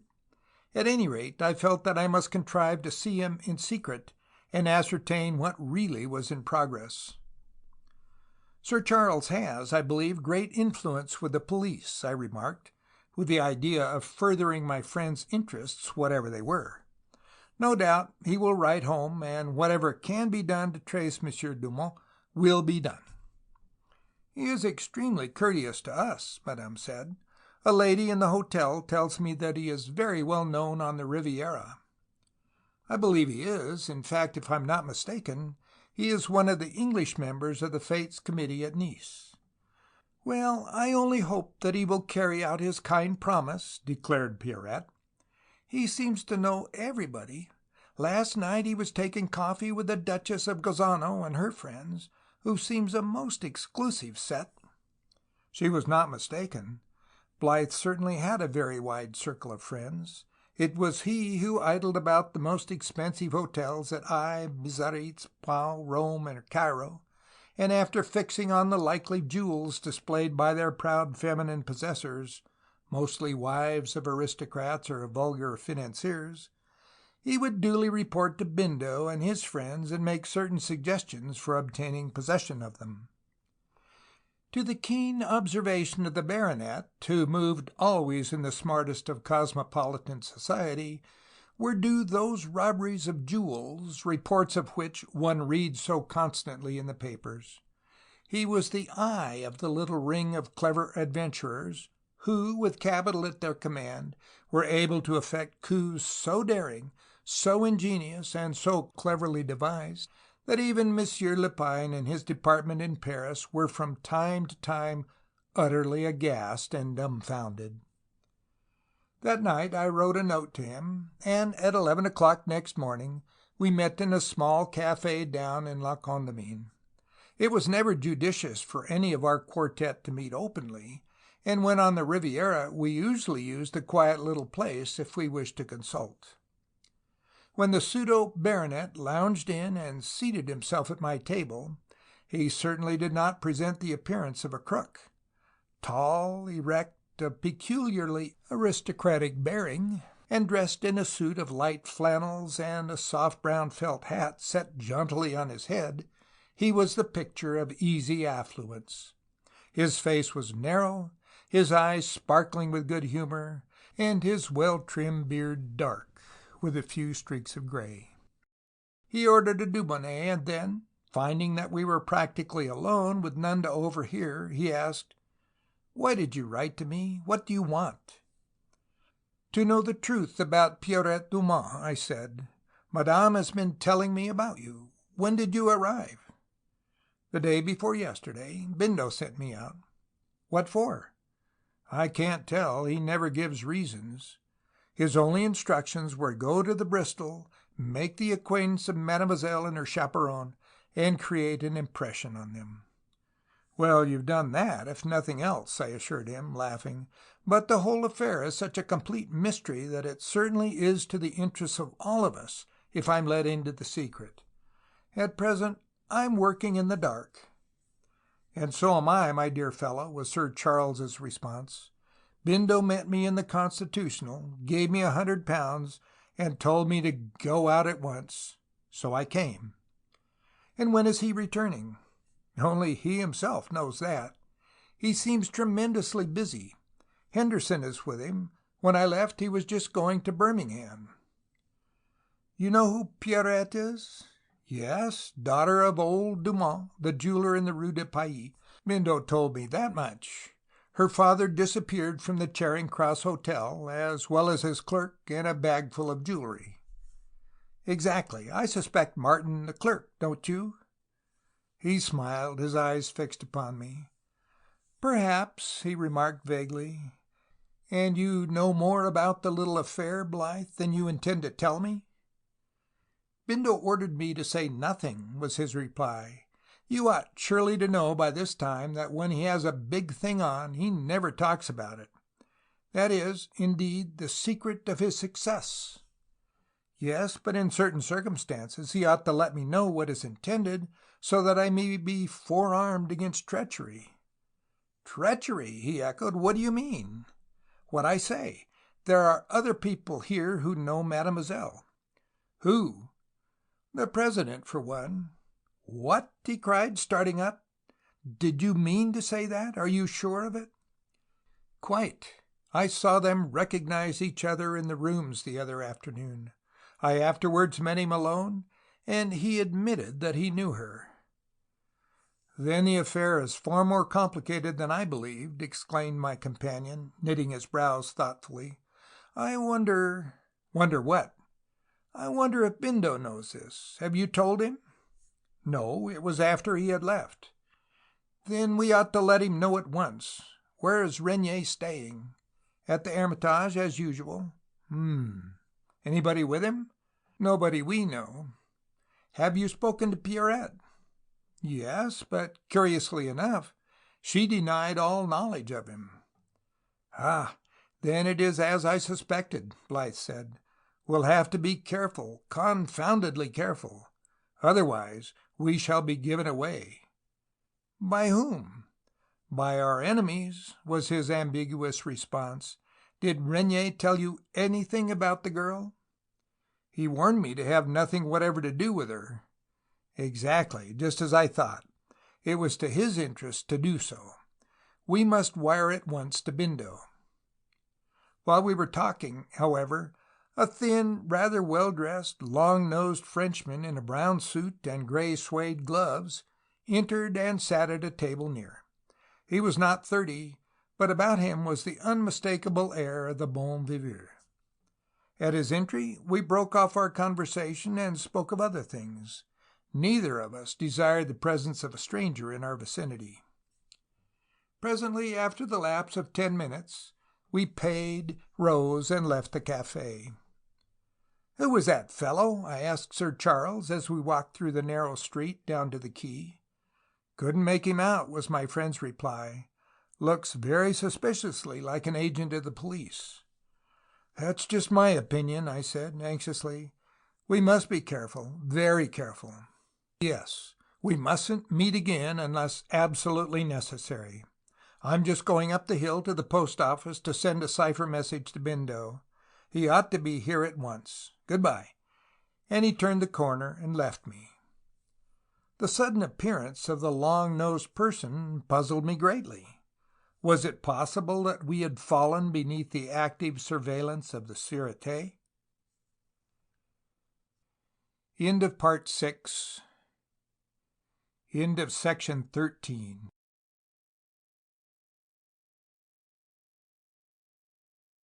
Section 14 of The Count Chauffeur by William le Queux. Chapter 11, The Peril of Pierrette, Part 7, On Dangerous Ground.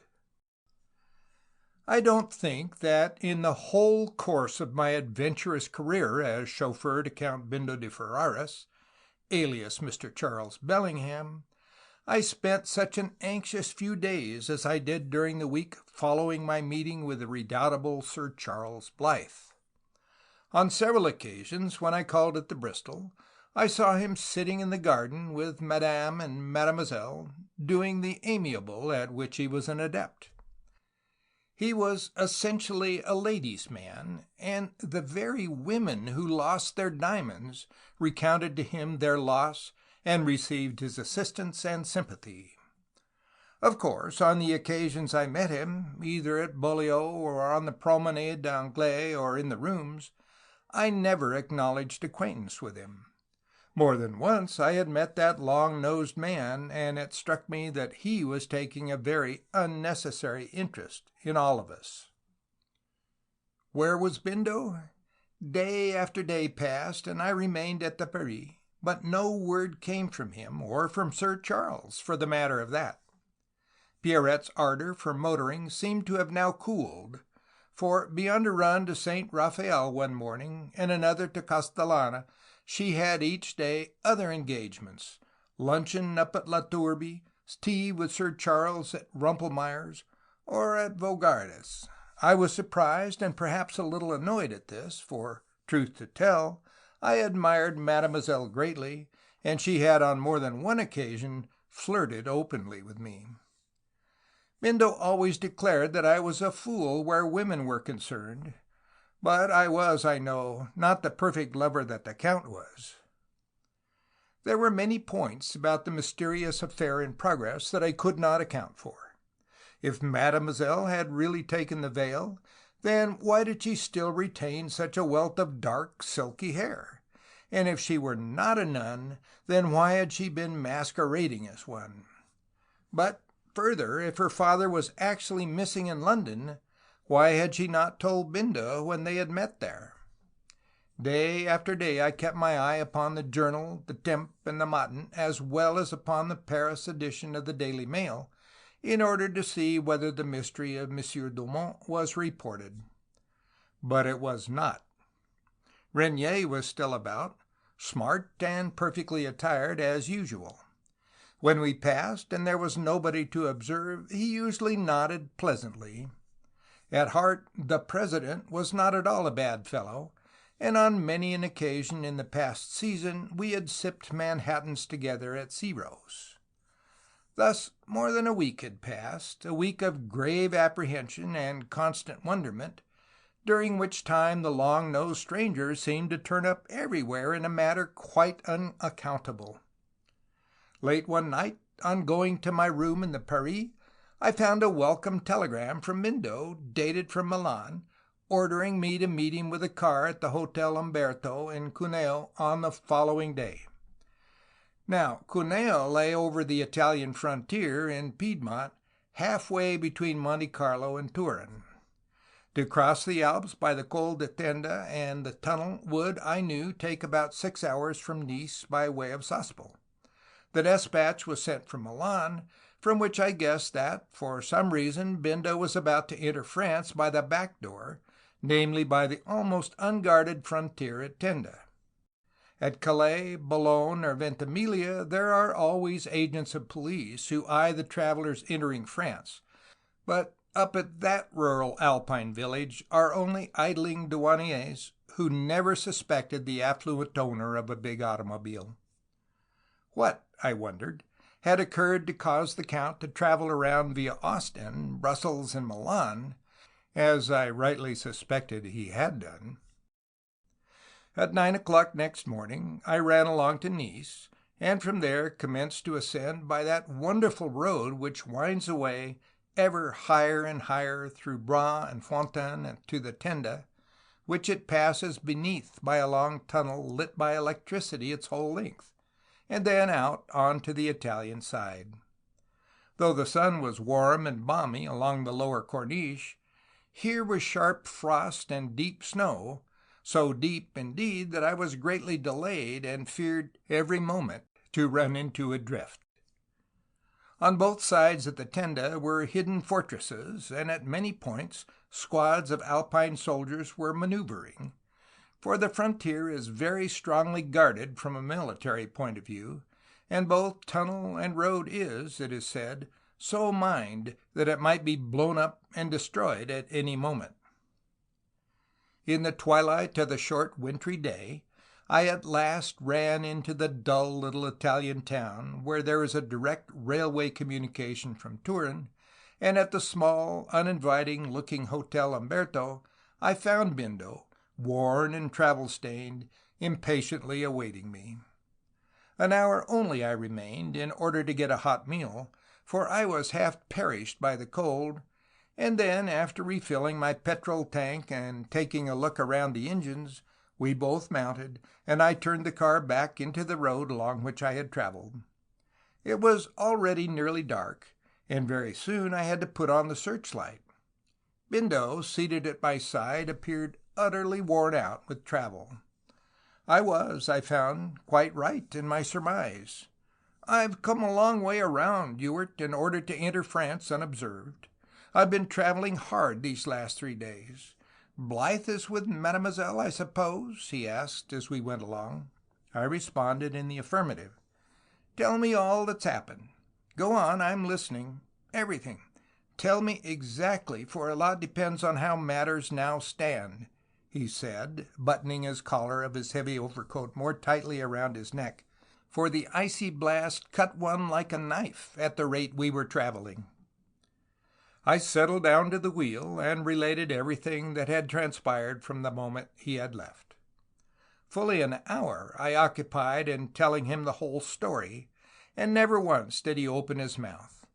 I saw by the reflection of the light upon the snowy road that his eyes were half closed behind his goggles, and more than once feared that he had gone to sleep. Suddenly, however, he said, "And who is the long-nosed stranger?" "I don't know." "But it's your place to know," he snapped. "We can't have fellows prying into our affairs without knowing who they are. Haven't you tried to discover?" "I thought it too risky." "Then you think he's a police agent, eh?" "That's just what Blythe and I both think." "Describe him." I did so, to the best of my ability, and Bindo gave vent to a grunt of dissatisfaction, after which a long silence fell between us. "The President is at the Hermitage, eh?" he asked at last. "Does he know where I've been?" "I'm not sure. He knows you have not lately been in Monte." But you say he nodded to Mademoiselle, and that afterwards she denied acquaintance with him. Didn't that strike you as curious?" "Of course, but I feared to press her. You won't let me into your secrets, therefore I'm compelled always to work in the dark." "Let you into a secret, Ewart?" he laughed. "Why, if I did, you'd either go and give it away next day quite unconsciously, or else you'd be in such a blue funk that you'd turn tail and clear out just at the very moment when I want you." "Well, in London before we started, you said that you had a big thing on, and I've been ever since trying to discover what it is." "The whole affair has altered," was his quick reply. "I gave up the first idea for a second and better one." "And what's that? Tell me." "You wait, my dear fellow. Have the car ready, and leave the brain work to me. You can drive a car with anybody in Europe, Ewart, but when it comes to a tight corner, you haven't got enough brains to fill a doll's thimble." He laughed. "Permit me to speak frankly, for we know each other well enough now, I fancy." "Yes, you are frank," I admitted. "But," I added reproachfully, "in working in the dark, there's always a certain element of danger." "Danger be hanged! If I thought of danger, I'd have been at Portland long ago. Successful men in any walk of life are those who have courage and are successfully unscrupulous," he said, for he seemed in one of his quaint philosophic moods. "Those who are unsuccessfully unscrupulous are termed swindlers, and eventually stand in the dock," he went on. "What are your successful politicians but successful liars? What are your great South African magnates, before whom even royalty bows, but successful adventurers?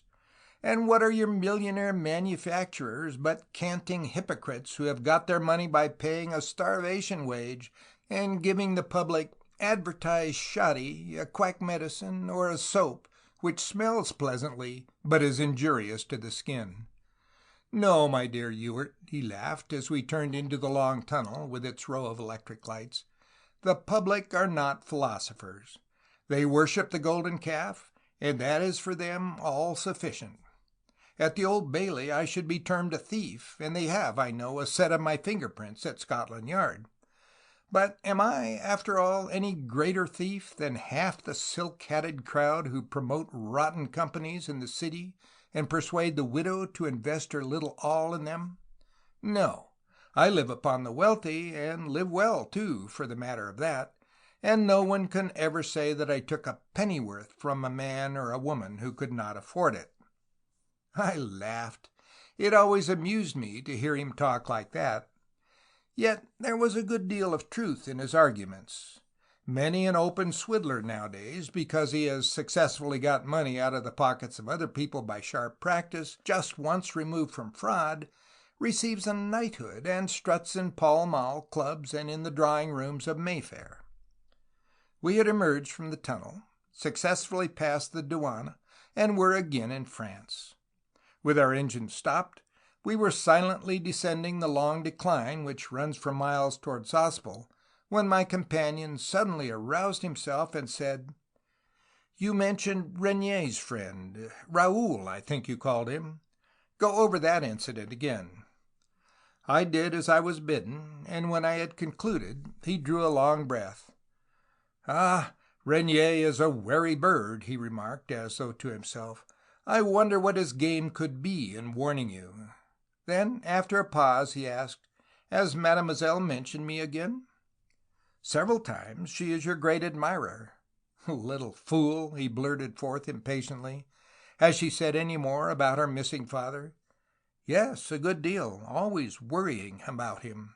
"That's not surprising. And her lover, the man Martin, what about him?" "She has said very little. You have taken his place in her heart," I said. "Quite against my will, I assure you, Ewart," he laughed. "But, by Jove," he added, "the whole affair is full of confounded complications. I had no idea of it all till I returned to town." "Then you've made inquiries regarding Monsieur Dumont and his mysterious disappearance?" "Of course. That's why I went." "And were they satisfactory?" I mean, did you discover whether mademoiselle has told the truth? I asked anxiously. She told you the exact truth. Her father, her lover, and the jewels are missing. Scotland Yard, at the express request of the Paris police, are preserving the secret. Not a syllable has been allowed to leak out to the press. For that very reason I altered my plans. And what do you now intend to do? Not quite so fast, my dear Ewart.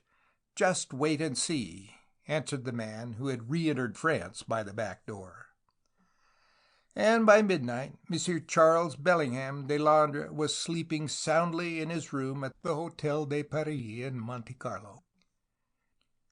End of Part 7. Part 8, in which the truth is explained. During the next 3 days I saw but little of Bindo. His orders to me were not to approach or worry him. I noticed him in a suit of cream flannels and Panama hat, sunning himself on the terrace before the casino, or lunching at the Hermitage or Metropole with people he knew, appearing to the world to lead the idle life of a well-to-do man about town, one of 1,000 other good-looking, wealthy men whose habit it was annually to spend the worst weeks of the year beside the blue Mediterranean. To the monde and the demi-monde, Bindo was alike a popular person.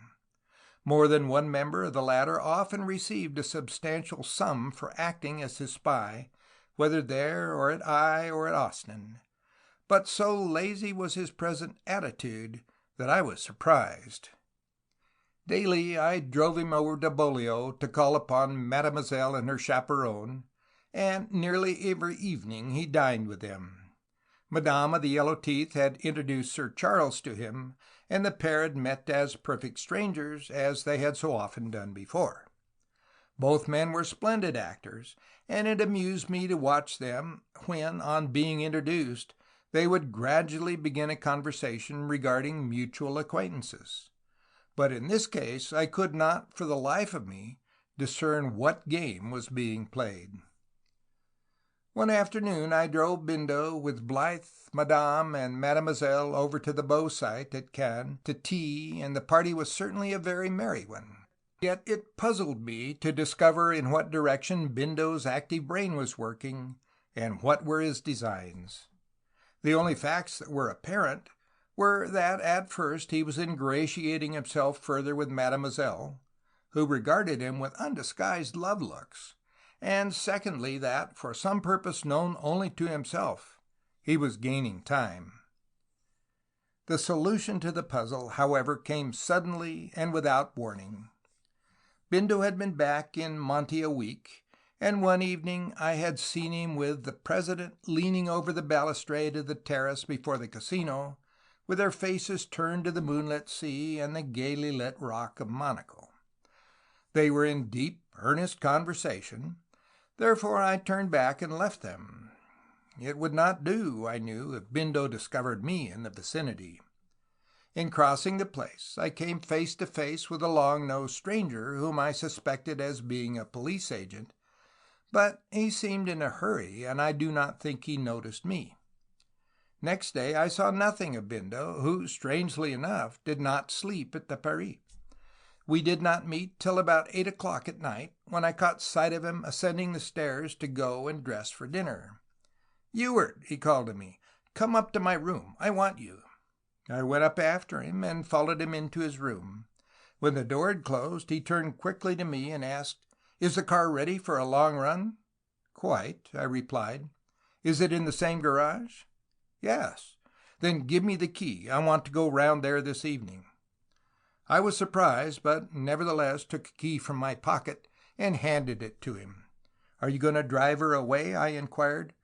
"Don't ask questions," he snapped. "I don't know yet what I'm going to do, except that I want you to go over to Nice and spend the evening. Go to the casino and watch and see if Raoul is there. Be back here by the 12:25 and come up and report to me." I went to my own room, dressed, and then took train to Nice. But though I lounged about the Casino Municipal all that evening, I saw nothing of either Regnier or Raoul. It struck me, however, that Bindo had sent me over to Nice in order to get rid of me, and this surmise was somewhat confirmed when I returned after midnight. Bindo did not question me about the person he had sent me to watch for. He merely said, "Ewart, you and I have a long run before us tomorrow. We must be away at 7.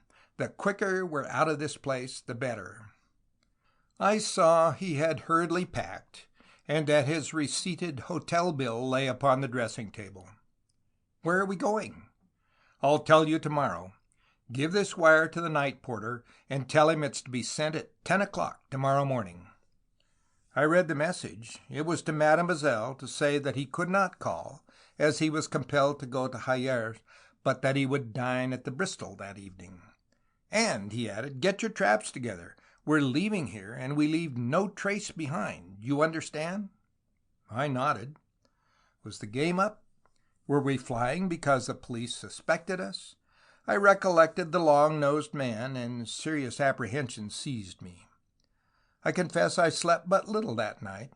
At 6:30 I went again to his room, and found him already dressed.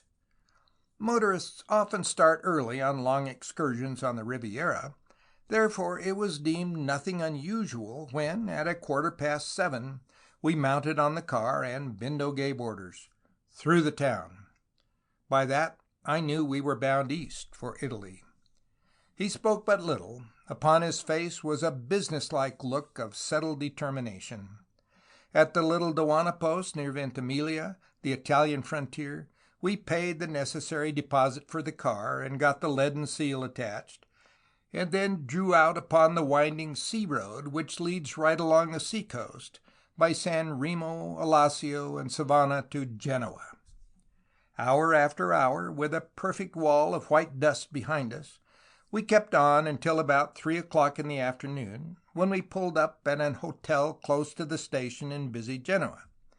Here we swallowed a hasty meal, and at Bindo's direction we turned north up the Ronco Valley for Alessandria and Turin, my companion explaining that it was his intention to re-enter France again by crossing the Mont Cenis. Then I saw that our journey into Italy was in order to throw the French police off the scent. But even then, I could not gather what had actually happened. Through the whole night and all next day, we traveled as hard as we could go, crossing the frontier and descending to Chambéry, where we halted for 6 hours to snatch a brief sleep. Then on again by Bourg and Massons. We took in turns to drive 3 hours each. While one slept in the back of the car, the other drove, and so we went on and on both day and night for the next 48 hours, a race against time and against the police.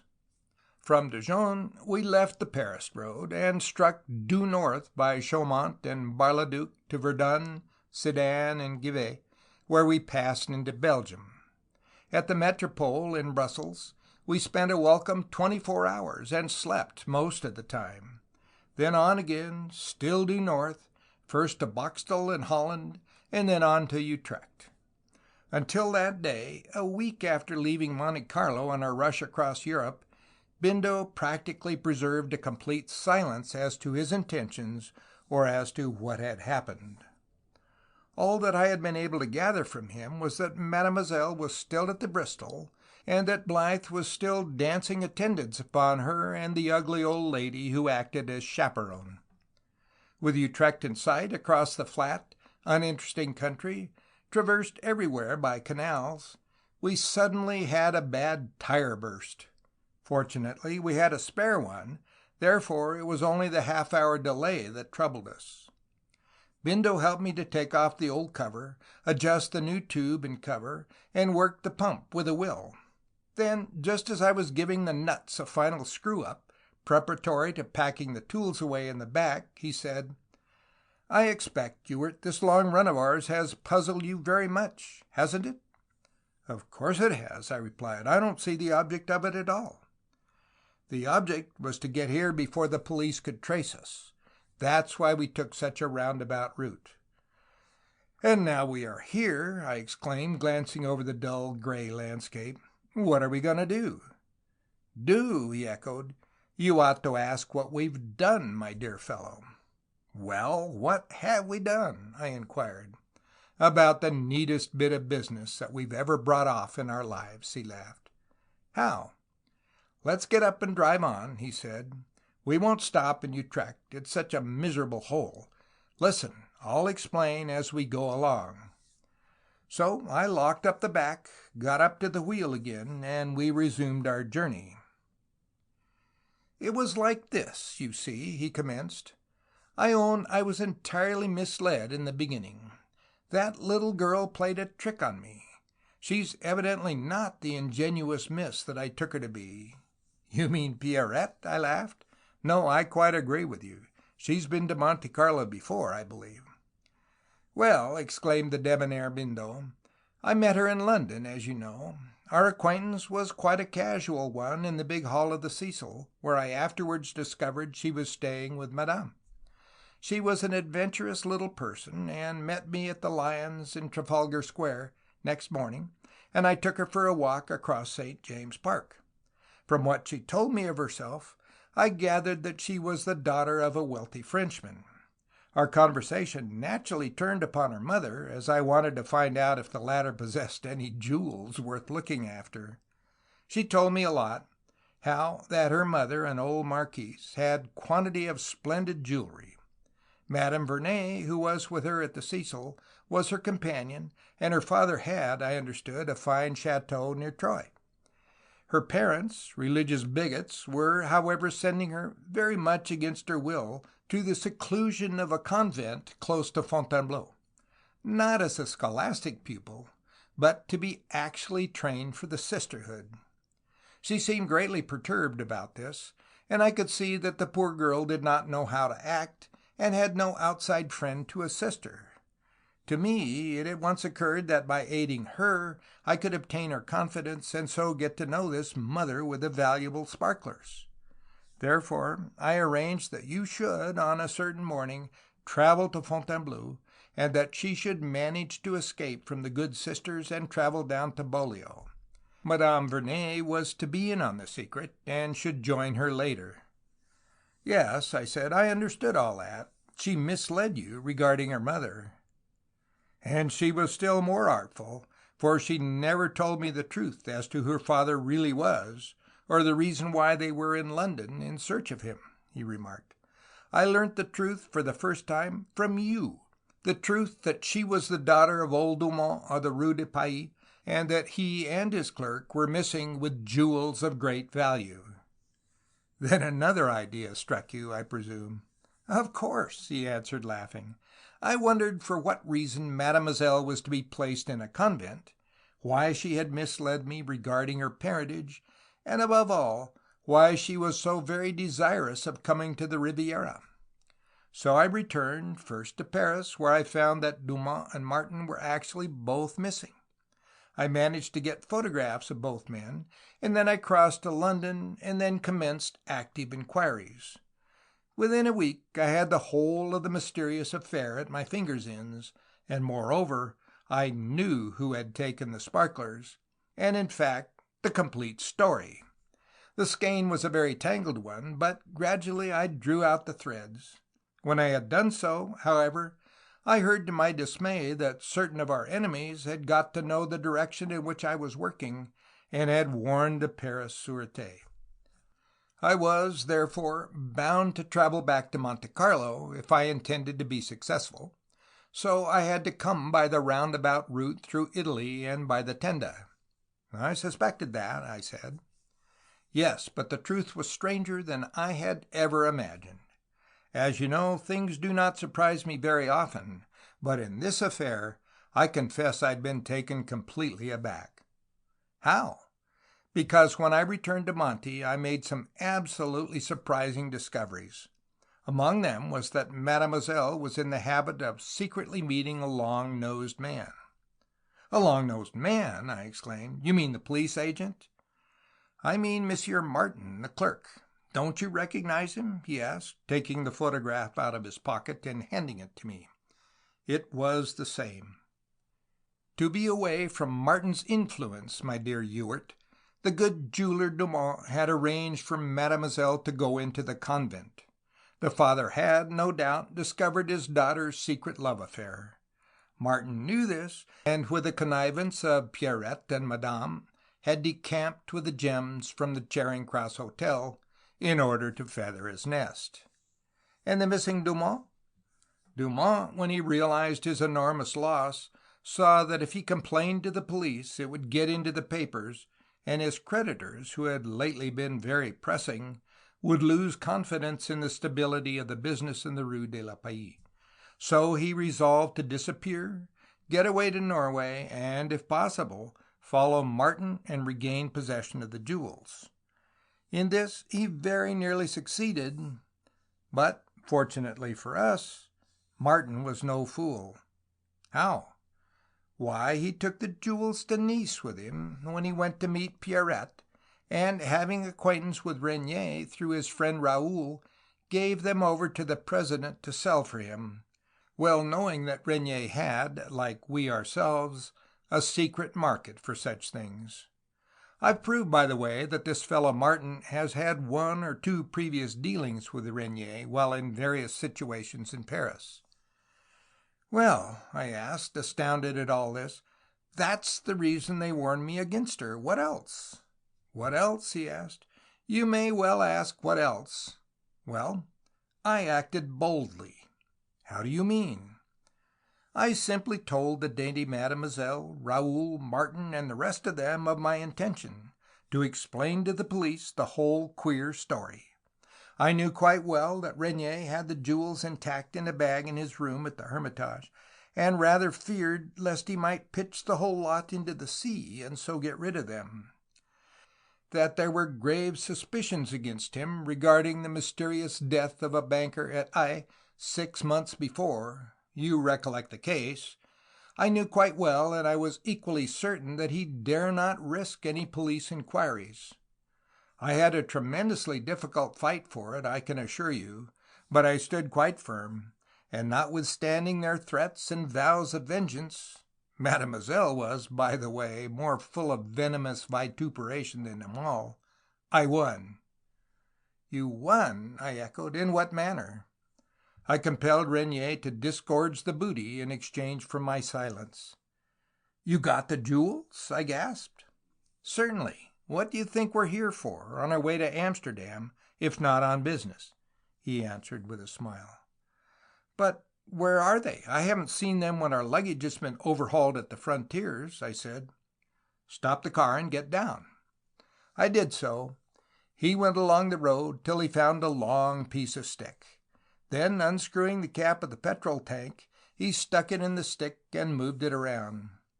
Feel anything? He asked, giving me the stick.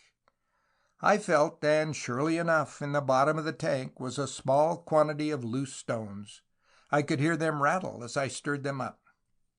The settings were of no use, and would tell tales, so I flung them away, he explained, and I put the stones in there while you were in Nice, the night before we left. Come, let's get on again, and he re-screwed the cap over one of the finest hauls of jewels ever made in modern criminal history. Well, I'm hanged, I cried, utterly dumbfounded. But what of Mademoiselle's father? Bindo merely raised his shoulders and laughed. Mademoiselle may be left to tell him the truth if she thinks it desirable, he said. Martin is already cleared out, to Buenos Aires minus everything. Regnier is completely sold, for no doubt the 2 confiding Martin would have got nothing out of the president, while Mademoiselle and Madame are now wondering how best to return to Paris and face the music.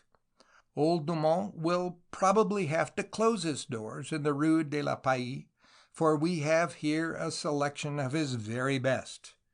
But, after all, Mademoiselle, whose plan to go to London in search of her father was a rather ingenious one, certainly has me to thank that she is not under arrest for criminal conspiracy with her long-nosed lover.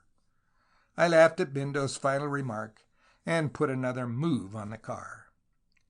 At 10 o'clock that same night, we took out the petrol tank and emptied from it its precious contents, which half an hour later had been washed and were safely reposing from the eyes of the curious between tissue paper in the safe in the old Jew's dark den in the Kerkstraat in Amsterdam.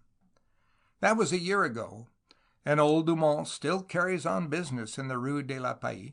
Sir Charles Blythe, who is our informant, as always, tells us that, although the pretty Pierrette is back in her convent, the jeweler is still in ignorance of Martin's whereabouts and how his property passed from hand to hand, or any of the real facts concerning its disappearance.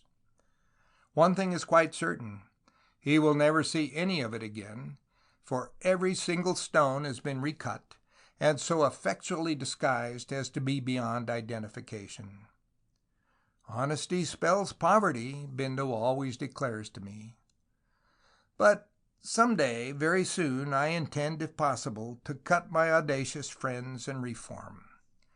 And yet how hard it is, how very hard! One can never, alas, retract one's downward steps. I am the Count Chauffeur, and shall, I suppose, continue to remain so until the black day when we all fall into the hands of the police. Therefore, the story of my further adventures will, in all probability, be recounted in the Central Criminal Court at a date not very far distant. For the present, therefore, I must write the end. End of Part 8 and end of Section 14. Read by Stephen Seitel. Thank you for listening. End of The Count Chauffeur by William Le Queux.